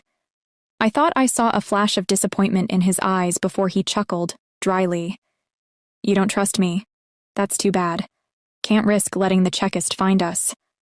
Listen, I don't know how you found me, but then we haven't really talked about that, have we? Pretty sure you'd tell them everything in 5 minutes. And then, when they were absolutely certain that no amount of pain would persuade you to give up one more detail, they'd kill you. Bobby and Zara would never hear from you again. No one would find your bodies. This sounded so deranged that after a second or two, Kenzie let out a roar of pure frustration. You're full of it. What, you think the Mexican government cares if Chekists take out a U.S. citizen on their soil? They're either afraid of the Tsar or they're on the take. Kenzie fired back. How do we know you're not working for the Russians? Maxime dropped into a lower gear and hung a left into a narrow road that I guessed ran parallel to the beach. He sighed, the sound loaded with regret. You shouldn't have come. After a brief silence, he added, Right now you don't have a lot of choice. We'll get to where we're headed in around 30 minutes. Then we can all relax a little. Not too much. And you can ask me anything. Anything. For now, watch out for any car that seems to be following. Anyone that approaches quickly and then sits behind us, that's someone we need to worry about. Can you do that?" Without saying a word, I turned my attention to the road behind us and thought about Olga. His literal aunt. I remembered how I'd felt when she'd cornered me into going along with her scheme. Exactly like this, I'd felt coerced. Was Maxim's entire family this manipulative? No one followed us, so far as Kenzie and I could tell.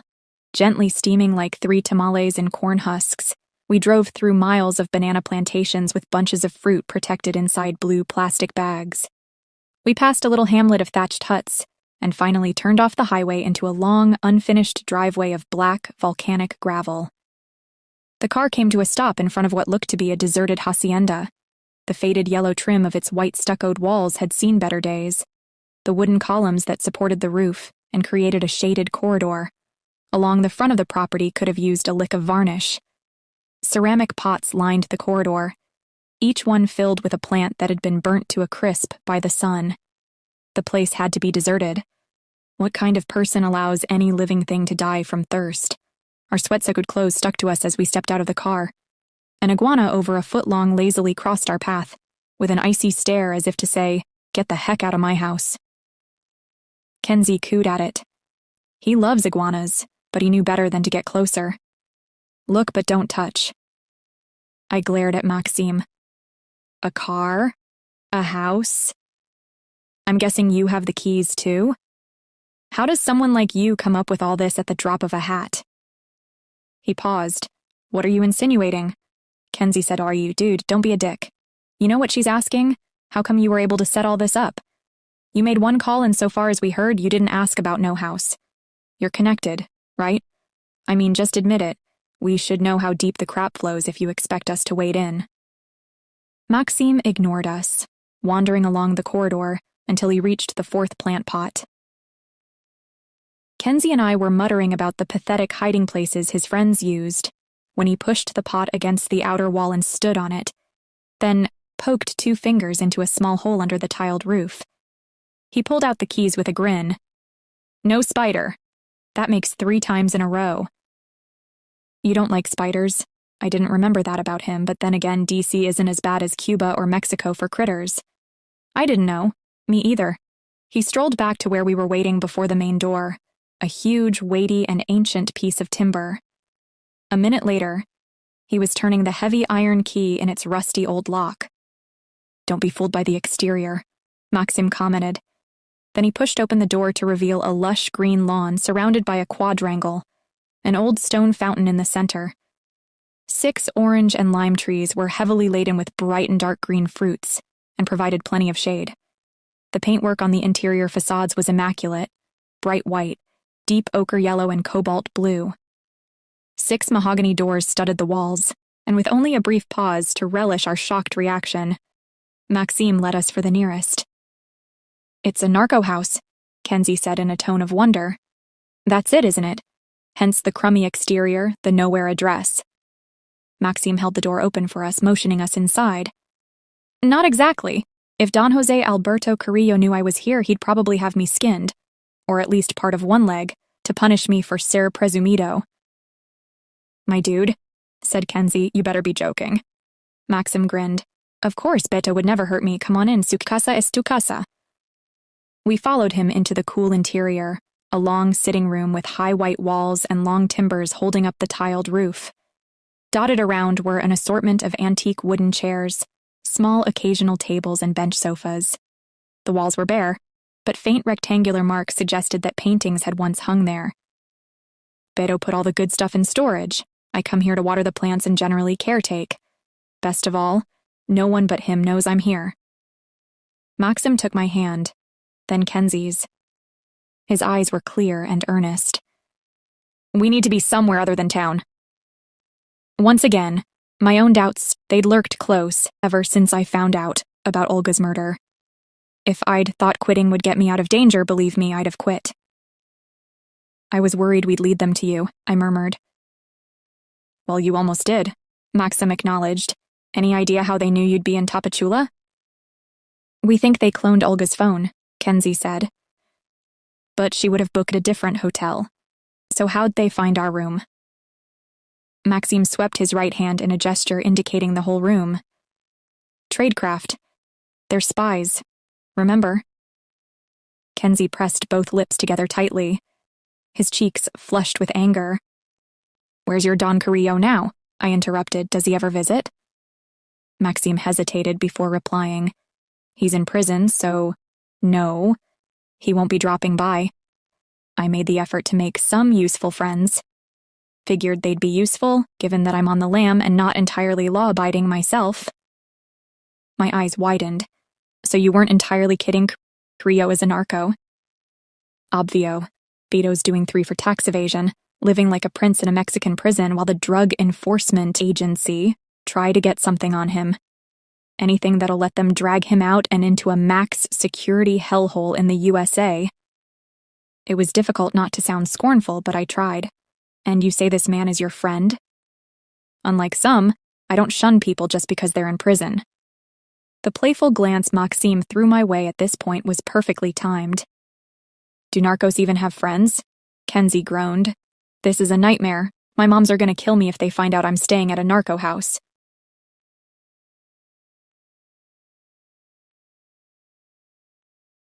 "25. Narco house. Well, we'd found out what happened to the Santiagos. We'd completed Olga's mission too.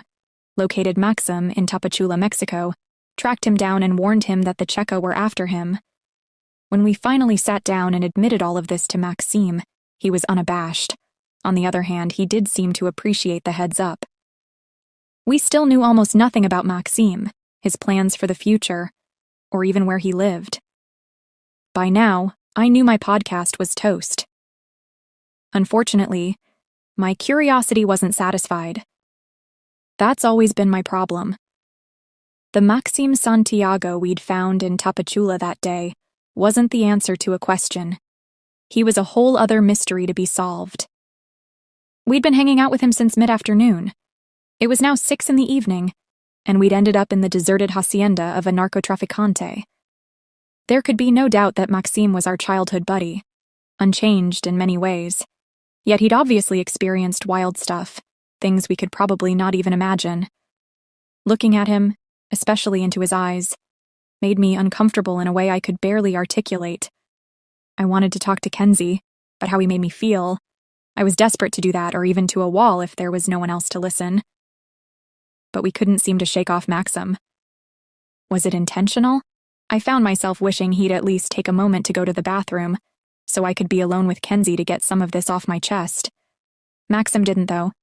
He just got on with his garden watering, superficially ignoring us but always staying within earshot. Then I had a brainwave. I picked handfuls of limes from the tree and took them to the kitchen, searching through the drawers for a knife, a jug, and some sugar. Then I set about making agua de limon. I chilled the water with a bowl of cubes from the ice maker, poured 3 tall glasses and set them on the table. Maxime wound up the water hose and stepped back into the living room. He gulped down a whole glass full. I refilled it immediately. There's a freezer, he said, gasping at the chill of his drink. All kinds of food there, tortillas, steaks, chicken, shrimp, ice cream. We can walk to the beach from here and get coconuts, oranges and limes in the garden. Enough for weeks. Kenzie appeared incredulous. I shook my head very slightly and topped up all 3 glasses. We all took a couple of minutes to rehydrate, downing glass after glass. Maxime's bladder held out longer than mine or Kenzie's. I found myself alone with Maxime before I had a chance to say anything to Kenzie. Mark can't stay here much longer, I commented to Maxime as Kenzie headed for the bathroom. You must know that. So why are you making out we can stay here for weeks? Why can't he stay? Because of his mom's? Obvio. Maxime grinned and switched into Spanish. Bobby and Zara, hey? They used to throw pretty awesome parties, do you remember? Especially Halloween. They still throw great parties. I paused for a second, then continued. And they're my family now. A look of empathy crossed his face. He took my hand and squeezed. I'm sorry. It sucks about your mom and dad, but maybe don't rule out reconciling. Then he returned to the subject. Kenzie's moms know you're both in Tapachula. Yes? Do they know why? I confirmed that they knew everything. Maxim closed his eyes briefly, then breathed in and slowly released the breath, as if he were doing a de-stress exercise. That's dangerous.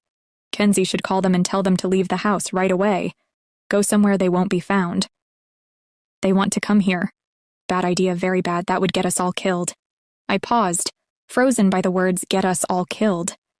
2 days ago, people didn't say things like that to me. Yet already it had become something I could hear, absorb, and move on from. Then I snapped out of it and asked, why? Kenzie had wandered back into the living room. Maxime stood up. Hold that thought. He held up one finger and headed for the bathroom.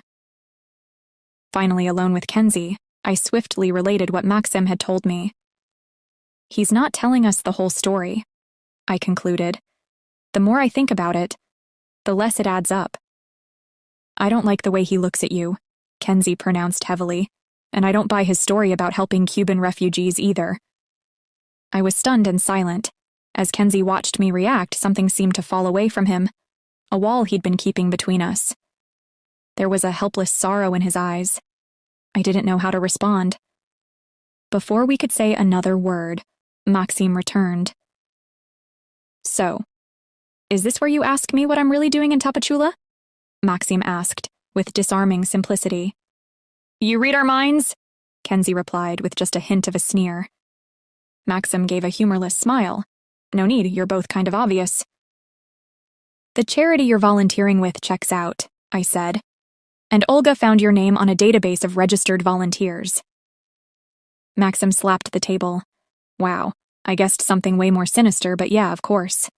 The register of volunteers. It's always the simple things that trip you up. Kenzie pressed him. But you do work with Friends of 5922? Yeah, I do, I said. What about this narco? Beto Carrillo. Maxime placed his forearms on the table and let his face fall into his palms. Ay mi madre. If only I'd known you were coming. This is really bad timing. Do you work for Carrillo apart from tending his lawn, I mean? Reluctantly, Maxime pulled away his hands. Now and again he does me a favor, so now and again I do him a favor. You're friends with a narco who's in prison? I guess you're going to tell us he's innocent? Kenzie said. Oh no, he did the deed. But he's not a big player. Hasn't had anyone killed. And he hasn't killed anyone. Maxime held his index finger and thumb slightly apart. He's like a narco junior. A rich kid who partied with narcos and discovered he really liked the lifestyle. Guys like him often move product for the cartel. Squeaky clean backgrounds, move in nice circles. No one looks at them twice. But yeah, Carrillo is 26 years old and already a presso, so... He shrugged. Maybe this life isn't for him after all. And you run drugs for him? Me? No, I have nothing to do with any of that. Carrillo helps people to leave Cuba. His family is from Havana. He donates to the charity where I work. Has a lot of contacts in Cuba. Maybe if you answer some of my questions, I'll tell you what you want to know. Oh yeah? I said, and what's that? A slow grin spread across Maxime's tanned face. You first.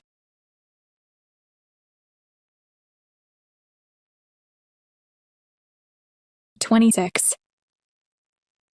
KFDN.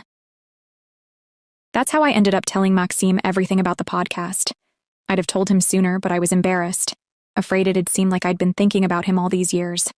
From the first moment I saw him in that grimy office of Friends of 5922, all grown up, hints of muscled arms, tanned long hair, and those same solemn eyes.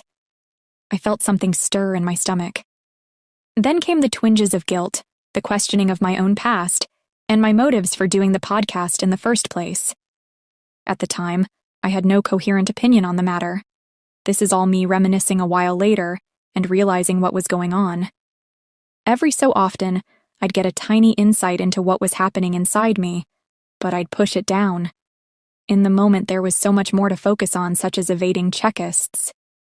Moodily, Kenzie said, if there even is a checkist, 2 half-filled glasses. He really thinks we buy that? The lemonade was working its way through us, and 10 minutes later, Maxim left the room again. He'd barely reacted to anything we'd told him about our podcast investigation. Not about the podcast comment, "Remember the forgotten village?" Nor the weird mirror message, "Find unicorns." Nor about the file we'd found in Vault 7, the leaked document on WikiLeaks that mentioned KFDN. Obviously, I'd asked him directly.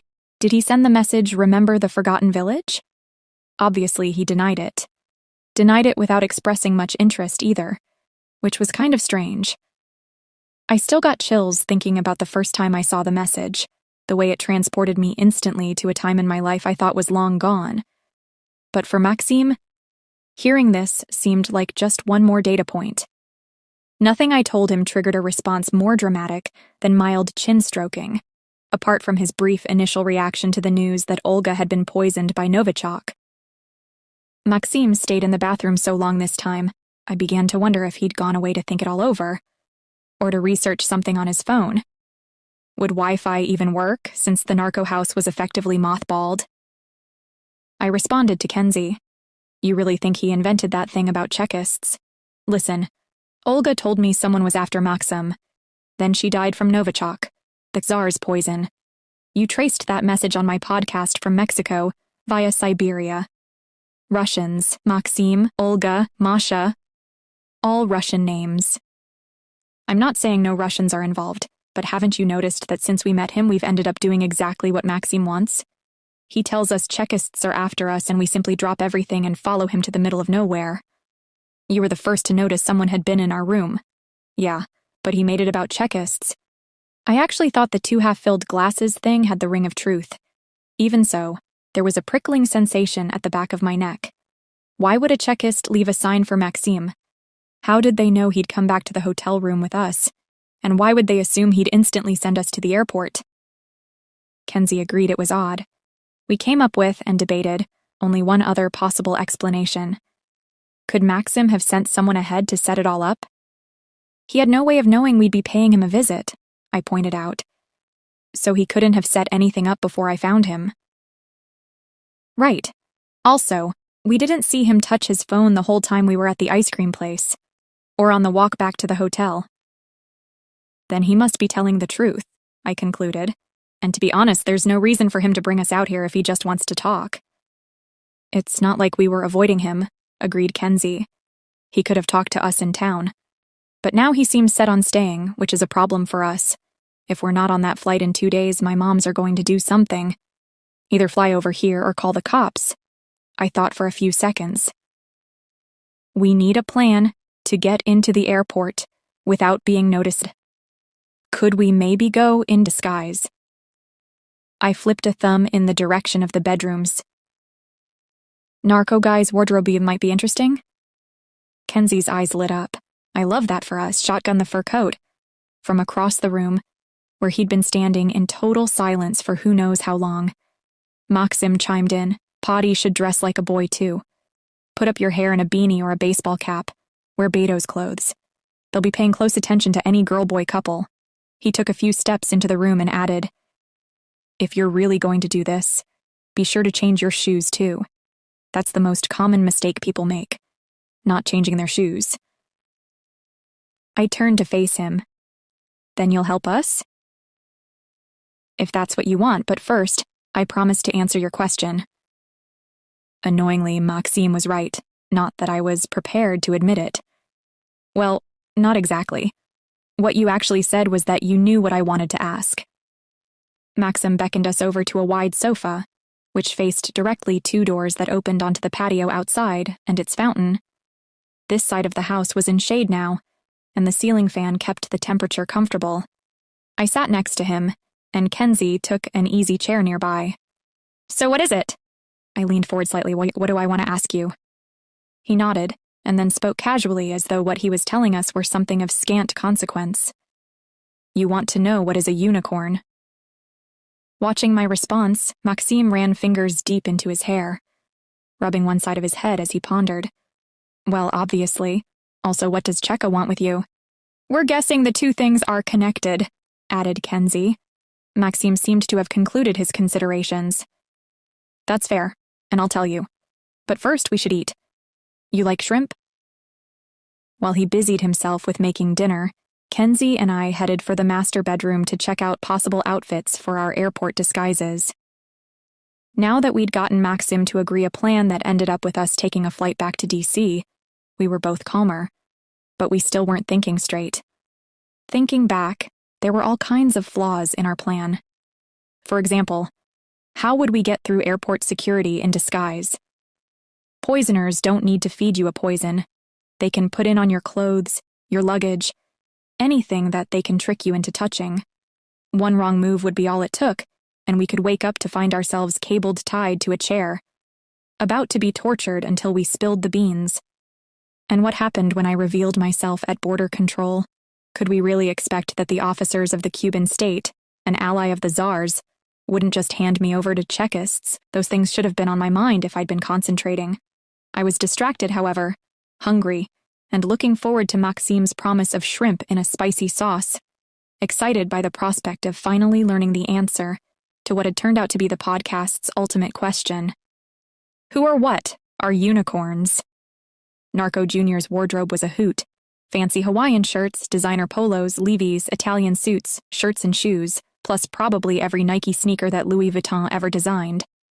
We tossed some combos onto the ginormous bed and returned to the kitchen. The aroma of frying shrimp and smoked paprika had reached the corridor outside, and we arrived to find Maxim plating out the spice and oil-drenched seafood. Into the center of the table, he dropped a plastic bowl for any shells we couldn't chew. He took a seat, grabbed a fork, and made an enthusiastic start on the heap of shrimp on his plate. Maxim waited until we'd both dug in before he began to speak. So, your question. Let's start at the end. KFDN. You say you don't know what it is, but by now you should know enough to figure it out. We both stared. We'd found the term KFDN in the same Vault 7 leaked CIA file that mentioned the Unicorn Project. But the redactions in the document made it difficult to understand the context. What extra information had we discovered since then? I couldn't think of anything. Dude, we haven't done any searching since we got here, Kenzie said, bemused. Not true. You talked to me, I told you a lot. Kenzie asked, Is it something to do with Kari Yo? Is it his gang's call sign? Maxim's easy grin surfaced, and this time it irked me. He could have simply told us, but he always did prefer to play games. I took a shot. KFDN is something to do with the unicorns. And you admitted that you were, in some form at least, trafficked. Is KFDN where the unicorns are kept? Maxim clicked his fingers and made a popping sound with his mouth. Close. What else did I tell you? That you were raised in a cult, I said slowly. A cult owned by a Russian oligarch. You got it. General Anatoly Petrovich Krylov is the owner of the cult, the Krylov Foundation, KFDN. That document is talking about the Krylov, the camp where I lived. And yeah, the kids there are referred to by customers as unicorns. Now you know half of it. Can you figure out the rest? What do you think unicorns could mean? They're rare, I said, recalling my last conversation with Olga. She'd told me that my theory, that kids with rare blood types were being trafficked for organ transplants, was wrong. Yet she hadn't offered a better explanation. I could think of other grisly scenarios, but none that made as much sense. Is Krylov trafficking kids with some kind of rare characteristic? That's beyond evil. Krylov is evil, Maxim agreed, but he's also a drunk, incompetent. That place is nothing like as tight as it used to be. It's not impossible to escape the camp. I did it. Others have too. I put down my fork. In the last minute or two, Maxim's demeanor had changed. He'd gone from playful to proud. This meant something to him. He was personally invested. It suddenly struck me exactly how. You're helping those kids to escape. That's it, isn't it? That's why you're here working with Friends of 5922. That's why you stayed here in Mexico when you could have gone back to DC. Like a proud uncle or something, Maxim beamed. Yes, he said quietly. You got it. I hoped you would. I needed you to see it for yourself.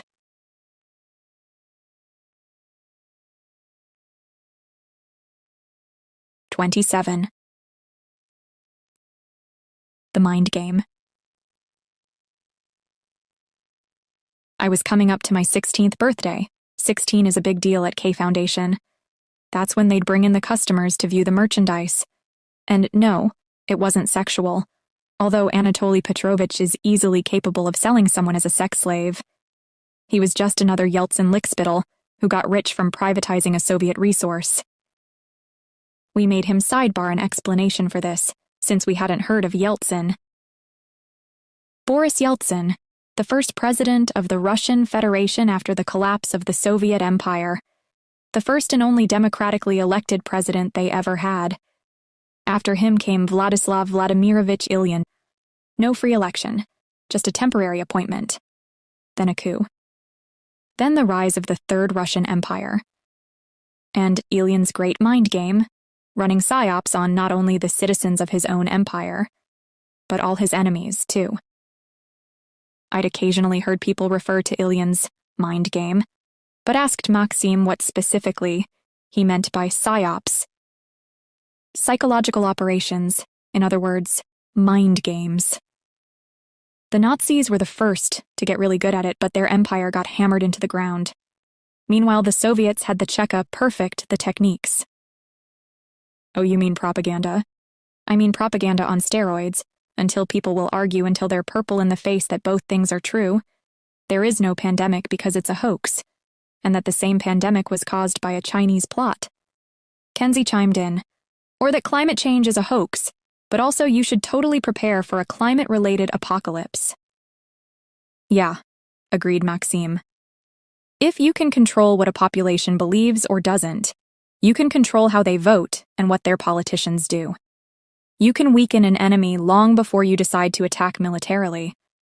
You can divide the people, make half of them not want to defend themselves because all war is bad. Even make them welcome your soldiers.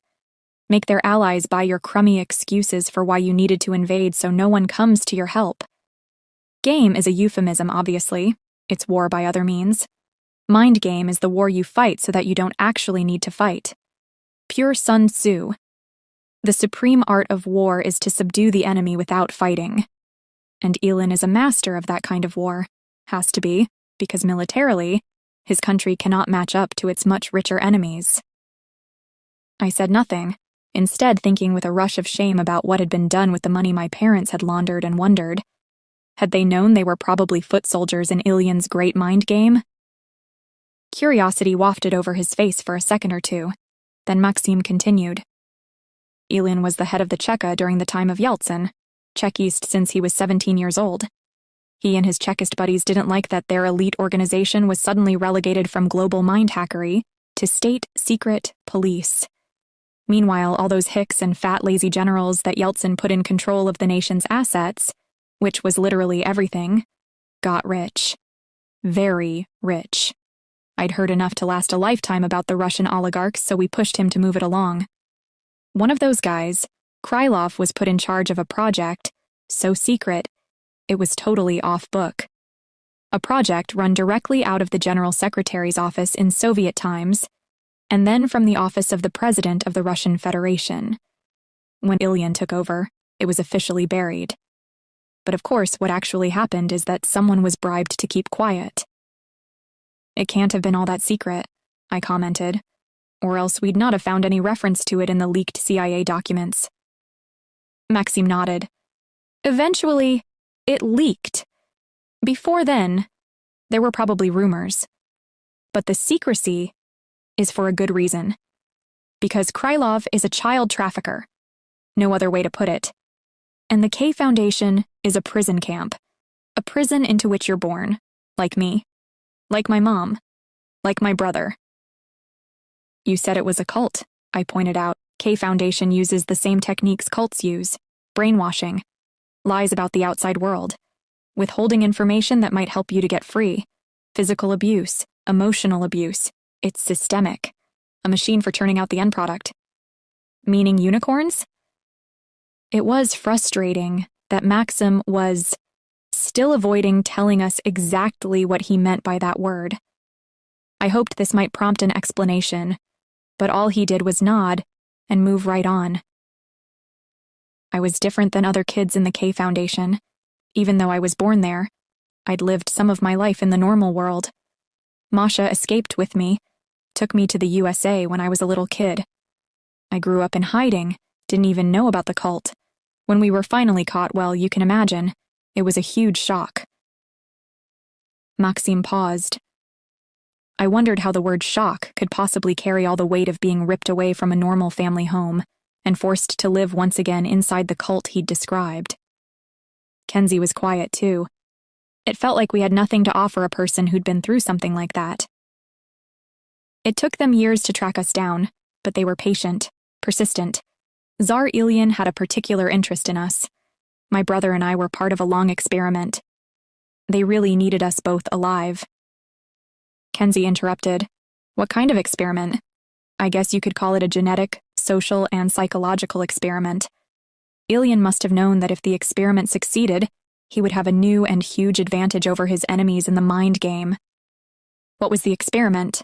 I asked, impatient. We'll get to it, Maxime said. Seems kind of a roundabout way to go about it, Max, Kenzie admitted. Can't you just tell us straight out? Maxime replied evenly, I could, but you probably wouldn't believe me. Grumbling, I said, whatever, but this better be good. Maxime's eyes flashed with disbelief. Good? We're talking about breeding children to sell. There's no way anything about that is good. One look at his expression, and we both sobered up. He continued. Once they recaptured me and Masha, they kept me at the camp, trained me along with the other kids, threatened me that if I ever told anyone about life in the outside world, they'd kill us. First my mother, then me. There was a hollow silence. Maxime shut his eyes briefly. Other than that, I saw no sign that he'd lost control. But it was obvious, absolutely obvious what had happened. I whispered it anyway. You mentioned that your mom passed. Dry-eyed, Maxime nodded. Because... He blinked again, his voice suddenly dropping, his expression unreadable. Yes. They killed her. Also, the one person I told about living in the US. He was an adult. But I think they'd have killed even a kid. After that, I didn't take any risks. I knew then that I was on my own. I could trust no one, not even my little brother. What were they training you for? Whispered Kenzie. I half expected Maxim to sidestep it the way he had so many of our questions so far. But this time he gave a simple reply. You'd call it spying. We called it tradecraft. Kenzie scoffed. Child spies? Not child, Maxime said calmly. We were sold when we were 16. Promised would be a better word. We didn't leave the camp until we were 18. But from the time we turned 16, the customers could meet us, interview us, see our test results, they could bid for us. They auctioned you? I said, horrified. Like slaves? He let out a laugh, but I heard pain in that scorn. Why not? That's what unicorns are. The redacted Vault 7 file made more sense to me now. In the memo that mentioned KFDN was a list of interested parties. One of these was the Mossad, Israeli intelligence. From that, I'd guessed it was a list of Secret Service organizations. So they trained you from childhood to be spies, and then sold you to secret services? That's right, but only to countries allied to Russia. They wouldn't sell to the West, not even in Yeltsin's time. A handful of agents defected like Olga. Chekists hunted them down eventually. Even Olga, it seems, although she lasted longer than most. I gasped. Olga, she was a unicorn? Yes, Olga was one of us. Maxime said, no hint of bitterness or accusation.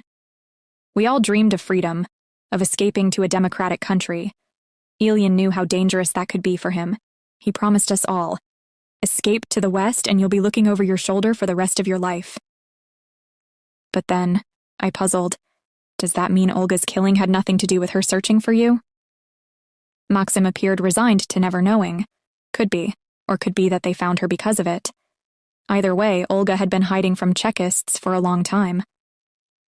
My curiosity was spiking, despite the tension of being in hiding with someone I'd just learned the Russian Tsar was highly motivated to capture. How could spies trained from childhood possibly make such a difference? There had to be more to these unicorns.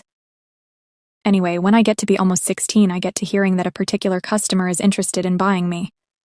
Maxim grimaced. It's not a country I'm eager to live in. I start thinking about escape. There was a rumor circulating that it could be done, that it actually had been done, that there was something like an underground railroad for any kid who could make it to the nearest city. He was talking about something like the secret network that escaped slaves used to reach safety, away from the slave-owning states of America, which featured in a popular TV series. If that was true, no one was talking, none of the adults who guarded us, at least. Then I hear that my baby brother Sasha, of all people, is planning to run. He was a kid. 12. I thought of me at 12, and I couldn't believe it. That kid either had a lot of guts or else he was stupid. Either way, I decided to join him. To cut a long story way too short, we broke out, along with a few others. Most got caught. Had to go back. 3 of us made it out, but we got split up along the way. The camp is in a pretty remote part of Cuba, surrounded by cloud forest. We had to travel long distance however we could, all the way to Havana. Anyhow, Sasha made it out of Cuba. I got stuck on the island, so did Atlanta. Maxime let out a long sigh. The gravity of the memories finally seemed to be piling in on him. I finally made it out, onto a boat to Mexico. I got funneled through Tapachula, like most Cubans who want to wind up in the US. But I couldn't stop thinking of Atlanta. A good kid? They deserved better. I decided to wait. Tapachula is like a river eddy. Most anyone who leaves Cuba the way I did washes up there, if they're lucky. There is another option, which is to find some rich Yuma or European to promise to marry you. Atlanta was only 14 when we ran, so obviously that wasn't an option, and I decided to wait. Finally, there was a break in the cool, yet deadly serious expression on his face, and he allowed himself a grin. Atlanta got here a few months ago. That's when I knew. I could free the others from the K Foundation, rescue them. All I needed was a team of 3, me, Atlanta, and 1 other. That's why you're still here? I asked. Maxim nodded. Like I said, Krylov's not what he was. He enjoyed the oligarch's life, enjoyed living it up with the Westerners, getting invitations to their parties in Aspen, Martha's Vineyard, and all that. Inviting them back to his yacht off Panama, or his villa in the Caymans. Now, all of that is gone. Krylov is sanctioned up the yin-yang. Couldn't even get an invitation to his own yacht if he offered to serve as crew. Has to live his life waiting, on the end of a phone to Ilian stuck in that shithole prison camp he built for us, from where escape is possible. That's what we discovered. He raised his eyes first to me, then to Kenzie, and Maxim's gaze was the burning fire of hope.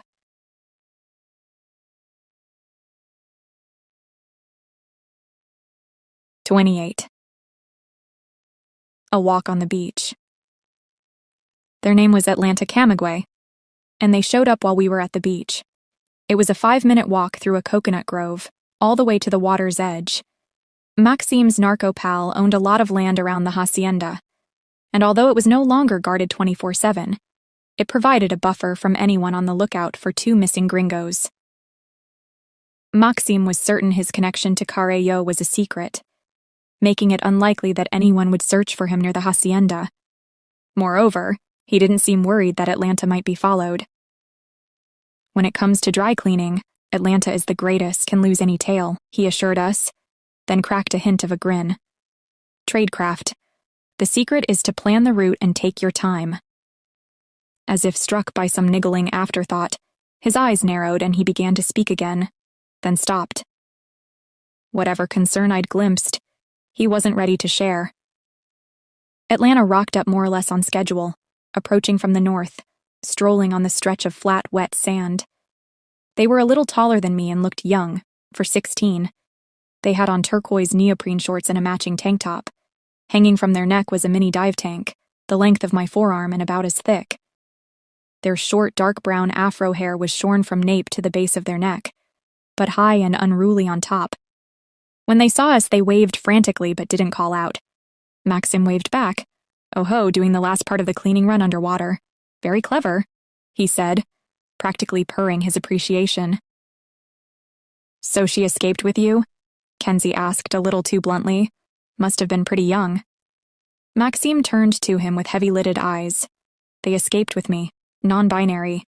Don't call Atlanta a girl. The K Foundation kids are like family to me. Biologically, we're all cousins at least, probably." I said, "But you're not close with your actual brother?" Maxime didn't answer. I'd grown curious about this Sasha guy, Maxime's little brother. Maxime had said almost nothing about him, but while he took a dip in the ocean, he left Kenzie and me alone for around 5 minutes. In that time, we put 2 and 2 together and came up with some data points. Kenzie guessed that Sasha was most likely a half-brother, because otherwise, surely Masha would have taken both boys to the USA when they escaped the K Foundation the first time. When Maxime was a little kid, they could have different moms. I agreed. Pretty heartbreaking if not. Think about poor Masha, having to take only one of them.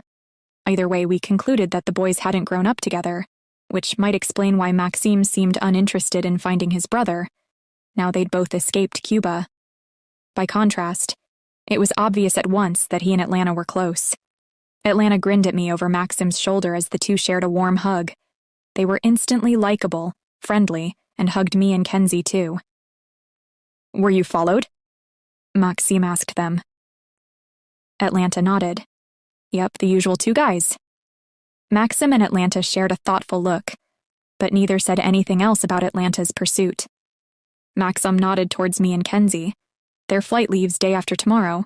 We're working on a plan to get them to the airport without being spotted." Anxiety flashed across Atlanta's face. Day after tomorrow? Let's hope they don't send the drone this way until then. "I figured we'd have today and part of tomorrow," Maxime agreed. "After that, we'll have to stay indoors." He turned to me. "Enjoy the ocean while you can." I pointed one finger straight up. "Because of the drone? For real?" "Oh, sure," Atlanta said. "They've already started in Tapachula." "Aren't there laws about invading people's privacy?" Maxime and Atlanta shared another look, as if to say, "Aw, cute." "Here?" "Not so you'd notice. Drone, camera, and state-of-the-art facial recognition. If they know what you look like, and I'm guessing you're on social media, so they probably do, then you'll lead them to me. That's their hope." I paused, stung by his sardonic tone and tacit accusation. Kenzie and I were both on social media, of course. Why hadn't we thought of that? Deleted our accounts before we left the USA? To my surprise, Atlanta came to our defense. "It's not their fault. This is all new to them." Maxime seemed to swallow whatever bitterness was brewing within him. Again, the 2 unicorns fell into a pensive silence. I had the weirdest sensation that both were suppressing their conversation. It was as though they were cutting their conversation short because we were there. On an impulse, I grabbed Kenzie's hand. He glanced at me in surprise but didn't pull away. "Looks like you 2 could use some alone time," I said. "Kenzie, let's take a little walk." Maxim looked taken aback, but he didn't object. Atlanta's reaction was closer to alarm. I almost expected them to outright challenge us. That's how irked they seemed. But nothing. "Be back for sunset," Maxim called after us. "This is the best place to watch it." Kenzie and I wandered off. The surface of the sea had already turned golden as the sun dropped, and the sky was turning shades of peach and rose. We walked in silence a while, stopping to pick up an occasional undamaged seashell. I felt super relaxed in his presence, remembering the dozens of times we'd done exactly this, usually on a Chilean beach near to where Zara's family lived, or in Florida. to where Bobby's parents had retired. So chilled out that a bunch of niggling questions I'd been itching to discuss with Kenzie now faded into irrelevance. "This is kind of cool," Kenzie began, and then abruptly mused aloud. "You think Atlanta and Maxim are together? You big dope, mind your business." But on my mind was Kenzie's earlier comment to me. "I don't like the way he looks at you." Could this be jealousy? Kenzie didn't want to drop the topic just yet. I can't imagine the Maxim we knew back then being interested in girls, or boys, or NBs. He just didn't seem, I don't know, into that sort of thing. Bruh, we were 12, my guess. He didn't sound convinced. I decided to just be direct. "Is it because you don't like the way Maxime looks at me?"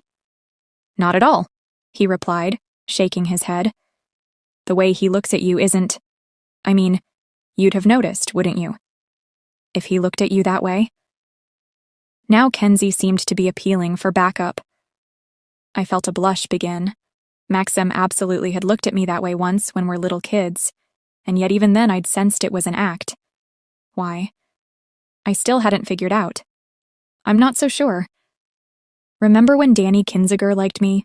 I didn't know. Or Marlon Juniper, super oblivious. "I don't think Maxim looked at you like that," Kenzie said, suddenly firm and kind of serious. "It's more like the way a cat looks at you." Now I was mystified.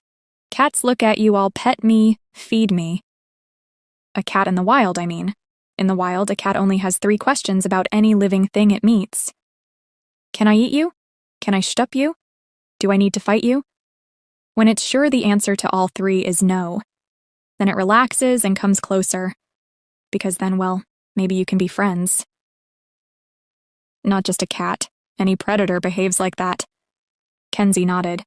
Correct, you didn't see it probably because you weren't watching him closely enough. But I was. I forced a laugh. "You're imagining things. He was super happy to see me when we first met. You didn't see that." "Huh, I wonder." Kenzie gave a brief shake of his head. "I get a really strange vibe from Maxim. Like, he's so much the guy we knew, but older. The way he always got us motivated to join in with his projects. The way he likes to take care of us, feed us. Remember those fried egg sandwiches with ketchup that he'd have his mom make for us? Now, here, there's something new. Different. Something I don't recognize." Kenzie was right. But back then, I had no clue. Even now, I don't understand why I didn't sense it, too. We returned as the sun was about to hit the horizon. Maxime and Atlanta were sitting beside each other on the beach blanket. From a distance, it came over pretty romantic. But as we got closer, I saw that their hips and thighs were close, yet not quite touching. Maxime sprang to his feet. "Can I speak to Potty, real quick?" Kenzie raised an eyebrow, then nodded. "Sure, why not?" Maxime led me back towards the tree line, still facing the sunset. The hairs on my arms stood on end as I waited for him to speak. I couldn't get what Kenzie had said out of my head. When we were out of earshot of the others, Maxime broke his silence, all the while regarding me as though I were the only other human being on the beach. "Why did you come here, Potty?" I thought it over for a few seconds, because Olga wanted to warn you. "Olga," he reflected on this. "Your guardian, yes? Were you close with her?" "Not really." "But did Olga know things from your life, your past? Things you might have told her or your parents?" I frowned. "I guess. My parents chose her to be my guardian. So it seems likely they talked to her about me." He was quiet again, pensive. "That last evening after you saw her, do you remember anything special?" By now I was mystified. What could he be talking about? Like what? "Were you looking forward to going to Mexico with Olga?" I mean, sure, it felt exciting. What about it felt exciting? A trip with Olga. I just found out that she was a kind of secret agent, which I thought sounded cool. Also, Mexico. Seeing you again, maybe. That last part I did not say aloud. With startling clarity, I remembered dreaming about him that night. Yes, I thought, truly I am pathetic. I see, he said evenly. So what happened? You hung out with Olga? She persuaded you to go to Mexico? Then? She dropped me at Kenzie's, and that's the last time I saw her. She went to the hotel. Sometime that night, she was poisoned. Let's stick with you. Olga dropped you off, she went to her hotel, it got late, you fell asleep. By the morning, Olga was dead. Your trip should have been cancelled, surely, yet later that day you decided to go to Mexico anyway. Is that what you remember? It felt like I'd been checkmated. He blinked. I nodded. Yeah, that's what I remember. Very softly, he replied. All right. Only it wasn't all right. Just a minute ago, I had insisted that my main reason for being excited to go to Mexico was because of taking a trip with Olga. But that wasn't the reason. I was finally beginning to remember why. After what Kenzie had said to me on our beach walk, I very much did not want to tell Maxime.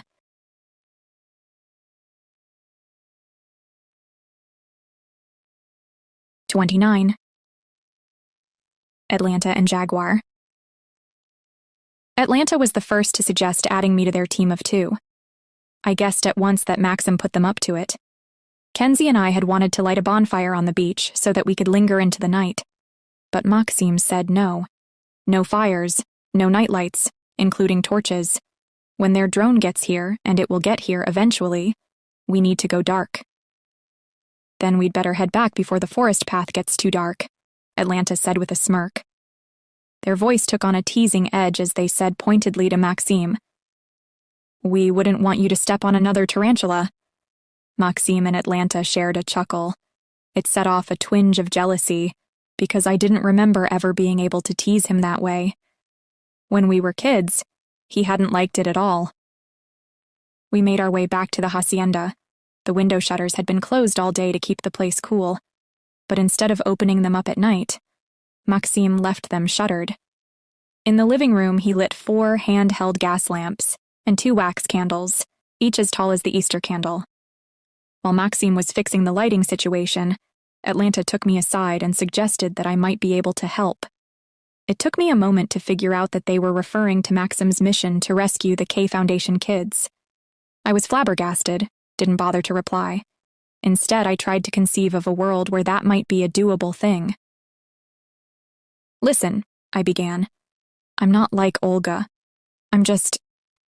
I'm ordinary. Even if I could help, which I can't, Kenzie and I would legit be grounded for the rest of my adult life if we're not on that return flight to DC. Atlanta didn't seem even a little bit abashed. Remind me when that is again. We arrived today. Tonight plus 2 more sleeps. Then we leave. So you've got 2 more days here. That's right. 2 days hanging out at Hacienda Narco Jr. Atlanta let out a startled laugh. Good one. Well, you should talk to Jaguar. I really think you can help. Who's Jaguar? Atlanta looked skeptical, but answered anyway. Maxime. You know, Santiago. He's Jaguar now? Oh great, 'cause we were running low on nicknames. Again they laughed. Did you and Kenzie have another name for him when you were kids? Other than Max? No, he wouldn't have liked it, even though he's the one who started to call me Patty and Kenzie. Kenzie. Obs, because Mark is too close to Max. They smirked knowingly.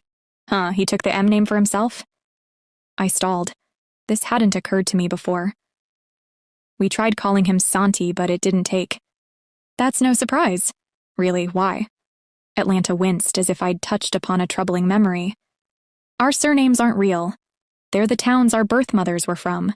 Those of us who had 2 mothers, that is. How can you have 2 mothers? Atlanta's expression was flat, unreadable. One for the egg, one for the birth. I thought about these words for a few seconds, then understood. Surrogate mothers? They gave a single nod. Then Masha wasn't his birth mother. The mood turned suddenly somber. Atlanta didn't seem eager to continue this line of discussion. Masha was 14 when Jaguar was born. Birth mothers had to be over 18. I was lost for words. 14? And yet she was still expected to donate an egg? It was obvious that something sick went on at the K Foundation. Atlanta changed the topic. It's weird to think you knew Maxime before I did. What was he like? I paused to consider. Like now, only smaller, ridiculously talented. Like you wanted to hate him, but somehow he was so... Perking up, they waited for me to complete, to find the right word. Honest? I replied after a moment.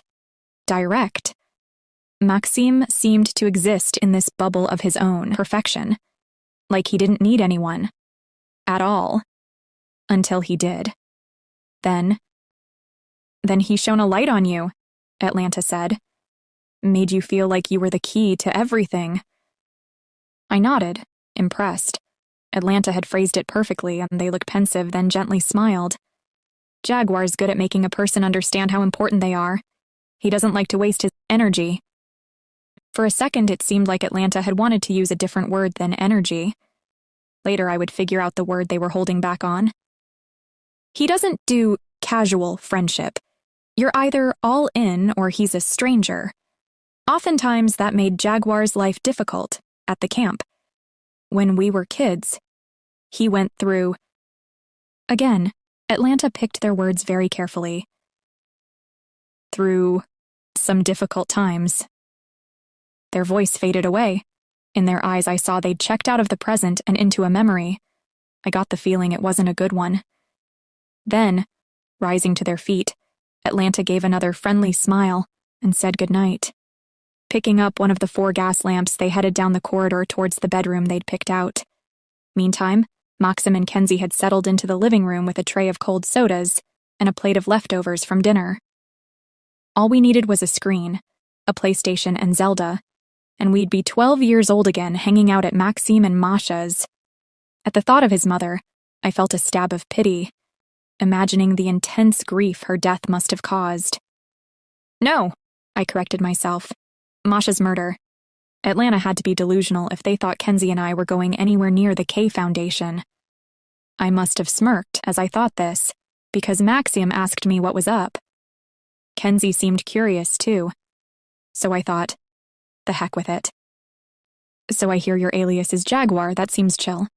My Krylov camp name. We all had one. Maxime broke off. Kenzie did a double take. Jaguar? I continued. You don't like to talk about it.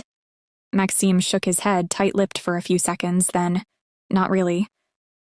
Anyhow, listen, Atlanta... Is that their nickname, by the way? At this, Maxime rolled his eyes so I didn't push it. They told me they think we could help, with your mission.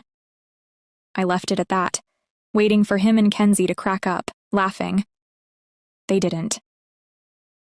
I need a team of 3. Maxime answered. Me and Atlanta know the terrain pretty well. We have a network in Cuba that's ready to help with getting into the country. We know the camp's security. It has to be a small team, because we have to reserve maximum space in the chopper for the kids we evacuate. I interrupted. Excuse me, chopper? The helicopter. We know what chopper means, Kenzie said. It's just, Max, is this for real? Maxime was contemplative for all of 2 seconds, then basically ignored the question and continued. We have a way into the camp. We have a way out. We need one person, one special person. Then he fixed me with a look I can only describe as calculating. Maybe it could be you, Patty. What about me? Kenzie fired back. I'm pretty good at hacking. I glared at him. Whoa! You sure changed your tune? Now you want to volunteer for a suicide mission to yet another foreign country? One that would be a lot more forbidden to us than this one? This was no time to be volunteering for anything that entailed going to Cuba or climbing into a helicopter.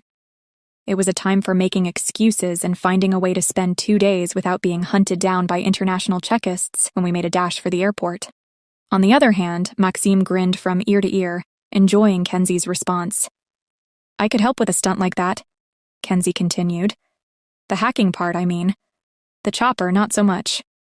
How long do you need to plan? Atlanta seemed to think it'd have to be in the next 2 days, I replied. Hopefully this would shut the whole thing down. To my relief, Maxime seemed to concur. 2 days? He pressed fingers of both hands to his temples, obviously frustrated. More like 2 weeks to run scenarios properly. I relaxed. Then what do you have in mind? Should we come back in a month or so after things cool down with the Czechists? Kenzie and I were off the hook, because there was no way on God's green earth that Kenzie's moms would allow that. Yes, agreed Maxime. Later. But while you guys are here, we could run a couple tests, see if you'd be able to help. He shrugged. In case I'm wrong. Wrong about what? Kenzie chimed in. What tests? Maxime sounded cagey. I need to see how you respond in certain situations. For instance? Now cautious, he said. I could show you tomorrow morning. I don't get it, Kenzie said. What kind of tests? Without breaking eye contact with me, Maxime answered him. Why don't you stick around and watch? A smarter person than me would have laughed the whole thing off, grabbed a lamp and headed for bed, waited out the 2 days, and then headed straight for the airport in disguise. Most people, probably. Sneaking into an airport in disguise to avoid international agents of the Tsar is, I would guess, more excitement than most regular people will ever experience. If I'd stopped to think it over, maybe I'd have taken that path and satisfied my curiosity. But no, I wasn't that sensible, or else you wouldn't be reading about any of this. All I could think about were these tests. What kind of test could possibly confirm I'd be able to help in a mission that involved going to Cuba and extracting some kids from a secret prison camp? I had to know. I opened my mouth. Is it dangerous? The test? Not if you don't want it to be. Obviously, she doesn't want it to be, dumbass. Maxim shrugged. He turned to Kenzie. Do you want to try something dangerous, I mean? Is the thing you need me to do on the mission dangerous? Maxime thought for a second. It could be. Stop tap dancing, Max, said Kenzie. Is it or isn't it? A little, unless things go badly wrong, then maybe a lot. So the answer is yes, it's dangerous. You clear on that, Patty? It was already too late, though. I was hopelessly intrigued. How much harm could it be to just try the test? Can we do a slightly dangerous test? Maxime nodded. Sure. Can you drive?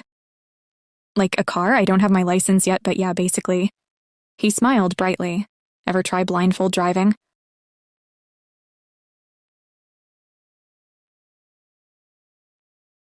"30. Blindfold driving. Do not attempt blindfold driving. Take it from one who's tried. It is a bad, bad thing on a par with car chicken. At 6:30 the following morning, Atlanta and I drove out in the little Toyota Corolla. They wrapped a cotton bandana around my head so that no chink of light could get through, tight enough that I couldn't open my eyes beneath it. I started the car very slowly, with Atlanta navigating as I steered towards the start of the long driveway leading from the public road to the hacienda. Beneath the tires, gravel crunched. After the first minute, I began to notice all the information you usually ignore. Eyes wide open is a giant distraction. When you're blindfold driving, vibrations enter your body from all parts of the car. The steering wheel, obviously, but also the gas pedal and brake, the seat beneath you, the glass in the window. Each tiny piece of data conveys something useful. Not that I turned into Daredevil or anything, but I began to build up a kind of sense map of the road. Palm fronds slapping the windows, the lighter gravel at the edges of the drive, the weight of the vehicle. All that data vanished once we hit the public road. The road wasn't in the best condition. Its surface was a mixture of smooth asphalt with potholes that appeared too suddenly for me to do anything other than to slam the nose of the car into their crater. Atlanta's instructions kept coming. She stayed surprisingly calm even though I was screwing it up. But when we finally arrived at the highway that ran to the main beach, I began to hear other cars swooshing past. Heart thudding. Instinctively, I slowed down. Don't slow down, I heard Atlanta say. This is a test of trust. Lean left. Lean right. Straight ahead. I'm doing 30, that's plenty fast enough to kill us. Steady. It's roomy. My hand is right by the wheel. Nearest car is 100 yards ahead and doing 50. Speed up. but I couldn't persuade my foot to budge. This would be a really stupid way to die. Trust me, Atlanta urged. Remember, in Star Wars, use the Force, Luke. You use the Force, I snarled and finally managed to pump down on the gas. The burst of speed pushed me back into the seat. As the car leaped forward, blind to the world and lost in that darkness, I imagined myself plunging into the abyss. Fear gripped me by the throat, pressed down on my chest like an anvil. For almost a full minute, I couldn't breathe. Then I sucked in a deep gulp of air. Why not just trust me and try? The question seemed to come from both Atlanta and somewhere inside me, so I actually tried. Imagined myself as Luke flying in the trench, closed my eyes, cut off from the world, and let go. Maybe I'll die. Maybe it'll be quick. For what felt like a split second, I disengaged. Then something incredibly weird happened. I sensed it. The actual force. A surge of power through my arms and into the muscles of my right leg. You can be skeptical, but that's the best way I can describe it. I began yelling, so much that I stopped listening out for Atlanta's patient instructions. It was like flying, plunging into pitch black, a magic carpet ride in the deepest night sky devoid of stars. Suddenly, my limbs were moving without any conscious thought from me, a total out-of-body experience.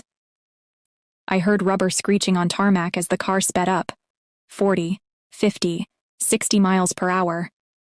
The wind drag roaring as our little car whizzed along, swerving to overtake objects I couldn't see, dropping back into the right lane. Atlanta's voice seemed to come from far away. Oh wow, you're doing it. That's when I understood that I'd lost myself. In all of this, I was nowhere. Me, Roni Padilla, was a mere observer, locked away in some dark room wearing headphones that pumped sound effects into my ears. Like it wasn't real. Like I was a character in a video game being played by myself. That's when I lost control. Atlanta grabbed the wheel. She screamed, "Brake, brake!" The car swerved left, then right. The rear corner of the car knocked some hard obstacle, wobbled, and we careered into a skid. Tires squealed. Burning rubber. Pump the brake, on and off. Smooth asphalt beneath the wheels gave way as we slid into the shoulder, a rough cambered surface. Twigs snapped, dry leaves crackled.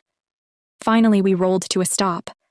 I flung myself back into the seat, gasping for air, heart hammering against ribs, both hands fumbling to untie the blindfold. After a second, I felt Atlanta's fingers push mine out of the way. Go! Just let me do it! I blinked rapidly, adjusting to the dazzling brightness of the morning. Cars drove by and the Toyota trembled very slightly in their wake. How'd you feel? I placed a hand on my chest and managed to say, relieved? Atlanta gave a guarded smile. I mean, when you were driving, did you feel good? Swallowing, I found myself nodding. Strange. But... exciting, huh? Quite the rush. I forced a weak nod. We swapped seats and Atlanta U-turned towards the hacienda. They turned on the radio and began singing along with some reggaeton hit. Judging by their sunny mood, I guessed that I'd passed the test. We didn't talk more on the way back, which suited me. My thoughts drifted, tumbling over each other as I tried to get my head around what just happened. As we swung into the hacienda's driveway, one overriding impression emerged. For at least 20 seconds, I had genuinely checked out of my own body. It had felt like watching myself become a puppet. The question was, who'd been in control? I was beginning to feel queasy. I'd been someone's puppet. I knew it even if my brain struggled to accept it was possible. When I thought about who could have been controlling me, it became obvious. Atlanta. It was like watching a gauzy image on a screen come into sharp relief, every pixel crystallizing into dazzling clarity. At first, it was just an intuition, but as I followed it through, I became more convinced. Both Olga and Maxime had insisted it was nothing to do with their blood type or organs. Their rarity was something far more extraordinary. Unicorns were rare because of their unique abilities. My guess? Some kind of psi power. In my head it sounded bizarre, yet when I lined everything up, it was the only theory that made sense. Atlanta was a unicorn. so rare that global intelligence agencies lined up to bid for Atlanta and other K Foundation kids. Spies trained from birth seemed somehow implausible. Why would they all come from one isolated camp in Cuba? Then, I remembered the long silences shared by Atlanta and Maxime. How little we'd seen them talk, and yet they seemed to understand each other. I thought about how Atlanta had somehow known to leave a getaway car for Maxime outside the Bubbles laundry, even though we hadn't seen him make a call or text them. About how they'd known to show up precisely when they were needed. And finally, creeping at the edge of my conscious mind, was the memory I was afraid to confront, the true reason I'd decided to search for Maxime, even after Olga was dead. My dream that night, of finding Maxime. We drove back to the hacienda in silence until, as Atlanta was parking, I dared to come straight out with it. Based on what you just saw me do, would you actually risk anyone's life? Atlanta tried to hide their initial, stern reaction by fidgeting with the lock. When they eventually replied, it sounded defiant. You act like we have a lot of choice. It was no kind of answer, and we both knew it. Over in that camp, Atlanta continued, with evident difficulty, are people that I care about. People we won't leave to become slaves. Atlanta's eyes met mine. They were on the edge of tears. Oh, this is personal? Atlanta nodded very slightly. So you get it? We returned to the hacienda. Back in the living room, I asked Maxime directly. Well, that was quite some test. Be happy, he replied mildly, as if what had happened wasn't basically one of the most traumatic things I'd ever experienced. You passed? Is that what unicorns are? Kids with psi powers? He watched me for a second or two, then gave a dry chuckle. You could call it that. But it's more. A lot of regular people have psi powers, latent, untapped. 1 in a billion might accidentally unleash their powers. Or more likely, never understand that they have them, never learn how to harness them. Unicorns are different than the normal population. With us, it's not latent. We grow up around other kids with the same abilities. We get training. Kenzie sat up so abruptly that he knocked over an empty soda can. That's why the secret agencies recruit you as spies? Maxim nodded. That's why. Kenzie shook his head in wonder. Are you trying to tell me you're like the X-Men in Professor Xavier's school? Maxime and Atlanta exchanged a derisive look. Then he replied, Sure. If Professor Xavier was a clueless flunky who got promoted because of his ability to kiss ass, and the school was more like Guantanamo. Is it really that awful? I interjected. I don't know why it was so hard to believe that anyone would treat kids that badly, but yeah, I was naive. You tell me. A twisted smile hovered around Maxime's lips. They have softball, and the food can be edible, although there's never enough. That's the good side. Doesn't compare with Masha's cooking and DC Inter, though.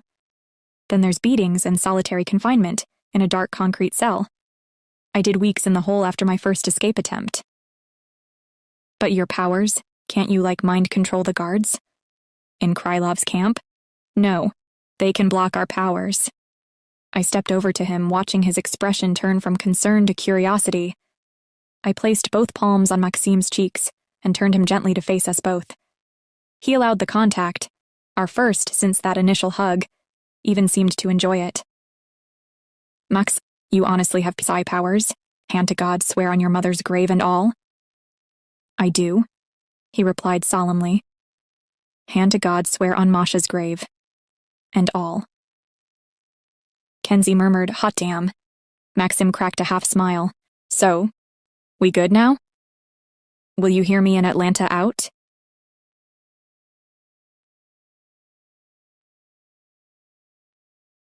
"31. Inclined. Fly a helicopter. I stalled.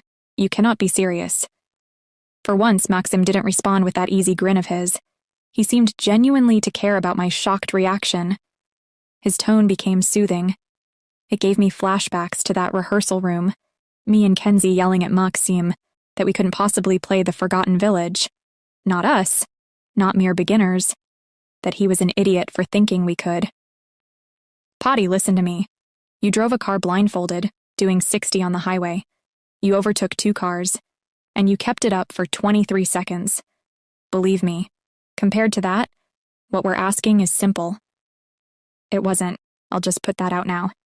Kenzie weighed in. Where are you getting a helo from anyway? Beto Carrillo knows people. Carrillo? What is it with that guy? How come he's doing you all these favors? Is Carrillo a unicorn too? Maxime blinked calmly. You think he'd be in a Mexican prison if he was? It was an intriguing comment.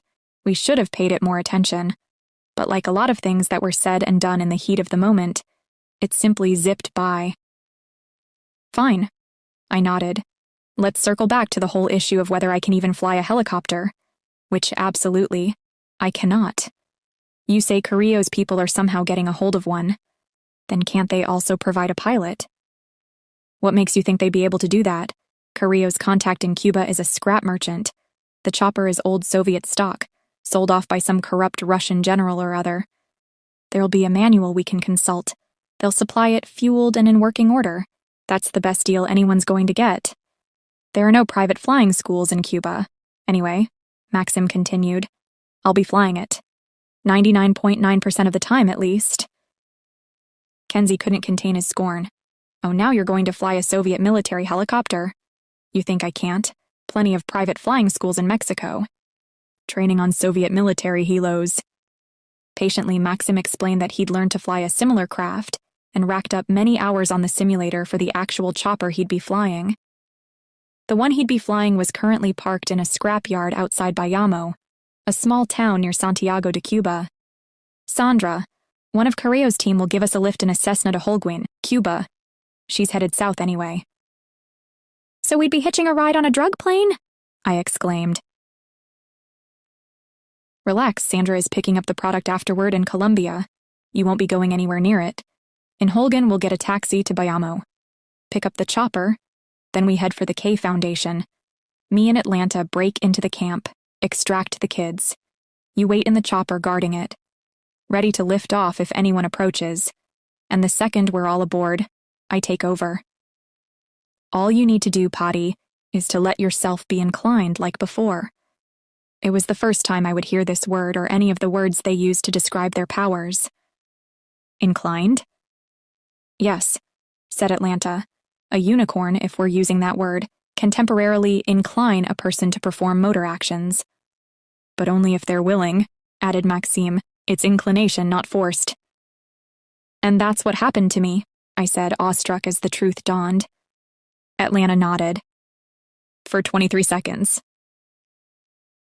Oh, after you told me use the force, Luke. Kenzie snorted. Atlanta said what? Maxim, however, was determined to keep us on topic. Potty, you'd only be there as backup. I'd be inclining you. I said, but won't you be escaping from the camp or whatever? I'll be inclining you, he repeated, more firmly, like I was today. You can do mind control from a distance? Kenzie sounded as shocked as I felt. Once again, Maxime brushed off his question. His energy and focus was all directed, I noticed, towards persuading me. That's why I figure we'd need a week to drill this whole thing. Run a few scenarios. Atlanta and I have been working on getting in and out of the prison. We've set up a similar security system in the woods round back of the hacienda. What kind of system? Kenzie said. How are you going to take it down? Maybe I can help. The mention of security seemed to pique Kenzie's interest. I told myself that it was a shame there was a bunch of psi-powered kids imprisoned in Cuba. Even worse, that they faced a life of getting sold into slavery. Truth was, there are probably millions of people in all kinds of horrible circumstances, all over the world. Between here and DC, easily thousands. Like any decent person, I did what I could to help. I'd done my fair share in raising money for activist causes and charities. It had crossed my mind to someday study law, so I could maybe play some part in protecting human rights, or the environment. Climbing into a helicopter and sneaking into a foreign country for some light covert military operation, however, was in a whole different realm of existence. Put plainly, I'm not the military type. You don't want to help, Maxime concluded, crestfallen. It's a lot, Maxim, way too much, I replied gently. There was so much disappointment in his eyes I could hardly bear to face him. You'll get your third person, I'm sure. An actual telepath. He was quiet for a long moment. Yeah, maybe, I just thought, what with you being a latent? Not as rare as a telepath, but still, you're one in a few thousand. I got my hopes up. But it's true. This isn't your fight. You shouldn't risk your future, you neither, Kenzie. An oppressive weight seemed to float up off my shoulders, chest, everything. The excitement and energy Atlanta and I had brought into the room after the blindfold driving stunt, it just vanished in a puff of regret. I was bone-weary, and my eyelids suddenly ready to drop. I made some feeble excuse and headed for a nap. As I left, I heard Atlanta remark, Jaguar, you can't just drop it now. What about Kawadi and the others? Maxime's reply sounded doubtful. Maybe if Patty and Kenz knew more about what it's like to live in a regime like Ilian's. I don't know. If they knew what it is to exist in captivity, where everyone's afraid. Where children can be bred, bought and sold by the state. They'd spoken just loud enough to have intended it for my ears and Kenzie's. Kawadi, I guessed, was the name of Atlanta's boy or girlfriend. After hearing their comments, I couldn't sleep. Too much had been said. Too much had happened. Maxime and Atlanta had blown up my simplistic model of reality with as much ceremony as the opening of a supermarket. Psi powers are real. Even if I'd wanted to doubt it, the truth of it had gotten into my bones, muscles, ligaments, and nerves. For 23 seconds I'd been inclined, my body controlled by another person, via my own mind. I still remembered how it felt. Inclined seemed too timid a word for it. Puppeteered would be better. And yet I'd been the one to cut it off, even before I understood what was happening. The instant my will rebelled, the strings had been severed. Perhaps Maxime was telling the truth about inclination being voluntary. I began to think of ways the ability could be used. In Maxime's hands, his team of 3 could include a second pilot, one who'd had 0 training. Where were the limits? How many minds could he incline at the same time? What other types of mind control could he and the unicorns do?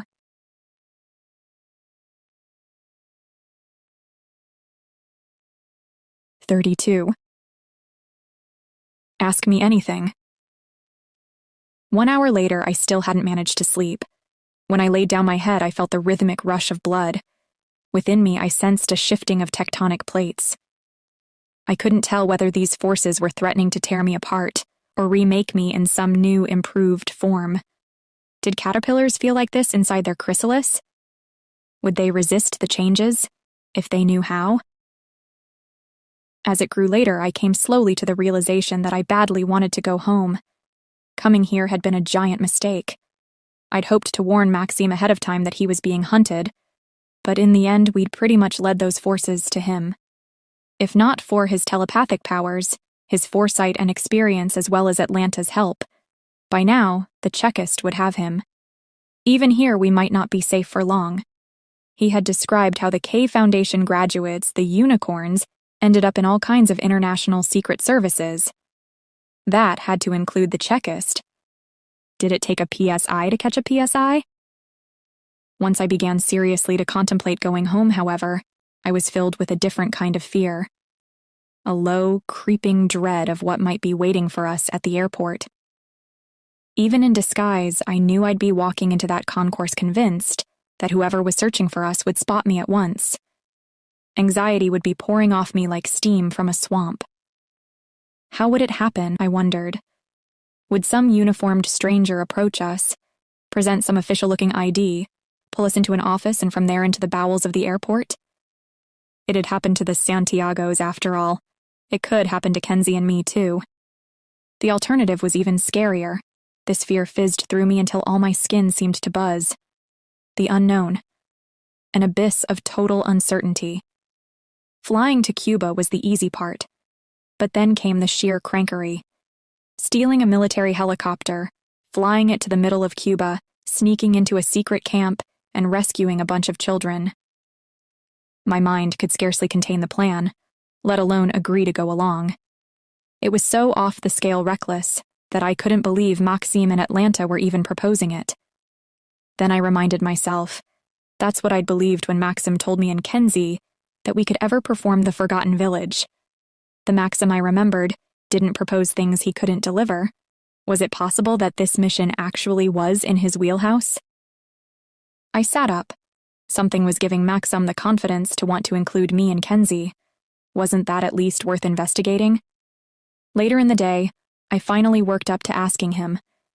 It was around 10 at night by then. The living room was dark apart from the TV.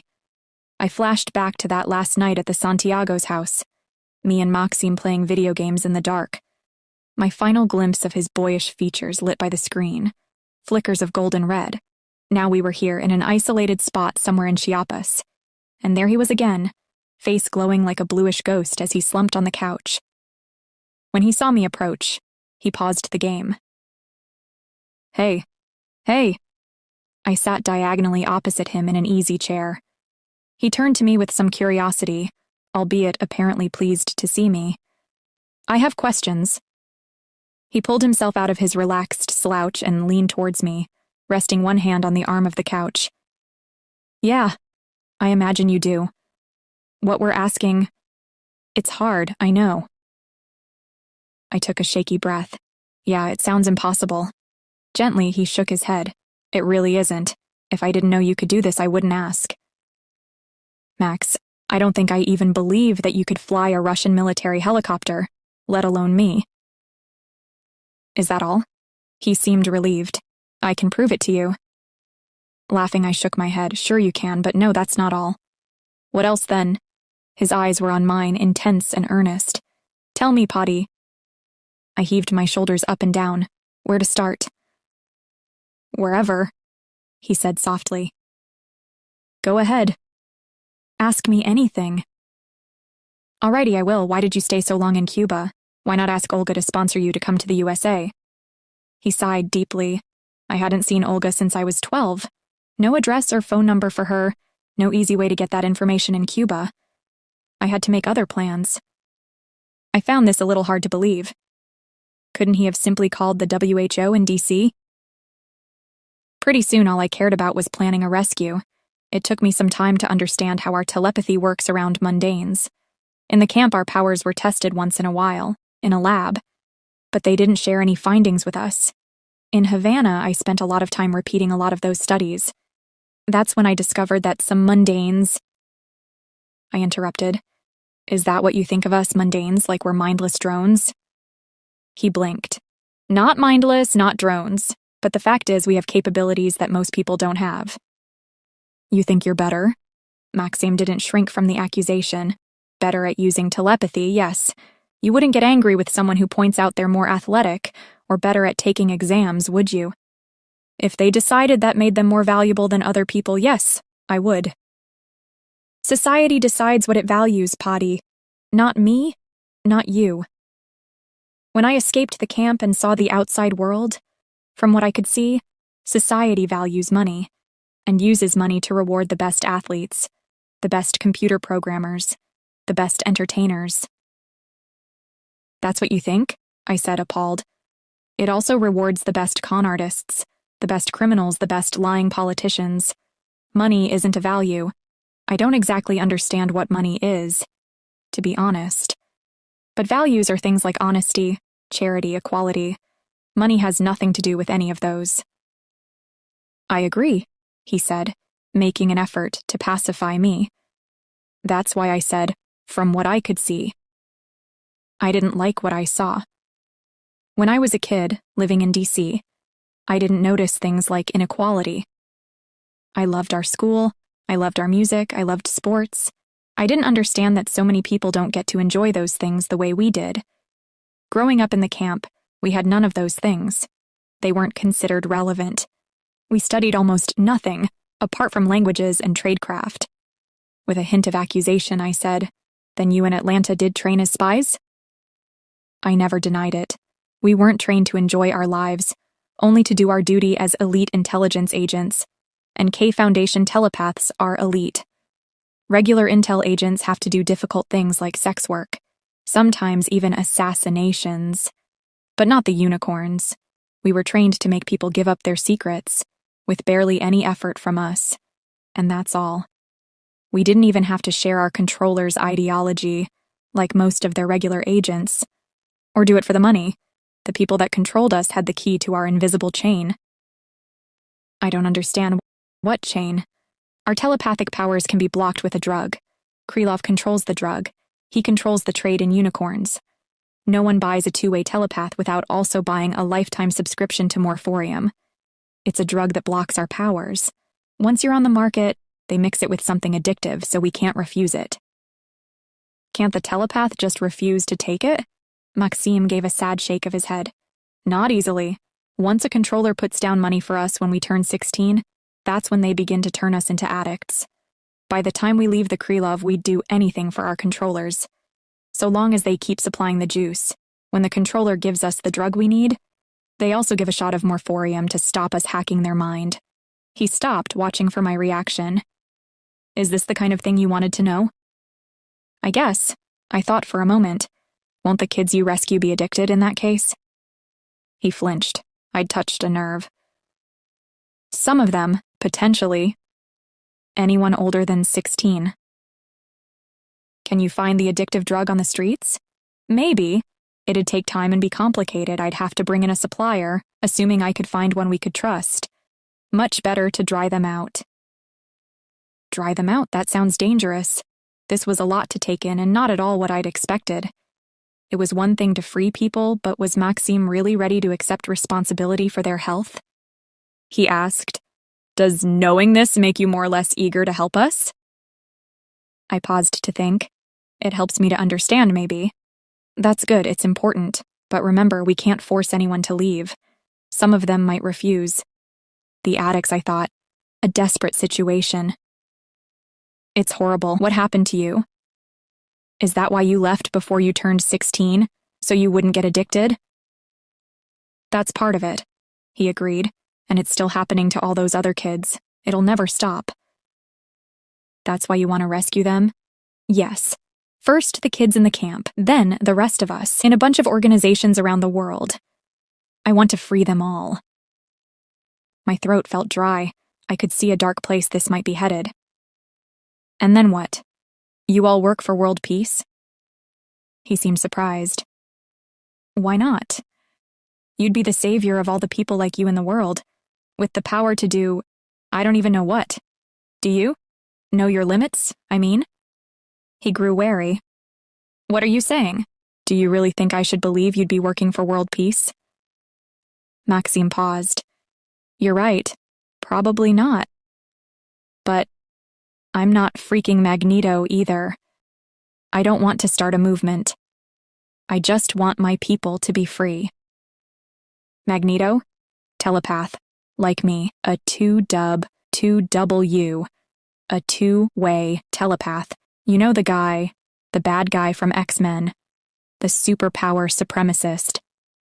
This wasn't all that helpful since I wasn't into Marvel Cinematic Universe. But I got the gist. Maxim sounded like he thought I was joking. But I very much wasn't. It had sucked to be inclined/puppeteered. I felt sick at the idea of trying it again, only this time, risking my life inside a humongous helicopter. No way was it okay to unleash something so gross on my fellow latents. He watched me closely. What are you thinking? Oh, you can't read my mind? No. Even if you were a telepath, it has to be consensual. Every 2-dub can block, send, and read. Latents can receive a broadcast from one of us, but it's not mutual. With them, it goes just one way. With a 2-dub, it's two-way. Then why do the controllers need to dose 2-dubs with Morphorium? Because we have other powers that work on anything with a nervous system. Oh, the controllers make sure they're well out of range before their 2-dubs are field ready. I didn't know what to believe, but I was sure of one thing. An international trade in drug-addicted slaves could not be dismantled. Not by us, anyway. Even if we were grown-ass adults with jobs and cars and money, it'd be difficult. Maxim's vision wasn't merely ambitious. It was an impossible dream.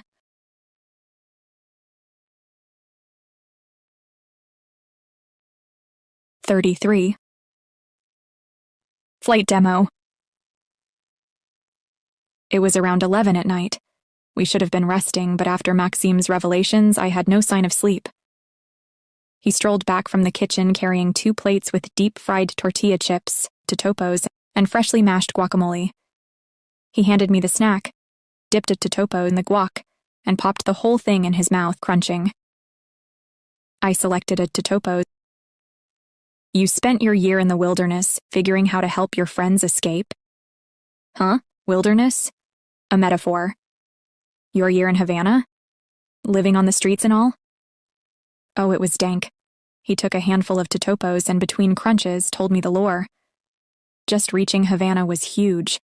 I'd lived inside the camp all those years. I knew next to nothing about how to survive in a place like Cuba. It's not like DC, it's basically a police state. Most of my energy went into staying under the radar and finding some other way off the island. After time, I found different ways. But by then, I'd also started to think about rescuing the others.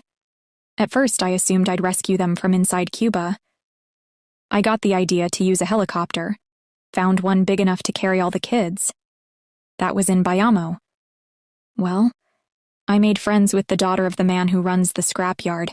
He's an uncle of Beto Carrillo. It was finally starting to make sense. Are you saying that you came to Mexico because of the Narco Jr.? He nodded, covered his mouth while he crunched for a minute, then continued.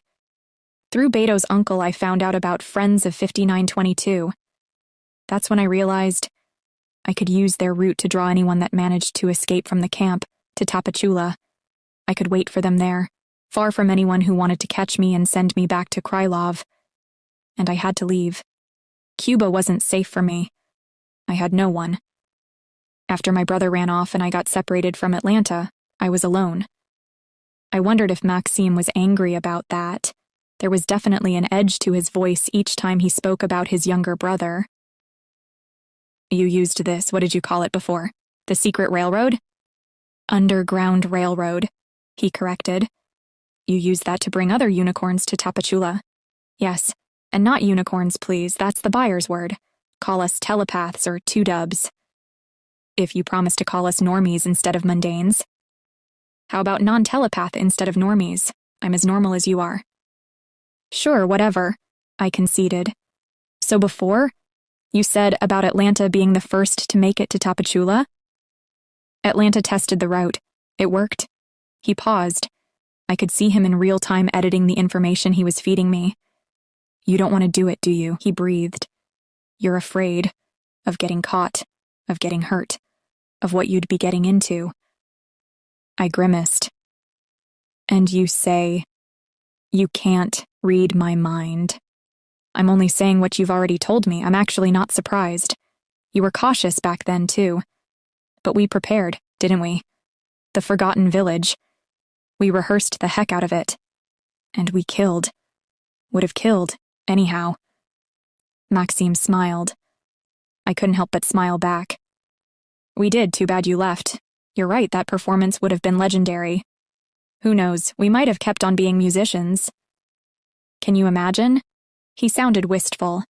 Everything changed for me in that camp. I was still a human being, eating, sleeping, basic biological functions. Other than that, I might as well have been taken to a base on the moon. Might as well be an alien. Maybe I am. No one knows where our powers came from. Some think aliens introduced them into humans. Thousands of years ago. I eye-rolled. Please, miss me with that crap.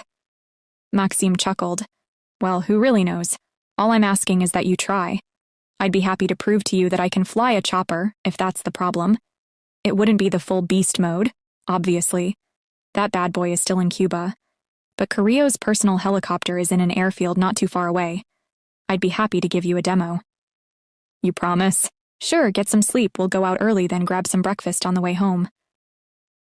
It seemed like a fair compromise, so I did as he suggested. At least I tried. Falling asleep after the bombshells he'd dropped wasn't easy. Eventually I managed and dreamt all night. All I remembered after I awoke was an incoherent jumble. Vivid images of tall palm trees, waterfalls in the lush rainforest, of jumping from a helicopter, of running through the woods, riding a motorbike behind sand dunes, the thick blue line of the ocean, eating sandwiches, stealing untended wallets, dancing, a lot of dancing. Mixed in here and there was a fair-haired boy who observed me through sorrowful eyes. The story of Maxim and his brother's escape was evidently compelling enough to invade my dreams. In the morning, Maxime shook me awake and waited outside the door while I dressed. Atlanta was waiting in the car. We left Kenzie sleeping. It was 5:30. By 6, the car was rolling into the empty parking lot next to an airfield in the middle of a banana plantation. 2 Cessnas were parked there, and a small helicopter. A guy I presumed ran the airfield showed up 5 minutes later. He led us to the helicopter and handed over the keys. A minute later, we were strapping ourselves into the pilot and co-pilot seats, and Maxime was pulling an audio headset into place. Still half asleep, I watched him go through some safety checks. He talked me through it, but I'll confess now, I took none of it in. I was too busy being amazed. He didn't stall, pause, didn't need to stop to recall anything. It was as though he were talking me through the basic steps of making a sandwich, the stuff of second nature. Then he started the engine, and above us the rotor blade began to whirl. Hard to believe, but the trickiest part of flying a chopper is hovering in place. Okay, I said, with a building sense of dread. Didn't you say that's what you need me to do? He pulled at a lever. Yes, it has a name. Do you know what it's called? I didn't either. Not then. Let's stick with where I was at the time. The helicopter began to lift into the air. It took 19 lessons before I could hover and land in the right spot. I had to learn all about the physics of it. He shouted above the clatter of the rotor. The good news is that you don't need to know any of that. All you need to do is to let me incline you, and what I know how to do, your muscles will know how to do. Just let your conscious mind stay out of the way, and you'll be fine. We rose straight up, 20, 30, 50 feet into the air. As the ground receded, I gripped the sides of the seat and screwed shut my eyes. He flew the craft in a giant circle around the airfield, then back the way we came, hovered over a spot for 20 seconds and then landed, like a feather coming to rest. Okay, he knows how to fly a helicopter, at least a small one. Atlanta had watched from below, sitting on the hood of the car. When we stepped out of the helicopter, they slid off and approached, beaming. Todo bien? Todo bien, Maxime confirmed. Atlanta's Spanish was flawless, yet I'd noticed that they flipped to English and occasionally Russian when they spoke between themselves. Maxime claimed to speak 6 languages fluently. I guessed that included English, Russian, Spanish, and French, the first foreign language I'd ever heard him speak. I wondered what the other 2 were. True to his word, on the drive back to Hacienda Narco Jr., we stopped at a roadside stall and picked up tacos al pastor and fresh pineapple juice.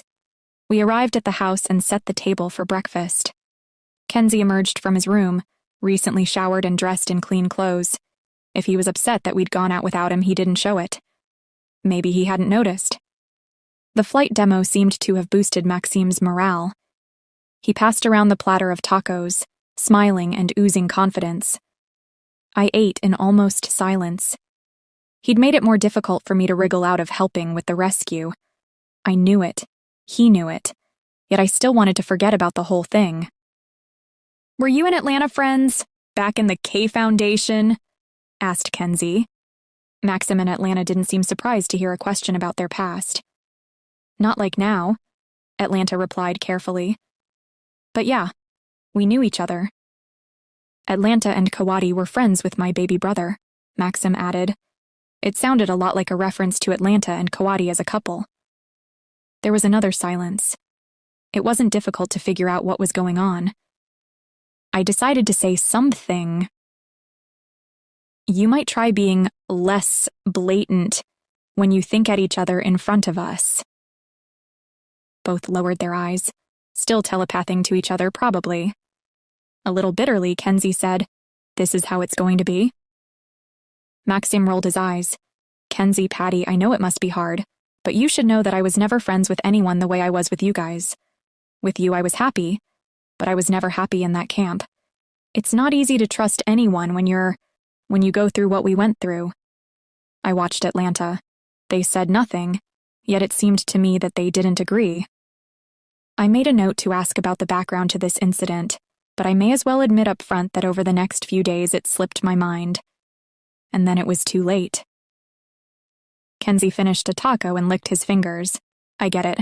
You're a friend for good times, but not bad. It wasn't meant as an accusation, at least I don't think so, but I saw Atlanta frown, as if they suspected it might be. Maxim took a big bite and chewed thoughtfully. It's more that I have these, friendship slots. Only certain people can fill those positions, I guess I could say. You and Patty were unique for me. We were a team. I never had that ever again. I missed you, I still miss what we had. It was kind of an intense moment, a little awkward. I glanced away, to Kenzie's phone on the table. With my phone out of action since it was hacked, his was our only link to the outside world. I'd previously set a search alert for Krylov Foundation Cuba. A notification flashed onto its screen. I watched as Kenzie seemed to blank out for a couple of seconds. Then he picked up the phone, gasping. Guys, get a load of this headline. Tsar Ilyin of the Third Russian Empire to visit bio-research facility in Santiago de Cuba.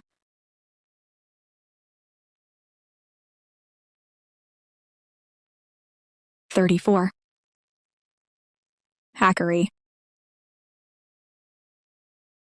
The story was published on Grandma, official news service of the Cuban Communist Party. For an article about an alleged bio-research institute, it was light on details about the nature of the work being done there, or the purpose of the Tsar's visit. It mentioned General Anatoly Petrovich Krylov, who would also be welcoming the Tsar to Cuba. The article claimed that Krylov had retired to Cuba after long service as a specialist military trainer in Russia. The general had been awarded a medal in Moscow by Tsar Ilyin 12 years ago. By my calculations, he would have retired aged around 40, which seemed too young. Maxim in Atlanta agreed it was sus. We worked on verifying the details. There actually was a bio-research facility in Santiago de Cuba, in a fancy new campus on the tree-lined Avenida de las Americas. It belonged to the university, and was close enough to a swanky 5-star hotel that the elites who worked at the facility could throw back daiquiris and hang out by the pool during their lunch hour. "Cuba's a poor country," said Maxim. He sounded skeptical. "A place like that just for research? And in Santiago, which happens to be the nearest city to the Krylov camp? Major anomaly. I smell Ilyin." We checked on the Institute's own website and found a tepid announcement about Ilyin's visit. Even so, Maxim remained suspicious. Ilyin has never been to Santiago de Cuba, not even when this bio-research place was inaugurated. I asked, "Has Ilyin ever visited the Krylov Foundation?" "Ilyin doesn't even know where it is. Yeltsin gave it to Krylov when the Unicorn Project was still based in Siberia. The location is super, top secret. Otherwise, by now, one of the other oligarchs would have stolen it. That's how it works with those people. See something you like? Ask Ilyin to throw the owner into prison and hand it over. It's survival of the biggest kiss ass." Krylov was smart enough to keep a low profile. Even the 2-dubs who live in the camp don't know it's inside Cuba. They don't even learn Spanish. And the guards, we call them sentinels, they're recruited from inside the camp. We did wonder why you and Masha didn't speak fluent Spanish. Since we escaped once, obviously Masha knew the camp's location, at least approximately. That's why they killed her, and the one person I told. "Dangerous secret," Kenzie remarked. Maxim fixed him with a tough stare. "Valuable secret. Priceless. Unicorns are worth millions and most goes to Krylov. At least it did. Now, well, looks like the Eye of Sauron finally found him." "All slavery is a license to print money," Atlanta added bitterly. She and Maxim were convinced that there was zero chance Ilyin's first visit to Santiago, the closest he'd ever been to the Krylov Foundation, was a coincidence. Maxim picked up his phone and began to type. I was beginning to feel a bit cowardly for being reluctant to help. It wasn't only that I doubted we could succeed. Being inclined had seriously creeped me out. Maybe we can find out something on the dark web, suggested Kenzie. Maxim put down his phone. He'd brushed off Kenzie's previous questions. Now his attention was at 100%. From experience, I knew this was like having all spotlights in the theater suddenly trained on you. Dazzling. Overwhelming. Tell me more. Kenzie seemed bewildered. Well, if the camp's location is such a big secret, Chekists are sure to be interested. They'll be talking to each other, so there will be phone records. Maybe we can get the numbers of some of these guys and call one, trick them into admitting something. Maxim's hopeful expression drained away. He turned to Atlanta and cracked up. Oigan a mi tío, meaning, listen to this guy. Atlanta smirked. These guys aren't in the phone book, Kenzie, and even if they were, they wouldn't give that kind of information to some stranger over the phone. Not knowingly, perhaps, but hackers have all kinds of data. Russian bureaucrats get paid so little that they'll often sell databases over the dark web. Not big deal secrets, obviously, that'd be too risky. Just stuff that to them is just random meaningless data, like phone numbers and contact lists. We still didn't follow, but Kenzie was hitting his stride. Everyone keeps contact info on their phones, right? Sometimes you don't just put in a name, but also something about who that person is, so that when they call you, it's not embarrassing that you don't remember them. Like Tommy Princeton or Julia Dentist. Well, we can search these databases for contacts listed together with K Foundation or Krylov or KFDN, a detail that an agent might add to a contact's name to jog their memory. Atlanta sounded dismissive. Kremlin agents wouldn't be that dumb. Kenzie scoffed. You want to bet? People do the dumbest things. That's clever, Maxim agreed. It might work, but that just gives you the names. And their phone numbers, Kenzie pointed out. Then you or Atlanta call them. I assume you speak Russian? Of course, Kenzie continued. Then you need to pretend to be some Kremlin functionary, calling to check up on the operation because you're writing some dumb report. Get the contact to talk. Maxim smiled, quietly impressed. That's very smart, Kenz. I caught Kenzie's eye, saw his bashful grin, and I knew. He was all in on helping Maxim in Atlanta. This kind of hackery was his dream. I watched as he showed Maxim in Atlanta his phone and the app he used to access the dark web, enthusiastically outlining the process of finding and buying data with more of what remained of his crypto. Bobby will get mad, I reminded him. Just like Olga said, think about it. Your mom is already unhappy you're spending your crypto on hacked data. I felt I owed it to Bobby and Zara not to lead their son into further trouble. At the back of my mind, however, a terrible logic was emerging. None of us were saying it out loud, yet I'm sure we were all thinking the same. If Tsar Ilyin got his hands on the unicorns, what might he unleash? I'd experienced just a small sample of what their powers could do. I balked at the thought of an army of psi-powered teens in the control of a power-hungry dictator.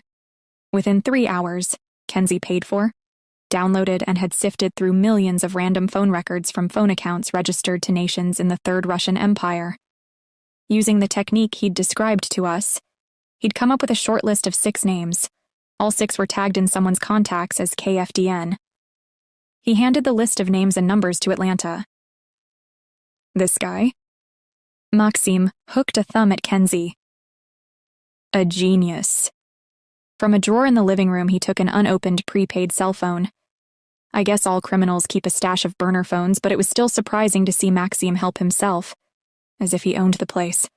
Was housekeeping really the only thing our old buddy did for Carrillo? Maxim called the first 4 names over speakerphone, while we held our breath. Later, Atlanta told me how the conversations, which were all in Russian, went. Hello, this is Petr Mikhailovich Sobchak, from the Department of Operational Quality Control. I've been instructed to deliver a report on the recent operation concerning General Anatoly Petrovich Krylov. None of the agents he spoke to denied the operation. All were taken aback at being contacted out of the blue by such a brusque-sounding officer. None were prepared to answer questions or confirm anything. One hung up on the spot, saying only, "Niet." "Keep going," I urged, "before one of these four gets the idea to phone one of the last two." Maxime dialed again. The next name on the list was listed on the website of St. Petersburg University as a geneticist, the only scientist of the six. This man replied cautiously, but when Maxime pushed with a follow-up, seemed willing to talk. Yes, the operation had been a success. The team had been able to locate the target. He'd given up the information easily. How? They'd offered both carrot and stick. The target had chosen wisely. "And the final delivery?" Maxime demanded. "Was this also efficiently made?" "Oh, very much so," the agent confirmed proudly. "I wrote the protocol myself, you know." "That's correct," Maxime said smoothly. His eyes closed in calm concentration. "We have you registered as the inventor." It took less than the 3 minutes I'd planned. To be precise, 2 minutes and 40 seconds. "Excellent work," Maxime said. "Glory to the Empire. God save the Tsar." "Glory to the Empire, God save the Tsar." Maxime hung up.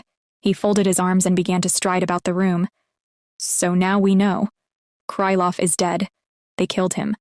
That was the final delivery. Before he died, he gave up the camp's location.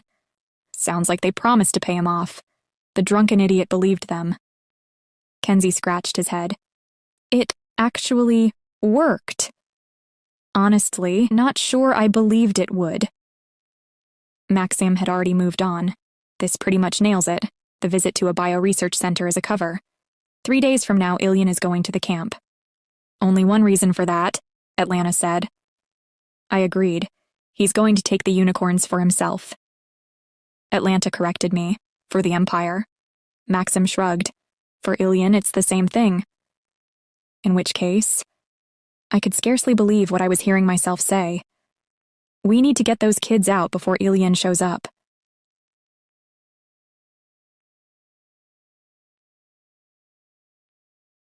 "35. The plan. We? Maxime sounded delighted. He threw both arms around me and briefly hugged me tight. "Finally, the real Patty is back." I couldn't help blushing at Maxime's touch and at his sudden approval, which I wasn't sure was deserved. I'd been trying to find a way out of this for me and Kenzie. On some level, I still was. My instincts were screaming at me to run far away and never return, yet the harsh reality of our situation was sinking in, slowly. Help Maxime or try to run? Either way, our options were limited. Fly to Mexico and then beg their police to help us.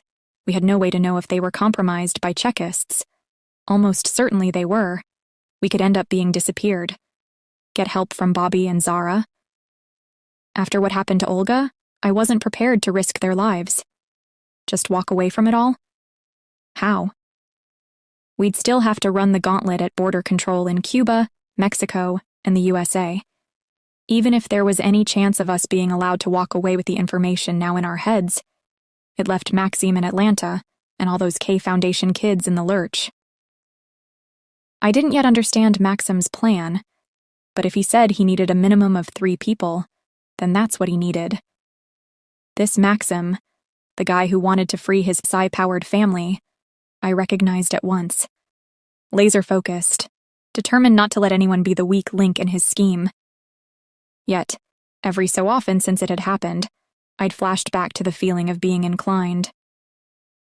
As badly as the memory creeped me out, I understood at a visceral level that if Maxime's mind could reach mine while I was in the chopper, I'd be able to fly it. At least for a short time. The major variable was how long I'd be able to tolerate being inclined. Because, and I cannot stress this enough, it feels very super gross to feel your arms, legs, fingers being moved under someone else's control. The overriding urge is to kick out that invader.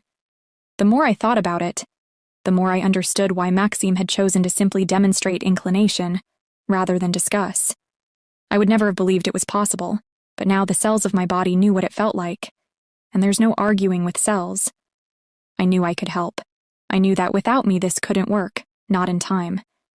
It didn't seem like I had a lot of choice. I knew we couldn't risk power like theirs in the hands of Tsar Ilyin. That evil bastard has been murdering his way across a continent for more than 20 years. The K Foundation children deserved to be free, not enslaved by leaders bent on using their powers for military ends. Obviously, I was sympathetic, but I was also scared out of my skull. All I could think about was why me? Why did any of this have to land anywhere near me?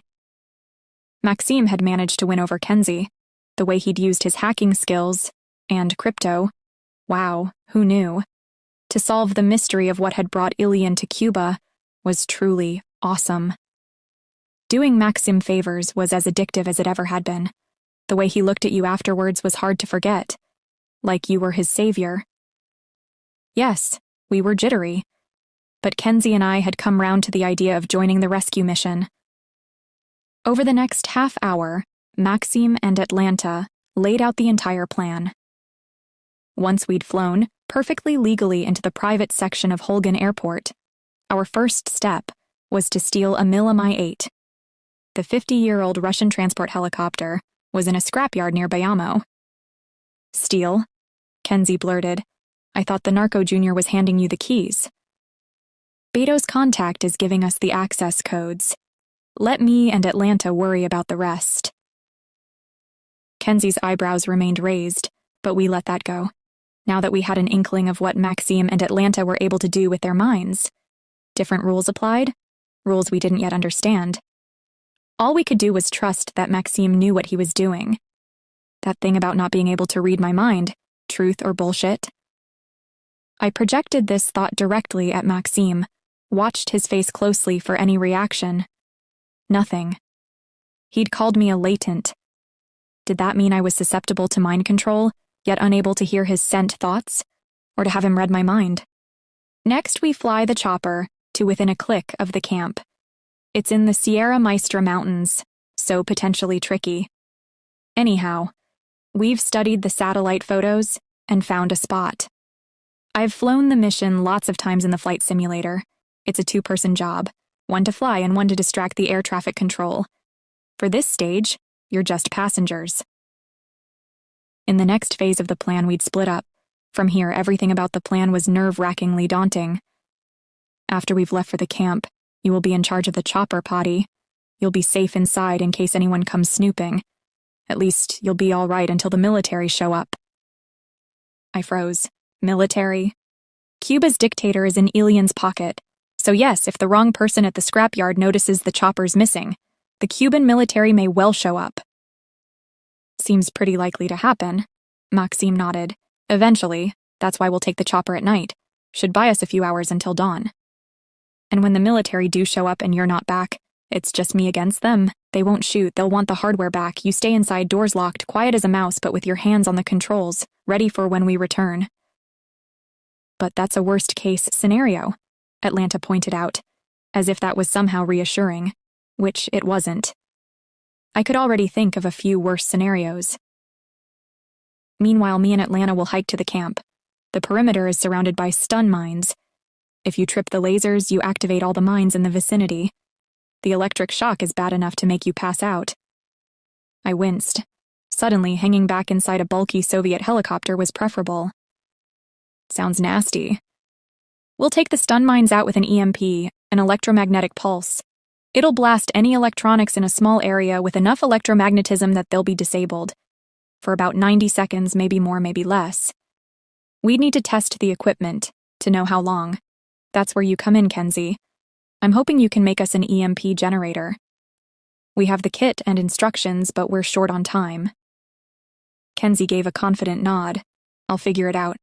After the stun mines, there's an electrified fence. We'll toss the EMP generator over the perimeter for when we need it later. The next stage, Atlanta hands me over to the camp guards. We'll say they caught me in Havana. That's how we'll get in. Now, I was the skeptic.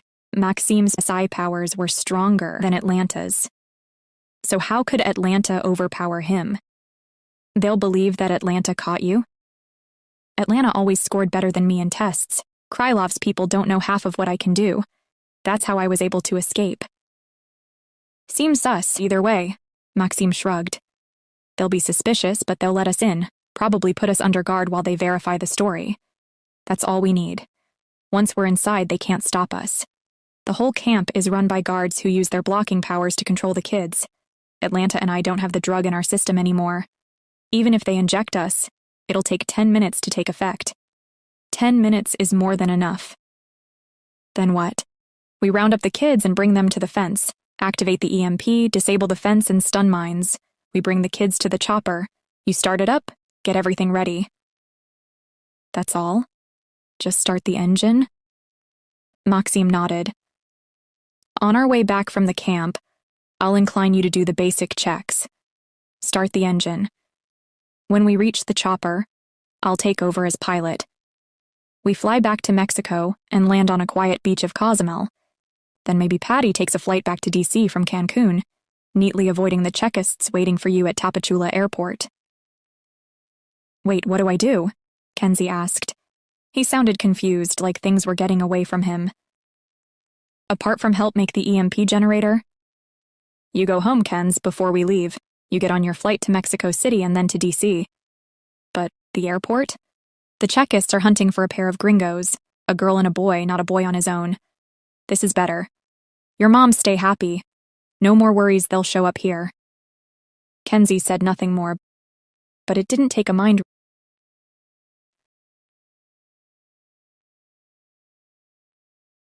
36. Plan B. The mission was a nighttime thing, so we figured it'd be good to go nocturnal. That afternoon, however, I couldn't sleep. I checked in on Kenzie to find he was awake, too. He was studying instructions Maxim had downloaded weeks ago about how to make a homemade EMP generator. Max is stocked up on all the kit. No reason not to get on with building this thing, he said, sounding a little despondent. Since I won't be going on the mission, makes no sense for me to go nocturnal. I found a spot on his bed that wasn't covered with printouts of scheme for the build. Sounds like you wish you were going. Obviously. I paused. At this point, I'd have taken any solid excuse not to get involved. Was Kenzie trying to impress me? Or was he actually that reckless? It's risky. If we get caught or even delayed in Cuba, your moms will find out, and they will not be happy. Roni, he said, eyes imploring me, don't you get it? My moms will be just as upset if anything happens to you. They'll be upset, I agreed, but they'll be able to deal with it. It's different for a parent. Well, there's also your actual parents, he reminded me gently. You won't see them, but I'm sure they still care for you. I couldn't deal with that right now, so I shut down the emotions bubbling beneath the surface and changed the topic. What do you think of the plan? In general, I mean. The plan, it's risky AF, but then I haven't been inclined, so what do I know? If Maxime and Atlanta can do the things they claim, I guess it could work. At least until they reach the camp. After that, who can say? You're right, according to Max, the camp guards are all psi-powered too. They grew up in that world. Only they know if they can overpower those folks. We reasoned that Maxim wouldn't risk going in at all if he wasn't confident. But I was still nervous. The plan struck me as unnecessarily complicated. Why go through the charade of pretending to have Atlanta hand Maxim in? Why not just use the EMP to break in and out? Because the EMP would need to be recharged. It only works one time on each charge. That takes time and testing, Kenzie said, then briefly paused. If I went along, I could do it, which seems like a really simple workaround.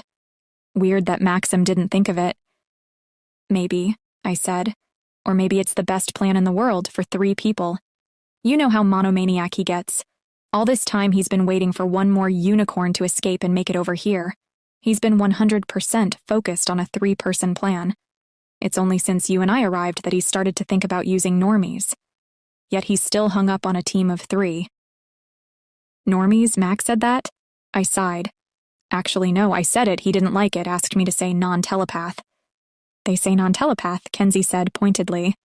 I blushed. He was right, it had slipped out, yet I couldn't stop from wondering. If psi-powered humans existed, then the rest of us were... What? Normal, yes, statistically. Lesser too? Maxim seemed to think so, even if he rejected any comparison with Magneto. I asked Kenzie if he understood the reference. Holy crap. He compared himself to Magneto. Only by saying he's not like that. Kenzie put down the sheet of instructions. We could be in trouble if he is. Is Magneto the one that wants to kill every other person in the universe? That's Thanos' Avengers' different universe. Magneto wants mutants like him to rule the world. Oh, I get it. Superpower supremacist, Maxim said.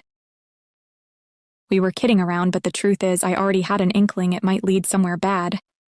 Whatever misgivings I had were swamped by the more urgent prospect of the entire unicorn cohort falling into the hands of Tsar Elian.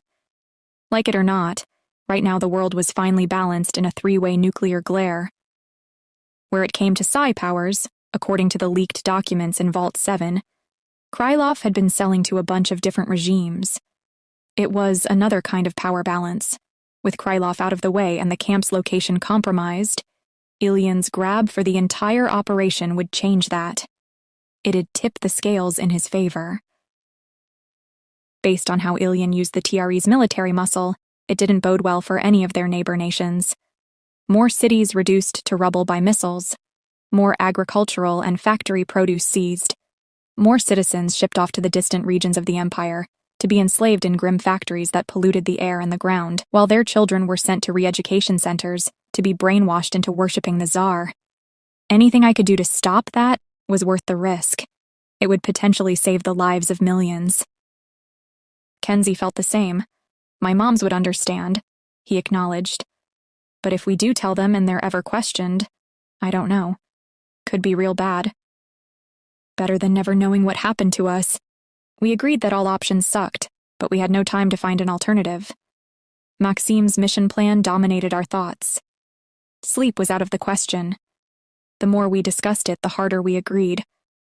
Maxim's plan was a hot mess. We needed something simpler, stealthier, even if that meant risking a fourth member of the team. I gave Maxim and Atlanta until 11 at night to sleep, and then woke them up with my idea.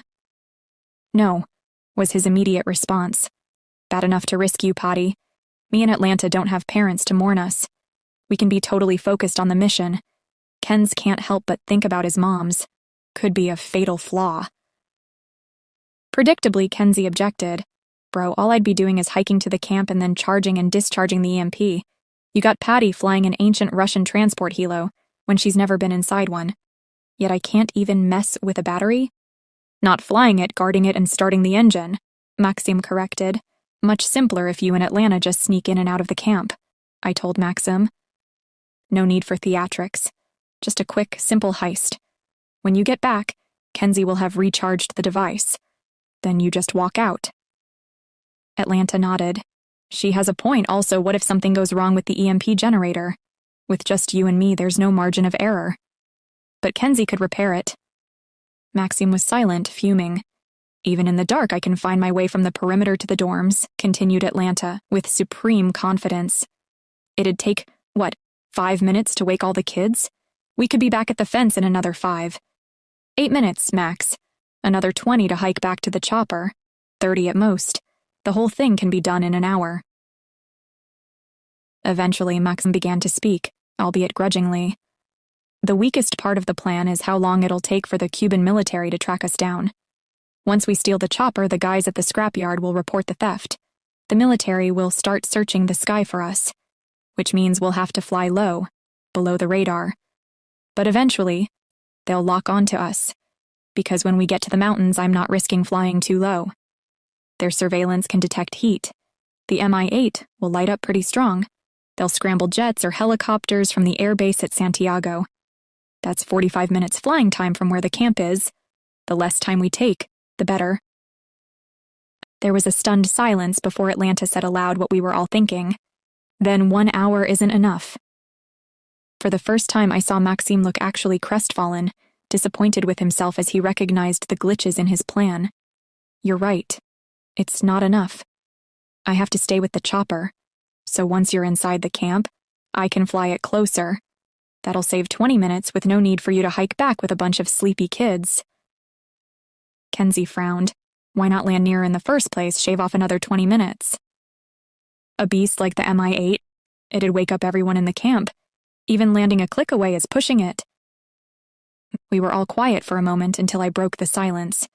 Maxim needs to stay with the chopper, fly it closer. Let me go in with Atlanta, help wake up the kids, bring them out of the camp and back to the chopper. Me. All three turned to me. In a low voice, Maxim said, "Wow, Patty, then you'd really be stepping into the arena. Are you good with that?" I thought about my mom and dad and what they did. The shame of their actions was on our family, forever. But if I did this, if I did something to stop one of the most evil people in the world from growing more powerful, perhaps I finally wipe away the stain of their treason.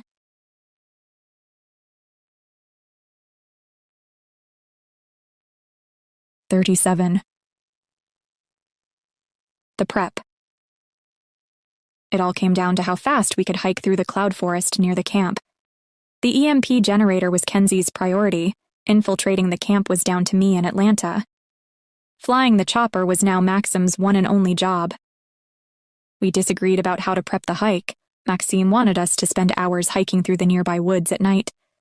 But I remembered the last hike I did, and how for 2 days afterward, I'd been reduced to hobbling and groaning. "In your mind, you're still running the old plan," I pointed out. "The one where you go in a few weeks or months from now, whenever your third telepath makes it here. That world is gone, Maxim."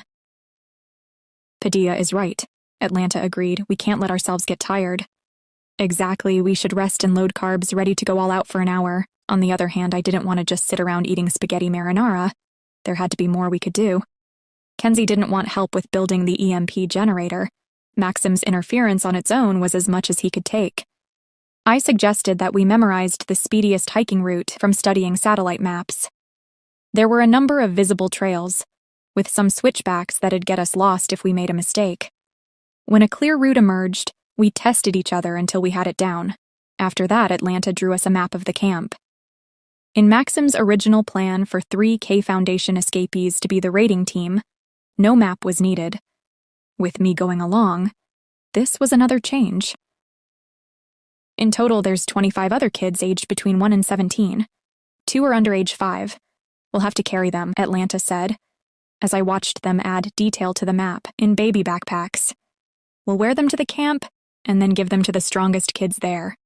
I took the sheets of paper on which Atlanta had drawn the plans, preparing to memorize them. I've been wondering about something. Why'd you call Maxim Jaguar? It's his camp name. Krylov banned us from using the names our mothers gave us. I should call him Maxim, probably. When you say camp name, is that connected to the names of the towns your birth mothers came from? Like Santiago for Maxime and Kamagay for you? No, camp names were more like aliases. They didn't want us using the names our parents gave us, partly to prevent what happened with Masha. They didn't want our parents trying to rescue us. Each new detail I learned about the Krylov camp seemed to be more appalling than the last. I noticed Atlanta watching me apprehensively and held back the horror and pity that were welling up inside of me. The K Foundation kids were raised not even knowing their own names. I'm sorry. I assumed that if Maxim knew his real name, then you... Atlanta's expression hardened. Yeah, well, not everyone has a crusading mom like Masha. I hesitated, but pressed ahead. Then Atlanta is your camp name? Through gritted teeth, they replied, "It's my only name." I got the message at once. "Last name?" Atlanta shrugged. "No real last names. Krylov doesn't want us to know who's related to who." But I thought Maxim had a younger brother. Yes, Masha told him about Sasha. Most mothers don't dare to do that. Like I said, she was special. I thought for a second or two. Then Masha was Sasha's mom too. His egg mama, yes, I already told you. A lot of 2-dubs have 2 mothers. Maxim and Sasha had the same mother but a different surrogate. And their father. With a grimace, they shook their head. Unknown. Sighing deeply, I said, "And Masha, she..." Atlanta seemed to be reading my mind. "She left Sasha behind, yes. He was too little to run with them, just a toddler. He was still being looked after by his birth mama anyway. You can't judge Masha. What was she supposed to do, take Sasha from the only parent he knew? It was different with Maxim. He was older, already spending all his time in the main camp. Any mother would rescue their child from that future, if the chance came along." "Then Santiago isn't Maxim's real last name." "No, Kamagay isn't mine either. They're the names of the towns our birth mothers are from." "Oh, that's right, you said that. I mumbled, distracted by the sheer grimness of what they'd just told me. Birth mother. A horrible reminder that Masha's eggs had been taken when she was just 14, to be fertilized and implanted in a surrogate. I wondered if either had even consented. Krylov probably didn't even see any need to ask. After all, the Tsar's army routinely used rape and torture, even against their own soldiers. They had no interest in any human rights except the Tsar's. Are you related to Maxim? Another shrug, this time with touch of ruefulness. Maybe. Carefully, I asked, so Max could never be your boyfriend? Because you might be related? Atlanta gave a gentle laugh and took a deep breath. That, plus he's a jerk, but mostly because I prefer girls. Got it, I said. Then like an idiot I asked, anyone in particular? Atlanta's lips twitched, holding off a grin. Well, we've only just met. It was an awkward few seconds. I didn't mean me. Relax, I'm kidding, it's kind of obvious you're into boys. You can't even decide which one. The answer is yes, there's someone. She's still in the camp. Kawati? What? No, is that what you thought because I need to get Kawati out? Atlanta snorted. Jumped to conclusions much? What's your girl's name? I said, hurriedly trying to smooth things over. Atlanta sobered at once. Puma, and she has no clue, I don't even... They took a raggedy breath, then released it all at once, as if saying the girl's name alone was a major release. I don't even know if she likes, femme people. I understood at once. For Atlanta, this was all personal. It would have been cool to keep on talking about their past, but they switched the topic. I guess we had more urgent priorities. Atlanta offered to test my knowledge of the camp's layout. Afterwards, I studied for another hour, and we went again and again, until I made 0 mistakes. Meantime, Maxim wandered from me in Atlanta to Kenzie checking in. After a while, we heard curses from the next room, where Kenzie was testing the device he'd built. By then, the sun was rising, and we were getting droopy. We shuttered all the windows and retired to the bedrooms. It took me another couple hours to sleep. I was so wired. What was I doing? What was I thinking? Had I lost my mind? To believe that we could fly to Cuba without the permission or knowledge of Kenzie's moms, who'd been so kind to me, steal a Russian military helicopter, fly a military helicopter, infiltrate a top-secret camp and rescue a bunch of kids? The CIA or whoever? That's who should do this. Why couldn't they? Why did it fall to us? But I was beginning to understand what was at risk. Any official rescue effort could be seen as an act of war, whereas our plan was so bonkers. No one would expect it. I imagined a lion raging at the idea that 4 teenagers could fly out of Mexico and block him from stealing a prize like the K Foundation. Most definitely, we'd be the Tsar's enemies for life. I reminded myself that Chekists were already waiting for us in Tapachula. Staying off the Tsar's radar? It was already too late. It came down to this. If I wanted a chance to grow up in a world free of the Tsar's mind game, if I wanted to help 25 kids avoid a life of modern slavery, then I had to stop fretting, zone in on the mission, and nothing else. Exhausted, I finally dropped off and slept until 1 in the afternoon. When we woke, Atlanta gathered us for some stretching exercise to help us stay limber for the hike. We played a yoga instruction video, and all 4 of us followed along. I helped Maxime cook a huge pan of chilaquiles for the carb loading. We'd be leaving in less than 24 hours. I tried not to think what Bobby or Zara would say if they knew what we were doing. Every time an inside voice encouraged me to panic, I thought about how soldiers must feel when they're about to go to war. All the hundreds of thousands fighting back the forces of the Third Russian Empire. If I didn't do this now, how would I live with the knowledge that I could have made the difference that stopped Ilyan adding a slave army of telepaths to his war machine? Kenzie finally did a successful test of the EMP device. He made it using a capacitor taken from a camera's flash unit, a toggle button, insulated thick copper cable, enamel-coated wire, and a high-current momentary switch, which he jimmied together using duct tape and a soldering iron. Unfortunately, he blew out the TV, so no more yoga or any kind of entertainment.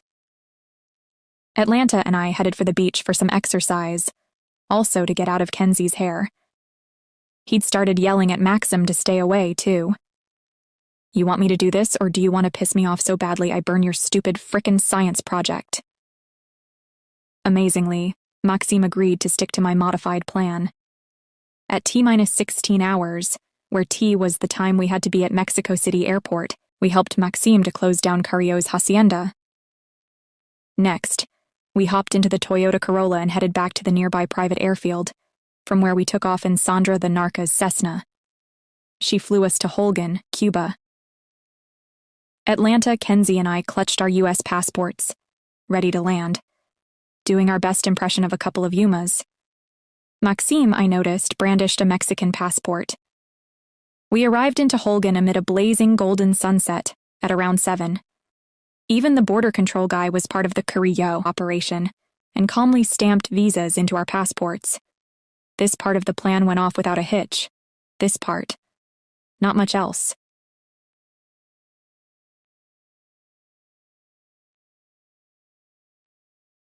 $38. $8. We took a cab to Bayamo. Maxime passed a few bills of Cuban pesos to the driver of a handsome powder blue 1957 Chevy Bel Air.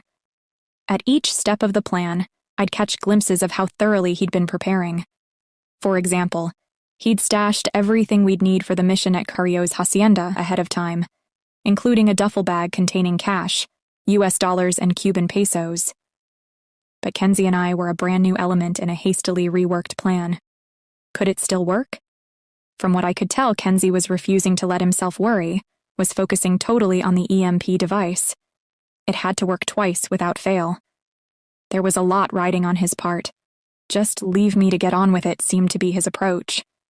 Bathed in the rosy hues of sunset, the Cuban countryside flashed past us as the noisy old Chevy trundled along a potholed freeway. At first, it didn't seem all that different to rural Mexico. Then, I'd spot a farmer using a scythe to harvest crops, or an ox to plow a field. It was like a window to the 19th century. Maxim checked his watch, over and again. Despite his calm demeanor, I saw tension in the tightness of his jaw. The cab dropped us in the main square at Bayamo, Plaza del Himno. It was a jewel of a town, old but bright-colored buildings with colonnaded arches flanking all 4 sides, painted in shades of peach, yellow, blue, and turquoise. They dazzled in the late afternoon sun. Lush gardens with red and orange tropical flowers adorned sections of the center, like in any old Mexican town. In fact, it was a lot like Mexico, except for the music. Cabs bumbled along, their stereos booming the dembow beat of reggaeton. In some upper room off the plaza, I heard someone practicing conga drums. We settled under the ceiling fan in a nearby restaurant and ordered grilled sandwiches as we waited for the sky fully to darken. The food arrived along with a trio of elderly men, one carrying bongos and 2 with battered old guitars. Touring the tables, they took requests. Maxime handed their singer some cash. They performed for us, a few songs, alternately lively and romantic, some of which sounded familiar. As he listened, a wistful air settled on him. He occasionally smiled or sang along with them, yet his underlying sadness didn't budge. It made me wonder about that year he'd spent alone in Havana, 15 years old, and having to survive in a world he'd been prevented from knowing. It must have been a tough year. Despite this, Maxime seemed to feel something for the island. How long was that after he'd lost his mom? It seemed like he blamed himself for her death. I wanted to reach for his hand, to say something that might comfort him, but I didn't. I was afraid to do that in front of Kenzie in Atlanta. We hadn't been together long at all, yet our team had managed to achieve a fragile unity that I was afraid to disrupt. I wondered if these were our final hours as blameless citizens of the free world. No 2 ways about it. Once we committed to stealing the chopper, our lives would change forever. Despite the summertime Caribbean heat, I shivered. We'd each brought a rucksack to Cuba. Between us, we had the kit Maxime had been buying up carefully and then stashing, EMP device and spare flash capacitors, as well as tools for last-minute repairs, a handheld metal detector, glow sticks and also ski masks, rubber-coated gloves, night vision binoculars that fitted into the palm of one hand, and even night vision headsets. The headsets were kids' toys, but fine for what we needed. At 9:30, Maxim led us to the edge of town, to an industrial estate. Graffiti was everywhere.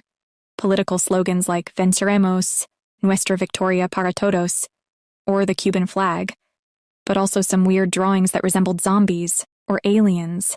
The scrapyard stood at the end of the row and occupied the whole of a block. Like all other businesses in the estate, its doors were closed and the barred metal gates locked. Beyond the gate, I spotted the silhouette of a guy smoking a cigarette as he mooched, a chunky weapon slung casually over his shoulder. AK-47, Kalashnikov, Maxim whispered after a peek through his small night vision binoculars. Semi-automatic. Better he doesn't fire it at all. If only we'd had more time to prepare. 2 more weeks and we would have had body armor. He broke off. The sleepy town atmosphere had started to lull me somewhat, but noticing that AK-47 woke me right up. We hedged out of sight of the guard until 20 minutes later, he wandered away. Kenzie raised an eyebrow. Think our boy's on a pee break? Maxim ignored him. He darted across to the main entrance, typed in the access code he'd been given by Carrillo's contact, and pushed at the door. It opened. Seconds later, we were inside the darkened building.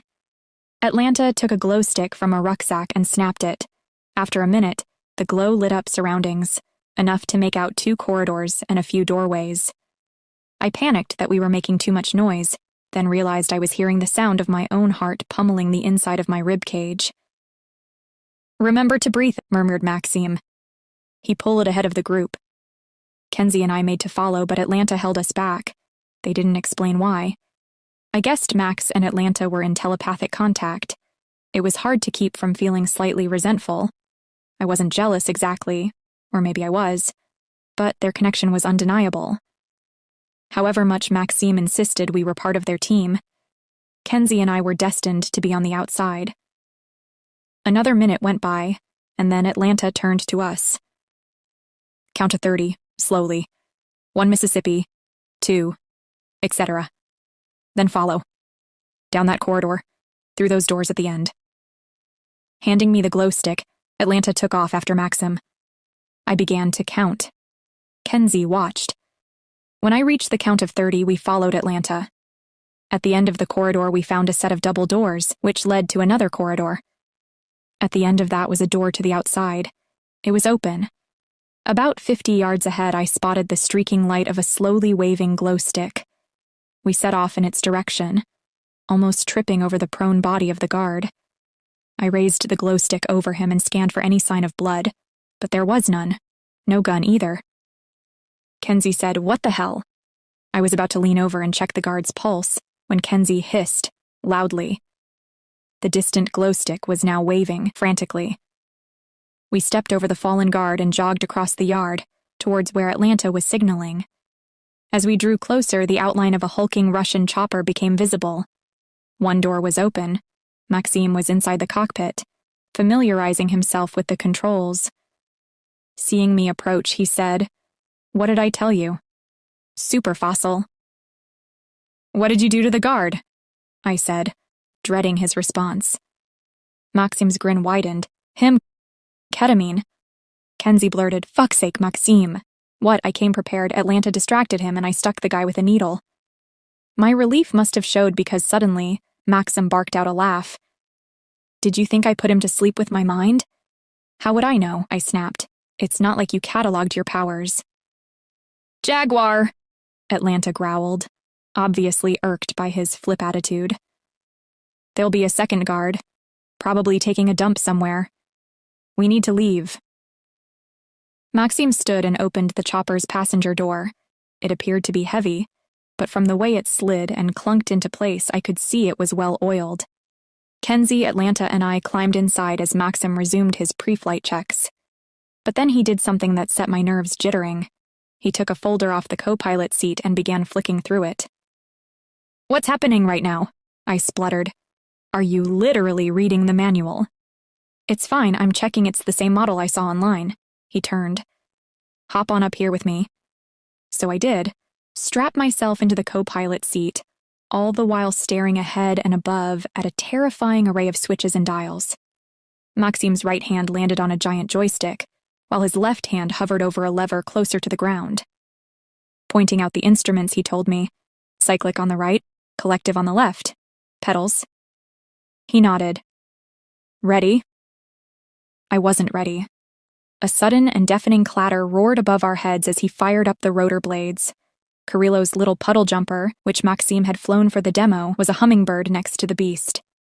The Millimai-8 was a groaning metal dinosaur that shuddered and rattled, as though its screws were trying to unwind themselves. I was sure I could hear every bolt in the rotor falling apart.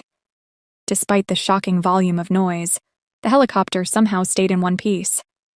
Teeny tiny pressure on the collective, he said, as if reciting a nursery rhyme.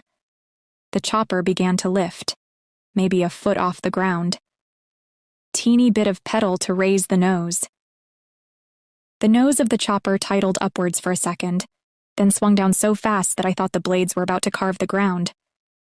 At that second, he pulled on the collective, and we seemed to be yanked into the air. Through the side window behind Max, I caught a glimpse of what looked like a firecracker. Then I realized it was machine gun burst. They were shooting at us. The chopper's rotor was so loud we couldn't hear the gun, but a few bullets smacked into doors, inches away from where Kenzie was sitting. The craft lurched backwards, still dragging us into the sky. Too much nose, Maxime observed. It's a little different than what I practiced. He sounded unruffled, like he was still playing in the simulator. I gripped the edges of my seat as the craft wobbled from side to side. Maxime couldn't seem to keep us level. Bullets clanged against the wheels. It was like a sick-making fairground ride that goes on way too long.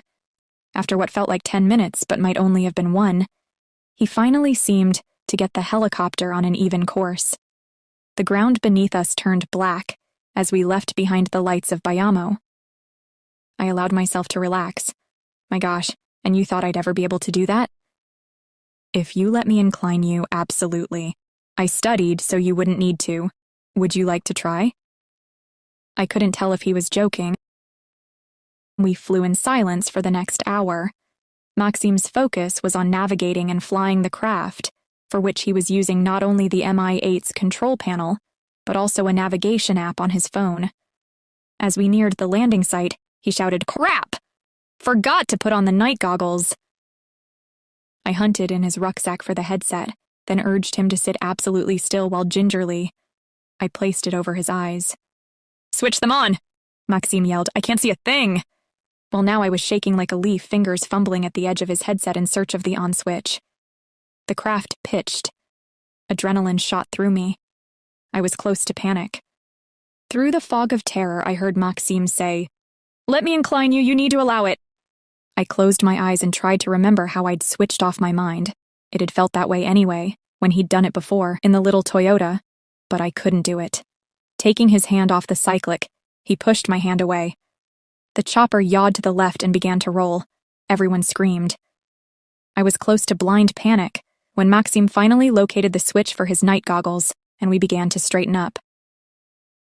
"Everyone, night goggles and gloves on right now," yelled our glorious leader. Shaking, I gripped the edge of the seat. I couldn't let myself be inclined for a measly minute. The whole plan was about to go up in smoke. Get a grip. 5 nerve-wracking minutes later, the chopper hovered over the landing site. It was a forest clearing, a flat section surrounded by higher ground so dense and devoid of shadows.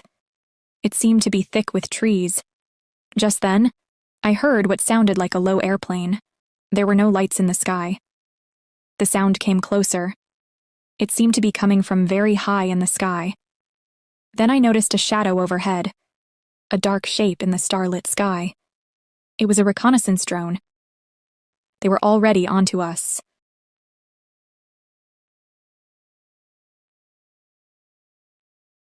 "39. Exfiltration. Luckily, the guard at the Bayamo scrapyard had proved inept at shooting us down, what with our Russian helicopter being quite the tank. But Maxime's fear that they'd report the theft and we'd be caught on radar seemed to have happened pretty quickly because now there was a drone stalking us. Next, aircraft would scramble from Santiago's airbase. They might already be in the air. There was no way we could risk a hike through the woods, not even one click. Maxime had to get the chopper in the air again and put us down right beside the camp. Atlanta was irate. We can't keep changing the plan. Kenzie and I focused our energy on clambering to the rear of the chopper. Are we screwed? He muttered to me. I replied, I think we might be royally screwed. My panic attack of a few minutes back had momentarily thrown me. If I couldn't find a way to let Maxime incline me, our mission was doomed. This was exactly what I'd been afraid of since it had happened. I didn't want anyone else's thoughts controlling me. It went deep like a phobia, hardwired. Grisly thoughts crossed my mind. What might happen if they caught us? Would Kenzie and I wind up in some grim Cuban prison? Would Tsar Ilyin have us extradited from Cuba and sent to a penal colony in Russia? What if the K Foundation was guarded with weapons? Would we be gunned down like the guard at the scrapyard tried to do? I was mad at Maxime. His grand plan turned out to be riddled with holes. Most of all, I was mad at myself. This whole thing was beyond stupid. What had possessed me to get involved? The chopper swept into the air again as Maxime flew closer to the camp, scanning for a place to land.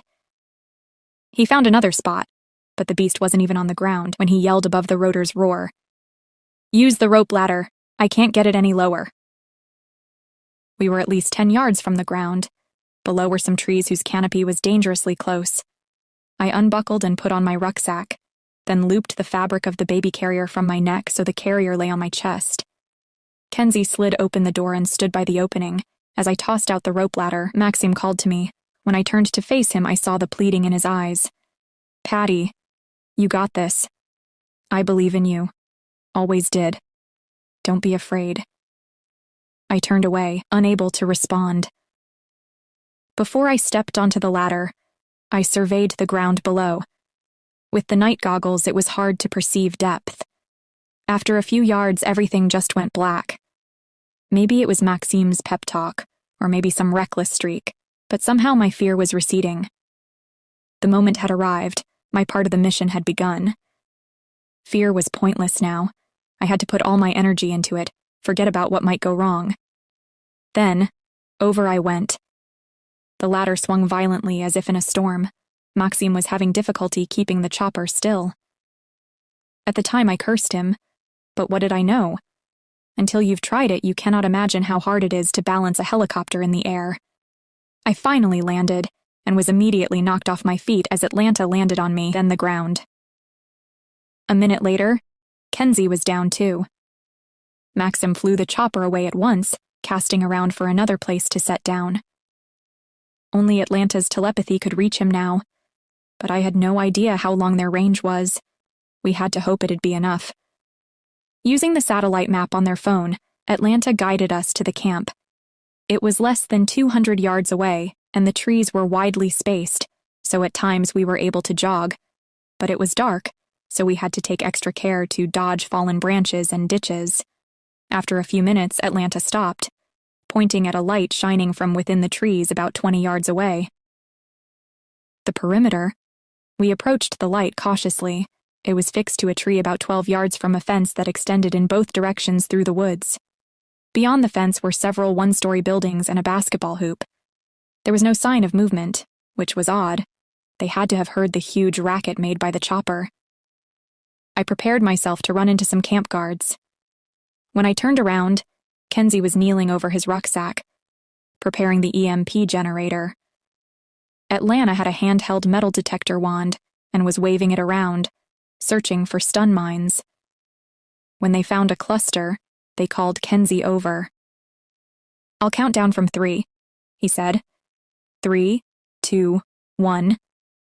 There was a fizzing sound as he activated the device. Go! I sprinted at the fence. Reaching it, I leapt forwards with both hands outstretched and braced myself for a giant shock.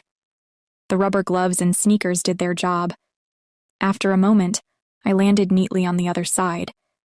Atlanta was beside me a second later. Remember where the lil kid's dorm is? I oriented myself from a giant mango tree next to a nearby basketball court. Landmarks Atlanta had made me memorize.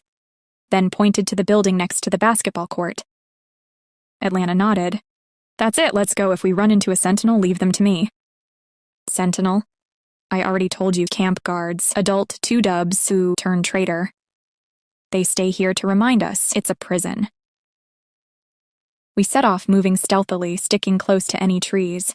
Few lights were on, but enough that we might be spotted in the open. We made it to the nearest door. Atlanta held it open for me while I checked that the coast was clear. I signaled. We pressed ahead. 2 minutes later, we were inside the dorm. The kids were already awake, sitting silent in the darkness. No one said a word. They began to shift, climbing out from under the sheets and still in total silence, searching for and putting on their shoes. I watched, awestruck. It was like a weird ballet. In the corner, I noticed a toddler standing up in a cot. I dashed across the room in case the kid began to cry. He gazed at me with huge eyes, confused and then, for some reason, shocked. Yet without taking his eyes off mine, the baby eventually held up both arms in the universal language for, "Carry me."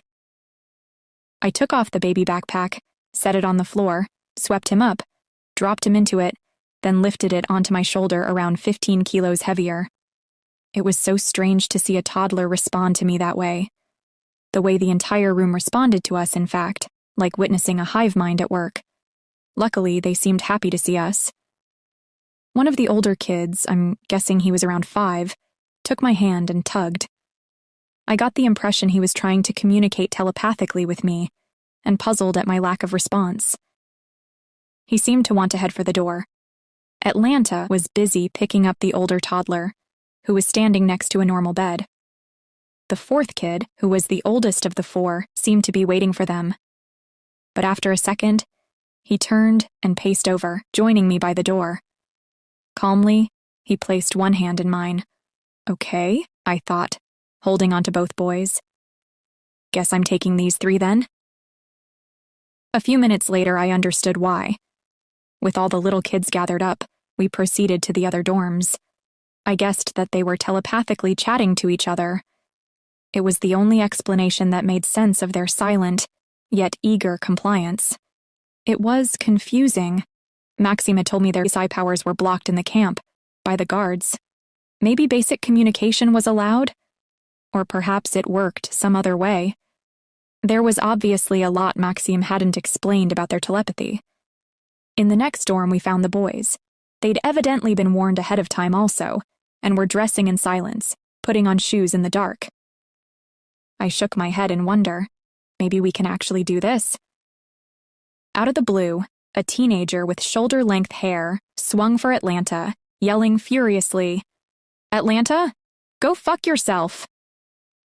2 others leapt into action. They piled onto the one who'd attacked Atlanta and pinned him. I whispered, "What's going on?" Atlanta cut me off. "Ignore him, he's being a jerk." The boy that Atlanta had trapped managed to shout, "No! Don't trust Jag!"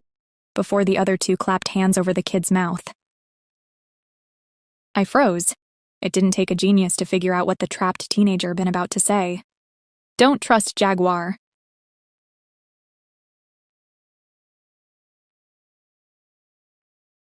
"40. Solo." I pulled Atlanta aside. "He's not too happy to see you." Through gritted teeth, she whispered, "Yeah, that's Kawadi. This place is a nightmare for queer kids. We all had to hide it.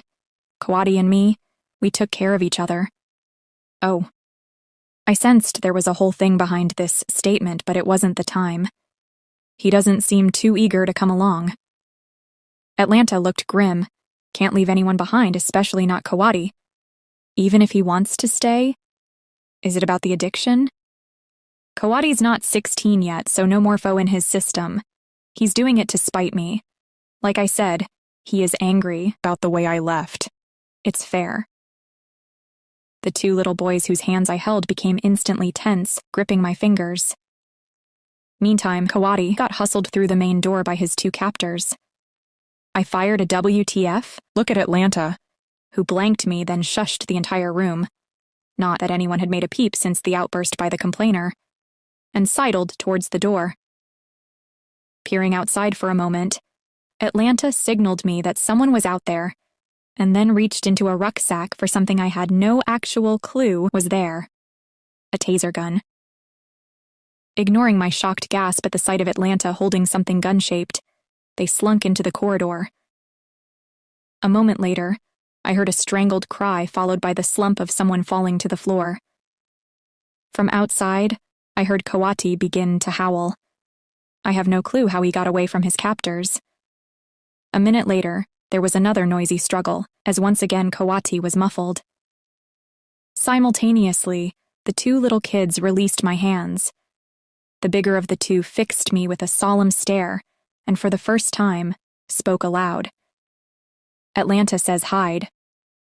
There was only one door. I was out of there and into the corridor before I had time to plan an escape. Heavy footfall rushed towards the older boy's dorm. With no more than a quick backwards glance at Atlanta, who was plucking taser wires out of an adult woman writhing on the ground, I sped off in the opposite direction. I rounded 2 corners and then pressed myself into a doorway to catch my breath. That's when I remembered I still had the toddler on my back. He'd not made a peep, but all the same I reached around, stretching a hand to gently touch his cheek. It's okay, baby, you're with me. I'm Roni, everything gonna be fine. Silence. The poor baby was probably trying to send a telepathic message. Too bad I was a normie.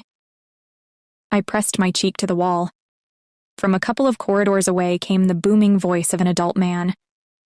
Mess around and find out, Atlanta. Your last stint in the hole is going to seem like paradise compared to what we'll do to you. A scuffle followed and some juicy curse words as Atlanta was overcome. 2 seconds later, I was stunned to hear the tiny child in my backpack lisping into my ear. The Tehiden. I blinked, urging my shocked brain to recall the floor map of the camp. Beeth, advised the baby. It felt faintly ridiculous to be taking instructions from a 1-year-old, who I was supposed to be rescuing. The advice, however, was smart. After a few drawn-out, calming breaths, my heart was no longer trying to jackhammer its way out of my ribcage. An image of the camp's layout began to form in my mind. I spun around to orient myself to face what had been the top of the map. Kenzie was waiting for us, due east, just outside the perimeter. If things had gone according to plan, he'd be clearing a path free of stun mines using his own handheld metal detector. Once he reached the fence, he'd recharge and prepare the EMP device to zap one section. It had been faster for me in Atlanta to go over with the protection of rubber gloves and sneaker soles. But for all the kids to get out safely, we needed a section of non-electrified fence. The older girl's dorm was back in the direction I'd come. Briefly, I thought about going there, but decided against. Now that the guards seemed to have contained Atlanta, they'd gone quiet. The same gruff voice that had threatened Atlanta was now ordering the teenagers back to their beds, on pain of a beating if anyone was too slow. Any minute now, the guards would probably round up the under 5s and take them back to their own dorm. It was strange that they hadn't come after me. Why not? I spotted a door that I recognized from the camp layout. It was a classroom. I sneaked inside and headed for the teacher's desk, hoping it was the type with a drawer pedestal. I got lucky. The desk had 2 pedestals.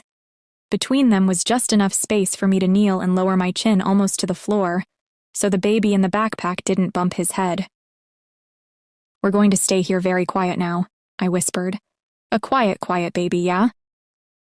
The baby didn't reply. I stilled myself, listening to their regular little breaths. Had the kid fallen asleep? I wondered if Atlanta had done that with their power, at a distance. Maxime had been scornful of my suggestion that they could put people to sleep at will, but what if he'd lied? That kind of power in the wrong hands could be incredibly dangerous. Was this why Kawati had tried to warn me not to trust Jaguar? Atlanta, if you can hear me, I'm hidden. What now? No reply. So much for being a latent. A few more minutes passed. Whatever they'd done with Atlanta had been achieved quickly and with little fuss. Somehow it hadn't occurred to them to search for an accomplice. Still no sign of a search. For me or the baby. I thought about Jaguar and the chopper outside, watching the radar for a sign of any approaching cavalry. We couldn't have much time left before the Cuban military showed up. I began to fret. I had to get these kids out. How was I going to do it? alone. I crawled out from under the desk. Gingerly, I checked the corridor outside through the small panel window in the door. All seemed quiet.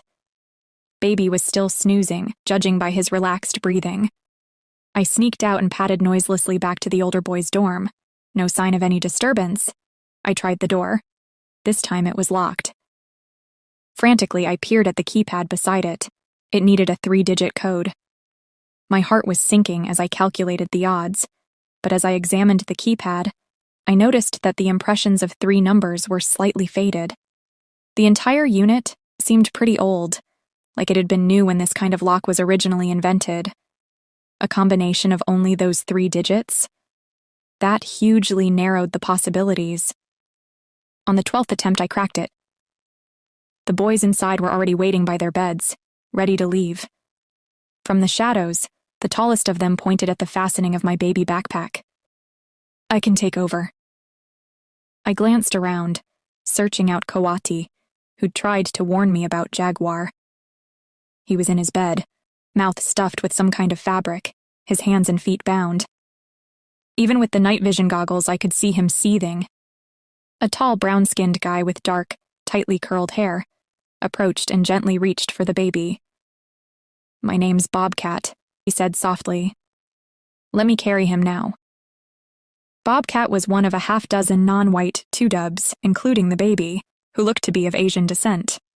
Uncomfortably, it dawned on me that K Foundation children being born to people of color was probably a conscious decision.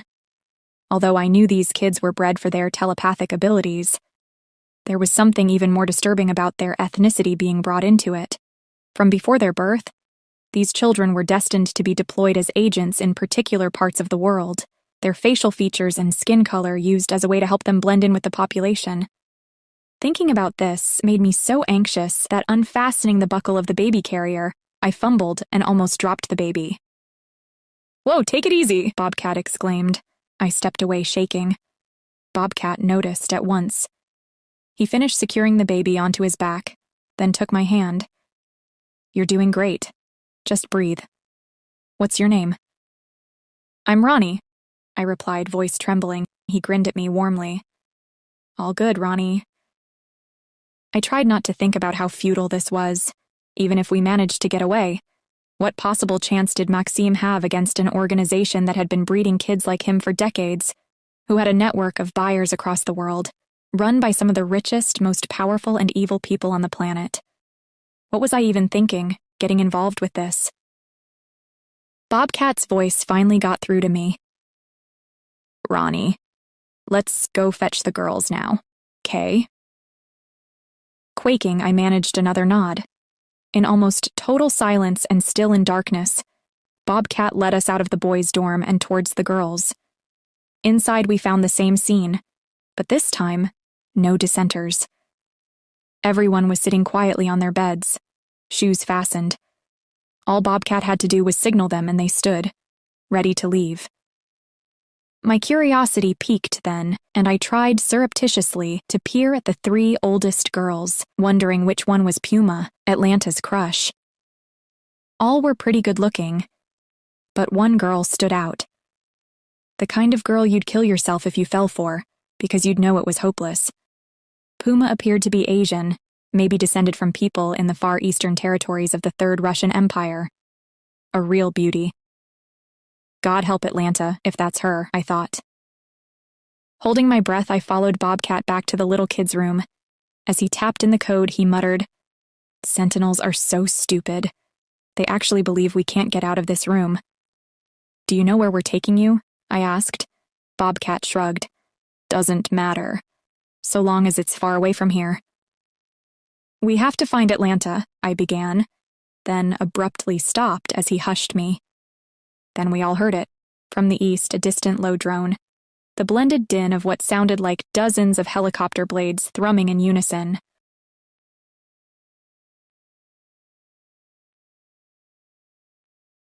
"41. Breakout." A wave of panic surged all the way to my fingertips, which seemed to go numb. I tried to inhale and couldn't. The 2 little boys hugged my legs tightly. Their hands found mine at once, a gesture of such simple trust that it enabled me to relax. Just a pinch. These kids depend on me. Right now I was their only chance out of that place. Even if that chance looked slim at best, we had to try. Still holding on to the little boys, I wound my way to the front of a straggling line of kids. I led them out and lengthened my stride until they had to jog to keep up. I peeked occasionally at the walls or corners, checking for security cameras. There didn't seem to be any. The whole vibe of the place was like one of those cheap, tacky camps for folk who want to avoid their kids all summer with added security perimeter. Stupidly negligent, given the value of what they were trying to contain. In the plan, we'd pre-selected the optimal exit, a classroom with French doors that opened onto the basketball court on the opposite side from the sentinels' quarters. From there, a wooded path led to the fence where we'd left Kenzie.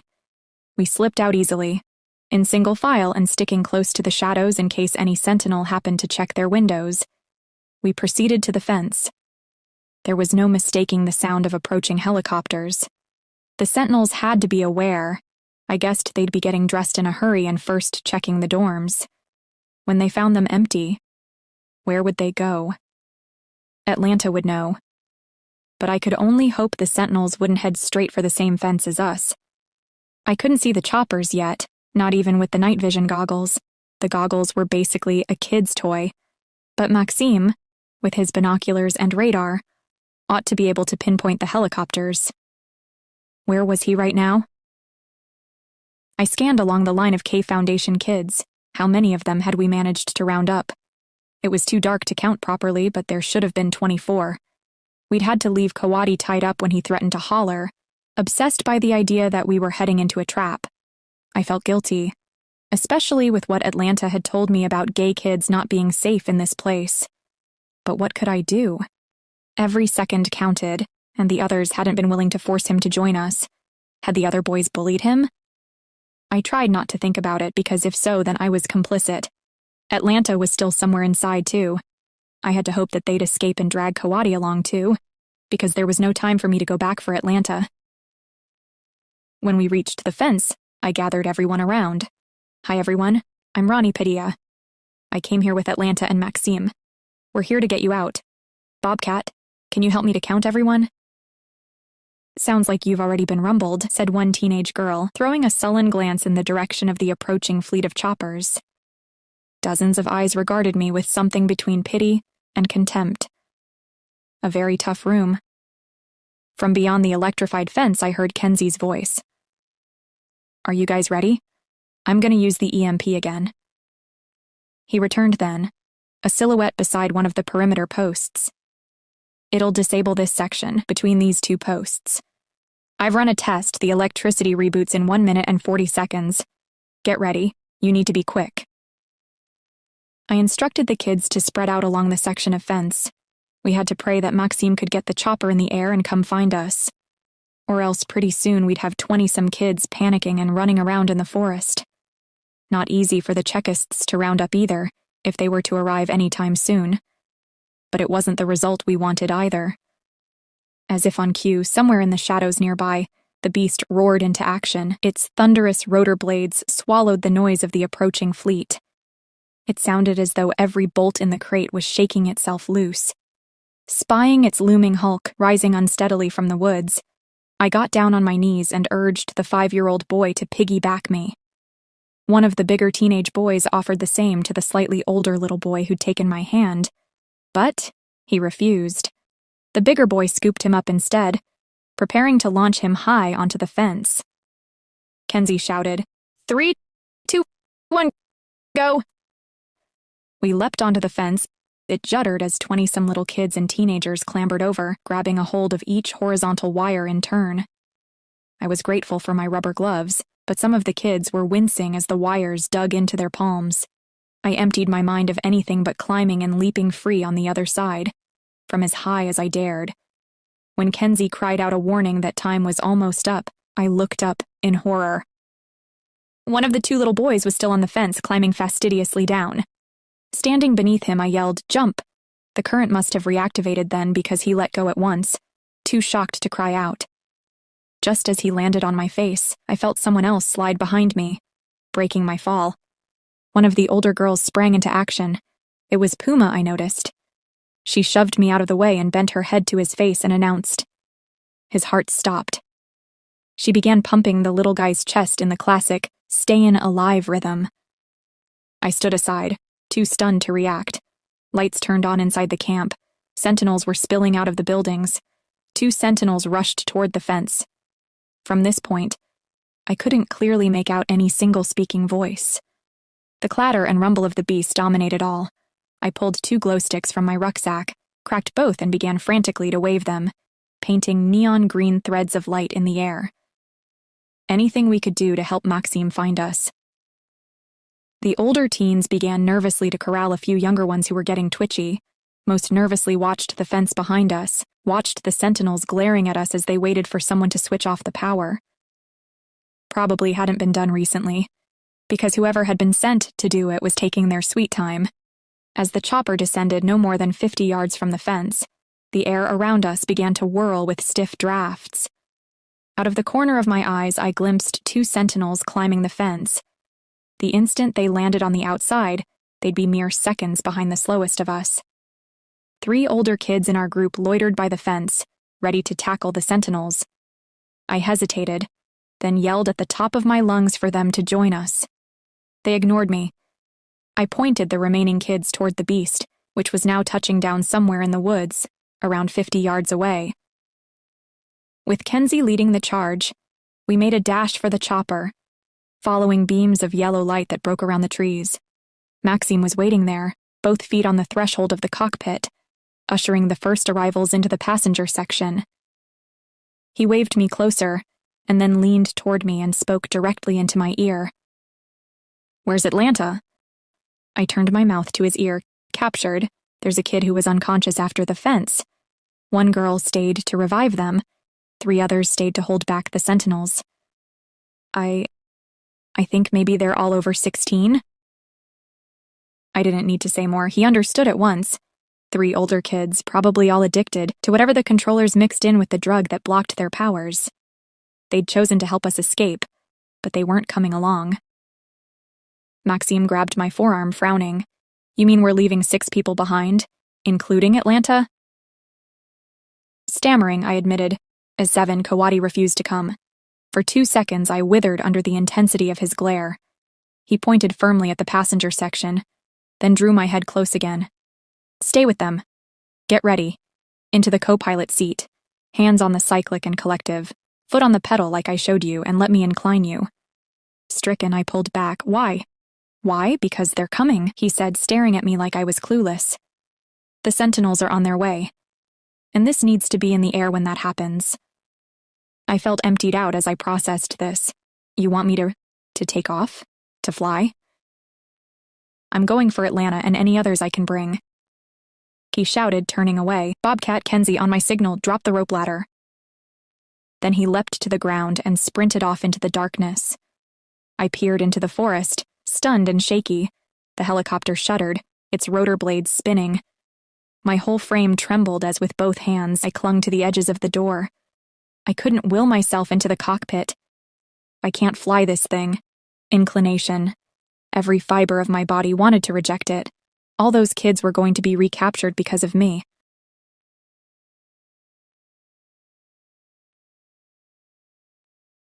"42. Remembering." Bobcat gawped in disbelief.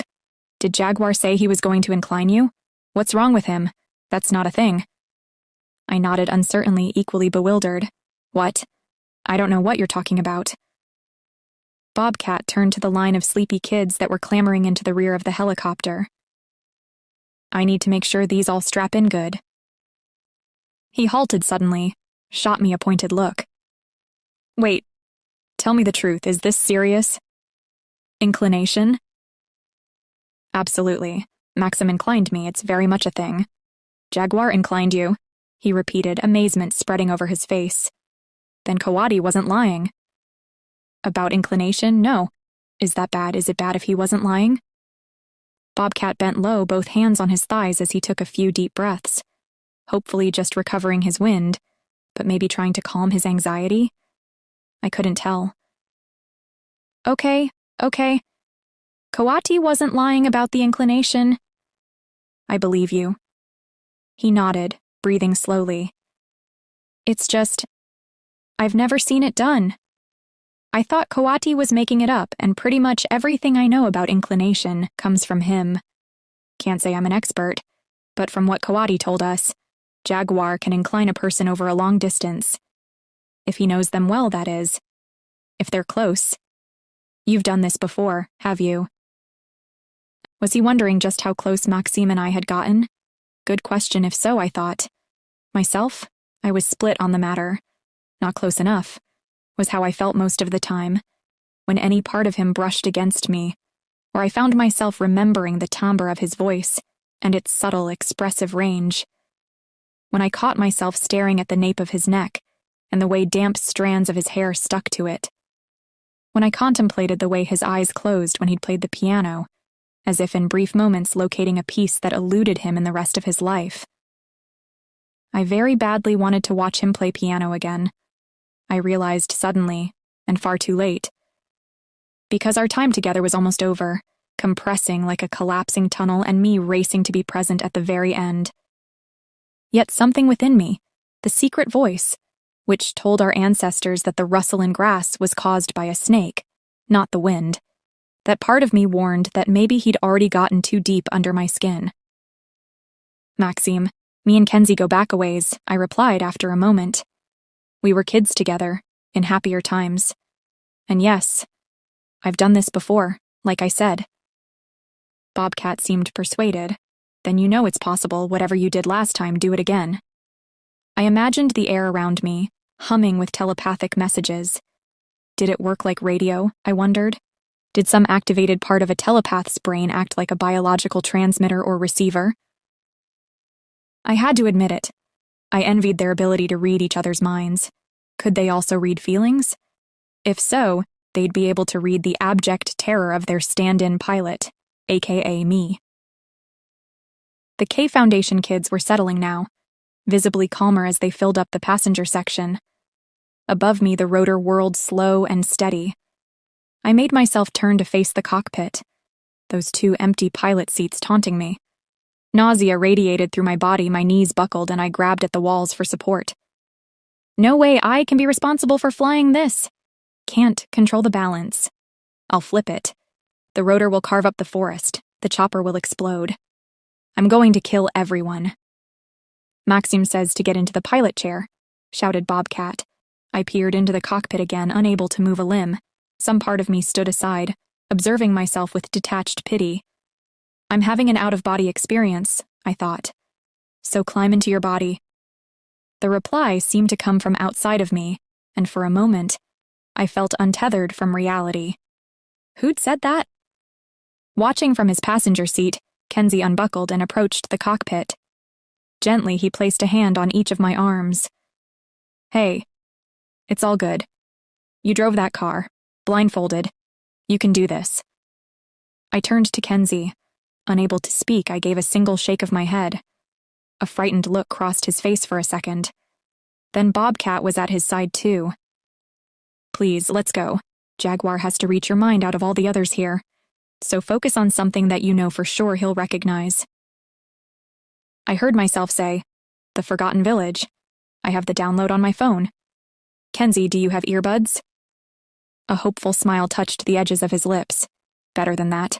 I'll plug your phone into the Helo's sound system. Bobcat appeared baffled. When I finally moved towards the pilot chair, his features relaxed in relief. Bring the rope ladder, he instructed Kenzie. I'll stand by to throw it out. In position in the pilot's seat, I focused on recalling exactly how Maxim had gripped the cyclic and the collective.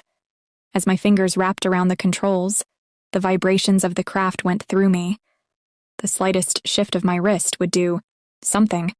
I don't even know what these controls do. It was the most badass thing I'd ever attempted, and by a country mile, the craziest. And yet I did it. Like I was born to it. Because I had to try. Someone had to, and when it came down to it, there was only me that could. Kenzie slid into the co-pilot seat and waved his phone at me, as if in encouragement.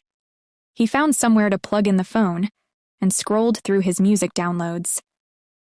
I caught sight of Maxim's phone screen, which was mounted on a stand next to the pilot's seat. It appeared to show several aircraft fanning out. Pointing at the screen, I turned to Kenzie. Are they close? He leaned across to check Maxim's phone screen. Yep, the helos are encircling us. Can't land, so I guess they're waiting for us to take off. Then we're toast? After a second or two, Kenzie shook his head.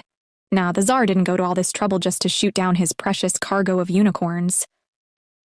I swallowed hard and fastened the seatbelt. From the moment I'd mentally climbed back into my body, gradually fear had melted away, leaving only a light-headed sensation. Confidence felt light. Who knew? From behind, Bobcat loomed over me with an air of skepticism, but confidence was a shell around me by now, and I dismissed him. You should get into the back with the rest of the precious cargo.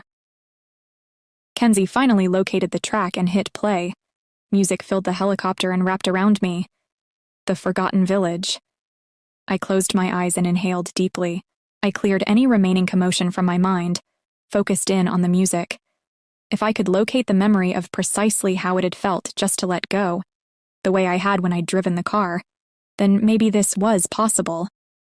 In my left hand, I gripped the collective. But nothing happened. I sensed a crack in the confidence I'd built.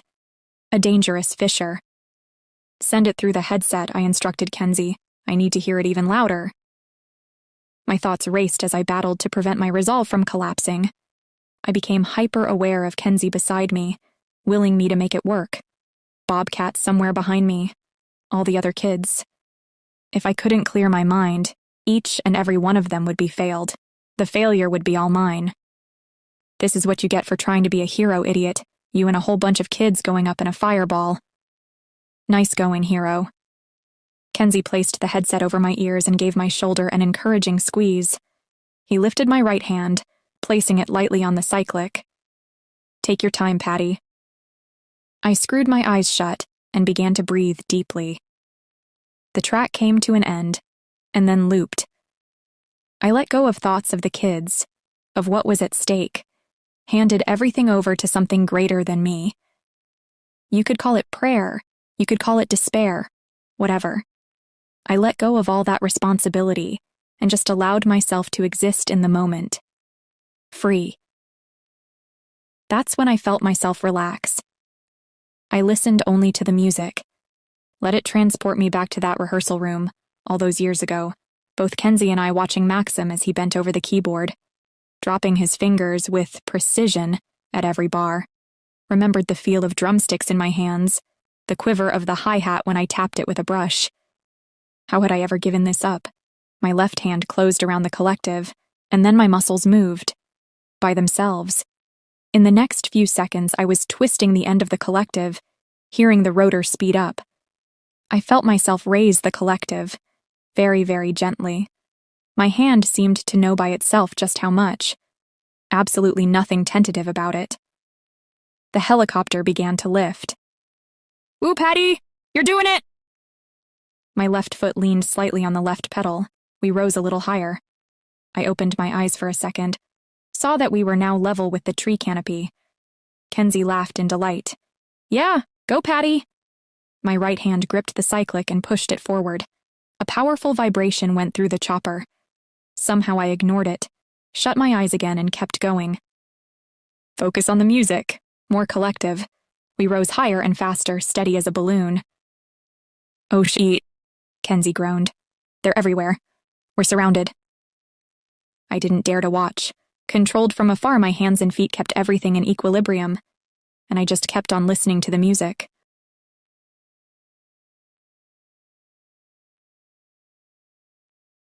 "43. The Dream Thief. We're in a monstrous titan of flying metal, rotor blade thundering above our heads. Below us, the wheels brush the tree canopy.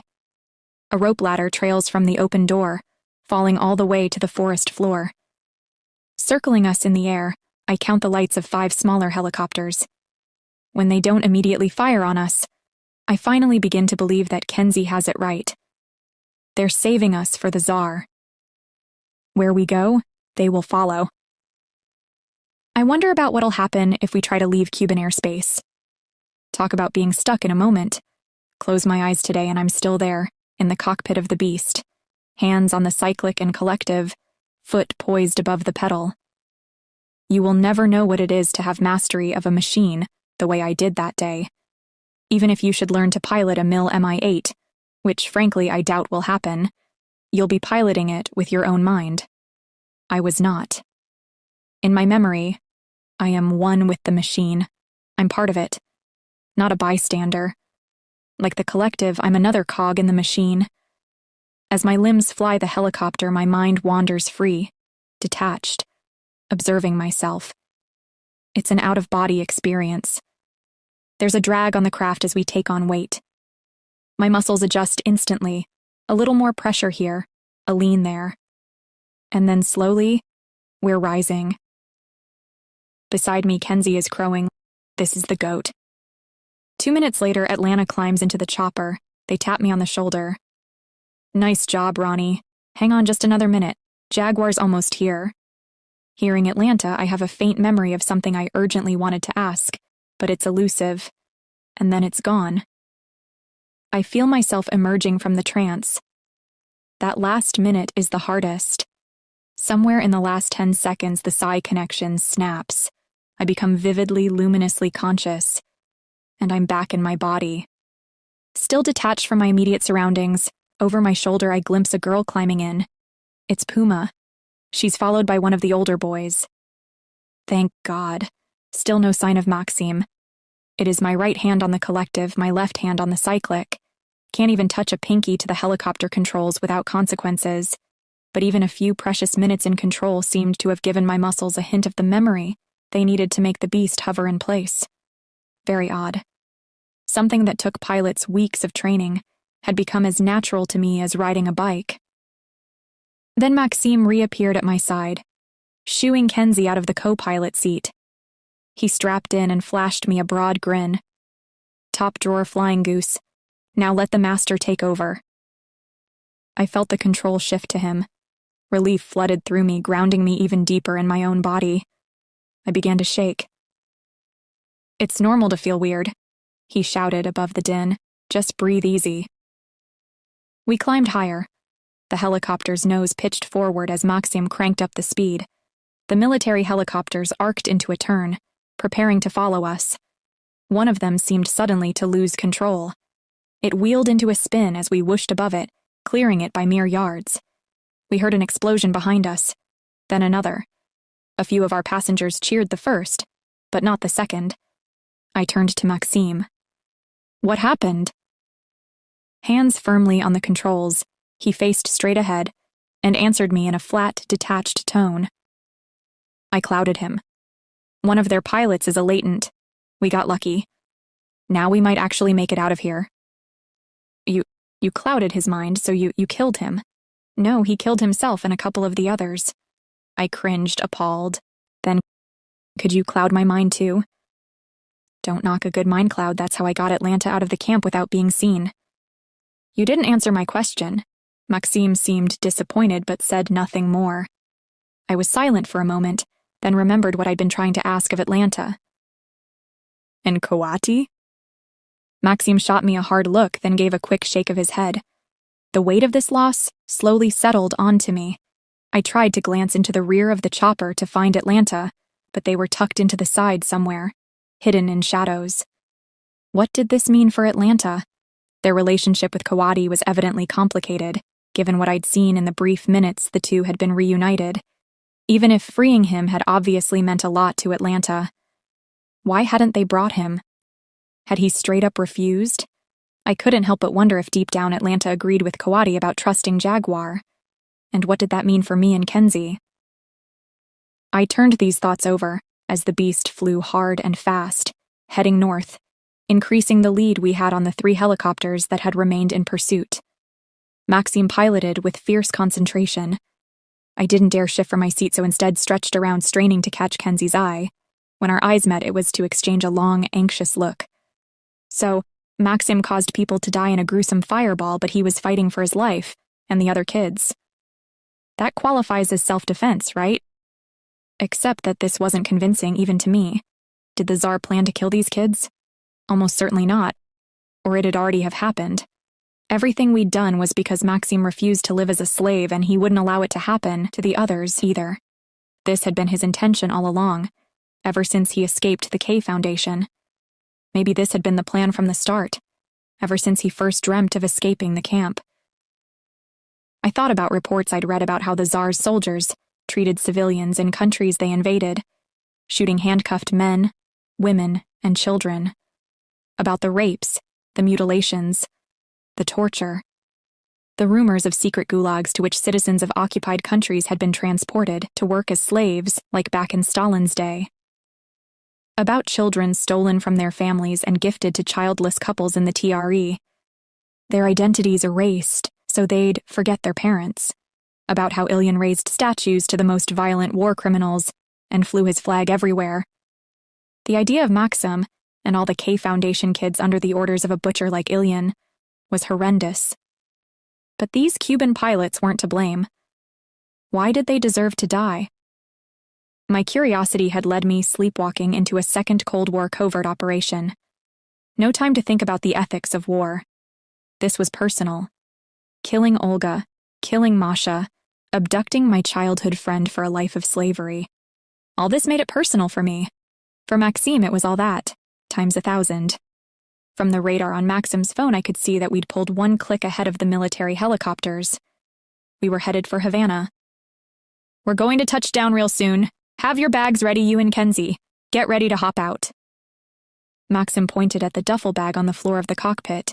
"There's 20,000 American in there. Take 3 straps. That's 3,000. For your travel, grab a taxi, head for the airport.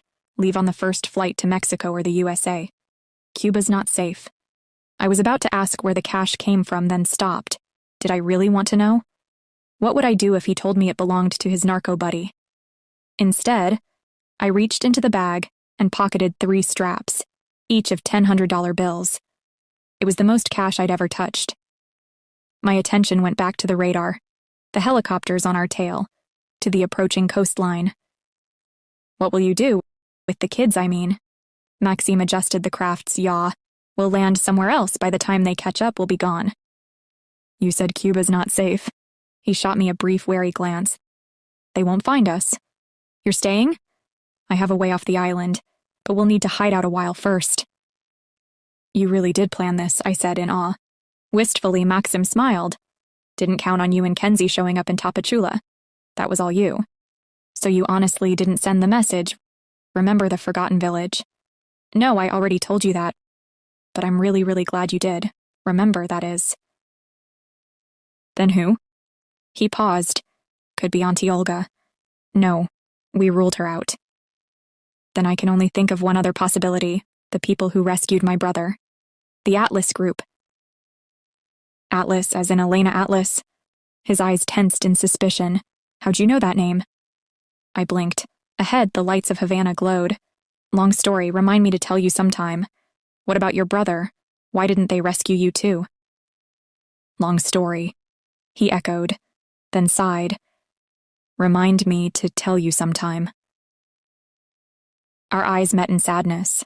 I asked, "Will we see you again?" It was dawning on me that once we jumped out of the beast, Kenzie and I would be hitting the road, fast. There'd be no time to exchange contact details. Now that the Chekists were on to Tapachula, it wasn't safe for Maxim. I wondered what he'd tell Carrillo about taking care of Hacienda Narco Jr. "I'll send you a message through your podcast. I'll use a code word so you know it's me." A code word. I turned over possibilities from recent shared memories. Mame, ice cream, Blue Dolphin, Carrillo, MI8, the Beast. Too many that might reveal important information. "How about Dream Thief?" Maxim nodded, a little surprised. "The name of the album with the forgotten village? I like it. Good. Then, expect a call from the Dream Thief." "What if I need to call you?" I was already beginning to worry that Czechists might track us back to DC, show up at Bobby and Zara's, snatch us off the streets, and torture us for clues about what had happened in Cuba. "Oh, I'm going to message you real soon, don't worry. But first I have to get these kids off the grid." He leaned on the pedal, pitching the nose down as we began to descend. The beast was headed for a patch of dark near the coast. "I'm putting down next to Playa Bacura now. Head for the coastal road, pick up an airport taxi returning from Veradero. They can't accept US dollars, but they'll take you to exchange money at the airport. But first tip the driver with 100 US and make it clear it's not the fare but a personal thanks for being so reasonable." Hundy tip, got it. We descended further and I unbuckled. Kenzie had worked his way back to the cockpit and lifted my backpack from the floor. He handed it to me. I checked to see that my passport and phone were still there. Nothing else really mattered. Ahead, an occasional flash of white surf came into view, where beach lights lit up the ocean. Maxim pointed. "That's the playa." He nodded at me. "Get ready." "Bye, Maxim," Kenzie said, offering a fist to bump. "Take it easy." I leaned down and kissed Maxim's cheek. "Bye, Jaguar." A weird moment to flirt, perhaps, but I gave in to an impulse. He winked. "It's Dream Thief to you." Bobcat unbuckled, stood up, swung open the door. I scanned the passenger section for a final glimpse of Atlanta. They sat in a corner with both arms wrapped around two little kids, who'd fallen asleep leaning against Atlanta's chest. When I saw that right next to them was Puma, I grinned. Waving, I touched my temple in a salute. Atlanta managed a tired smile. The helicopter landed bumpily, skidded for about 30 yards. Bobcat gave me a shove and I tumbled out. I landed on my left shoulder and rolled a couple of times before tumbling to a stop. A second later, he tossed out Kenzie. Without even properly coming to a halt, the beast swept into the air. I heard someone, probably Bobcat, yell out, "Take cover!" Then Team Jaguar were gone.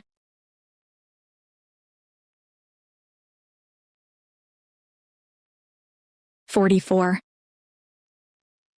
Leaving Havana. I used our cash to book us some eye-wateringly expensive last-minute flights, then returned to meet Kenzie at the airport snack stand. There were rows of the same 3 types of snack and 4 flavors of soda: lemon, orange, cola, and malt. There was just one type of beer. All were Cuban brands. It was kind of soothing, how little choice there was. I asked for 2 beers, expecting at least the usual ambiguous smirk, but the guy handed them to me without even blinking, let alone checking my passport. I was so relieved that I forgot to get chips. Kenzie handled his beer, impressed. "Nice. You think they'll sell us cigars too?" The surrounding shops sold pretty much nothing but Cuban cigars, rum, and other souvenirs. "Probably, but you'd be fine for taking them to the USA. I handed him 2 boarding passes. His eyebrows shot up. "CDMEX via Miami? We fly into the US and then out again and then back again?" I grimaced. "Yup, direct flights to Mexico City were all booked, and we have to fly into DC from Mexico City on our original booking, since your moms will be expecting us on that flight." He seemed crestfallen. "No flights to DC from Miami?" "Booked up," Maxim said, to take the first available flight out of Havana. "Also, I refer you to my previous statement about where we were actually supposed to fly in from." Boarding passes between thumb and forefinger, Kenzie held my gaze for just long enough to understand. "I get that you don't want Bobby and Zara to know we went to Cuba. But..." He flipped open his passport to where the Cuban visa was stamped. "They're going to find out. Bruh, it's so much worse than that." He fixed his attention on the boarding passes, head bowed as he realized that I was right. "The time for telling them about Cuba was when you called them from Hacienda Narco Jr. You only admitted that we were waiting in the home of some friends of Maxim. Nothing more. Obviously, I didn't say more than that, and by the way, that was bad enough. But yeah, my moms would go apeshit if we told them we were in Cuba." "Better not let them see your passport, then." He looked up, dazed. "I'm in a lot of trouble." I clapped a hand to his shoulder. "Stay positive, the Cuban authorities haven't put us on a no-fly list yet, or else I couldn't have bought the ticket." "You don't know that. What if they're waiting for us at border control?" Kenzie was right. It was a definite possibility. I couldn't think of a way out of that one. Meanwhile, he was descending into further gloom. "Look it," he said, pulling me away from the nearest other passenger. "We arrived on a private jet in Holguin. 3 gringos and a Mexican national, Maxime. They'll have logged us into the system. Then they find out that a stolen helo is raiding a top-secret camp for kids with SI powers. Can't be too long before they put 2 and 2 together and get Maxim, you and me, put a stop on our passports, and we're stuck here. It's less 2 and 2 and more differential calculus. Think about it. It is a huge secret that the unicorns even exist. So that's one piece of the puzzle the regular Cuban police won't have. 4 teenagers arriving on a private plane to Holguin won't automatically raise suspicion." He wrung his hands nervously. They wouldn't expect 4 foreign teenagers to be stealing and flying an ex-Soviet helo, maybe. But what if there's CC footage from the scrapyard? It was a fair point, but I still thought Kenzie was being unnecessarily paranoid. If that happened, they'd put a stop on passports. We wouldn't be able to book our flights. And see? I waved my boarding passes. "No problem." "The booking agent didn't look at you weird or anything?" "Not even a little." Kenzie gave a grudging nod. "It'd take tight intel to find us so fast, that's true. And this is Cuba. I mean, it all seems fine. But isn't the country supposed to be poor and all?" "Exactly. And the K Foundation is classified. They'd have to put our arrival at Holguin with Atlanta and Maxim yesterday, together with the raid on the camp. Why would they? There's literally nothing to connect us." "Maybe not right away, but eventually once word gets out from the camp that they saw Max." I shook my head confidently. "No, they saw Atlanta, they saw me, but not Maxim. He clouded their minds." Kenzie balked. "He did what?" "Clouded their minds," I repeated more calmly than I felt. "That's what he told me, anyhow. It's how he got one of the military pilots to flip a helicopter." His amazement turned to dismay. "Maxime caused those pilots to crash? Come on," I thought, "don't pretend like you didn't know." Kenzie cracked open his drink and took a long sip. I did the same. The beer can was frosty cold, and the beer crisp and a little sweet. It tasted fantastic. My first legal drink in a bar. Too bad it'd be years before I could do the same back home. "So what, was the pilot a latent like you? Our side got lucky."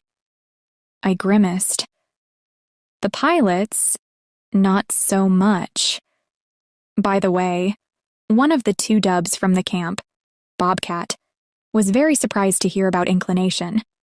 Said it wasn't a thing, until I told him that yes, most definitely, it was a thing. He didn't follow, so I explained. I think maybe only some 2 dubs can do it, maybe just Maxime. It was too soon, though, and I wasn't thinking straight yet. Hadn't fully thought through the implications of what Maxim had told me about the Atlas group. But we'll get to that. One day." Kenzie reflected. "Yikes, then I guess to Maxime, latents are basically backdoors to hacking humanity." He made a boom gesture with his hands. "That's a lot of power, Patty." Grimly I nodded. "Yeah, I know." We were both quiet for a minute. I was fairly certain he was thinking the same thing as me. Did we do the right thing by helping Maxime? "We had to help," Kenzie said, answering my unspoken question. "Maxim is, well, he's Maxim. Doesn't always play by the rules. Knows what he wants and always has a plan to get it. But Czar Ilian? That man is a monster. Hands down." Emphatically, I agreed. Yet I didn't at that time share with Kenzie the one point of data I had, which tallied firmly in the "we did wrong" column.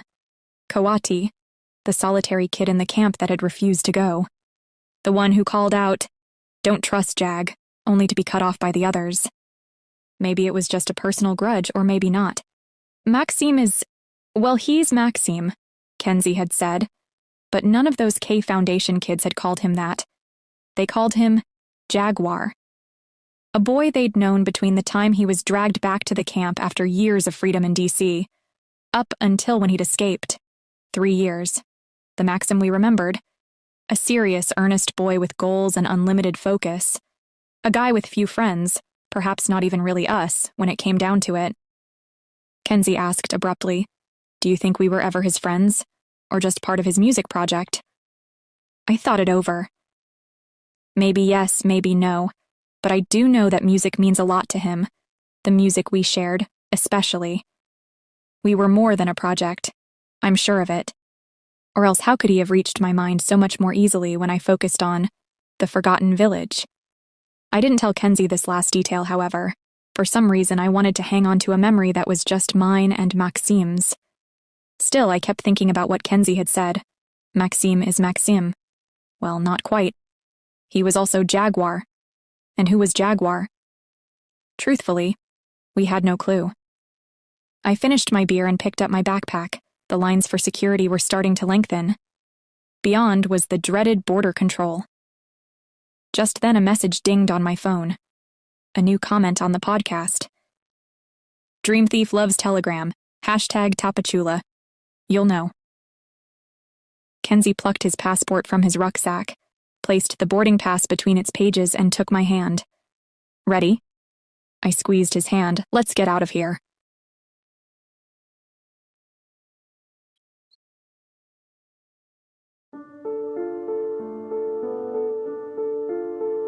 You've been listening to The Mind Game by M.G. Harris. Me. Text copyright M.G. Harris. The Mind Game logo design copyright Gareth Stranks. Audio production was by Darkwater Books. If you've enjoyed this book, please consider leaving a positive review. And please do look out for False Flag by M.G. Harris, the second instalment in the Mind Game series.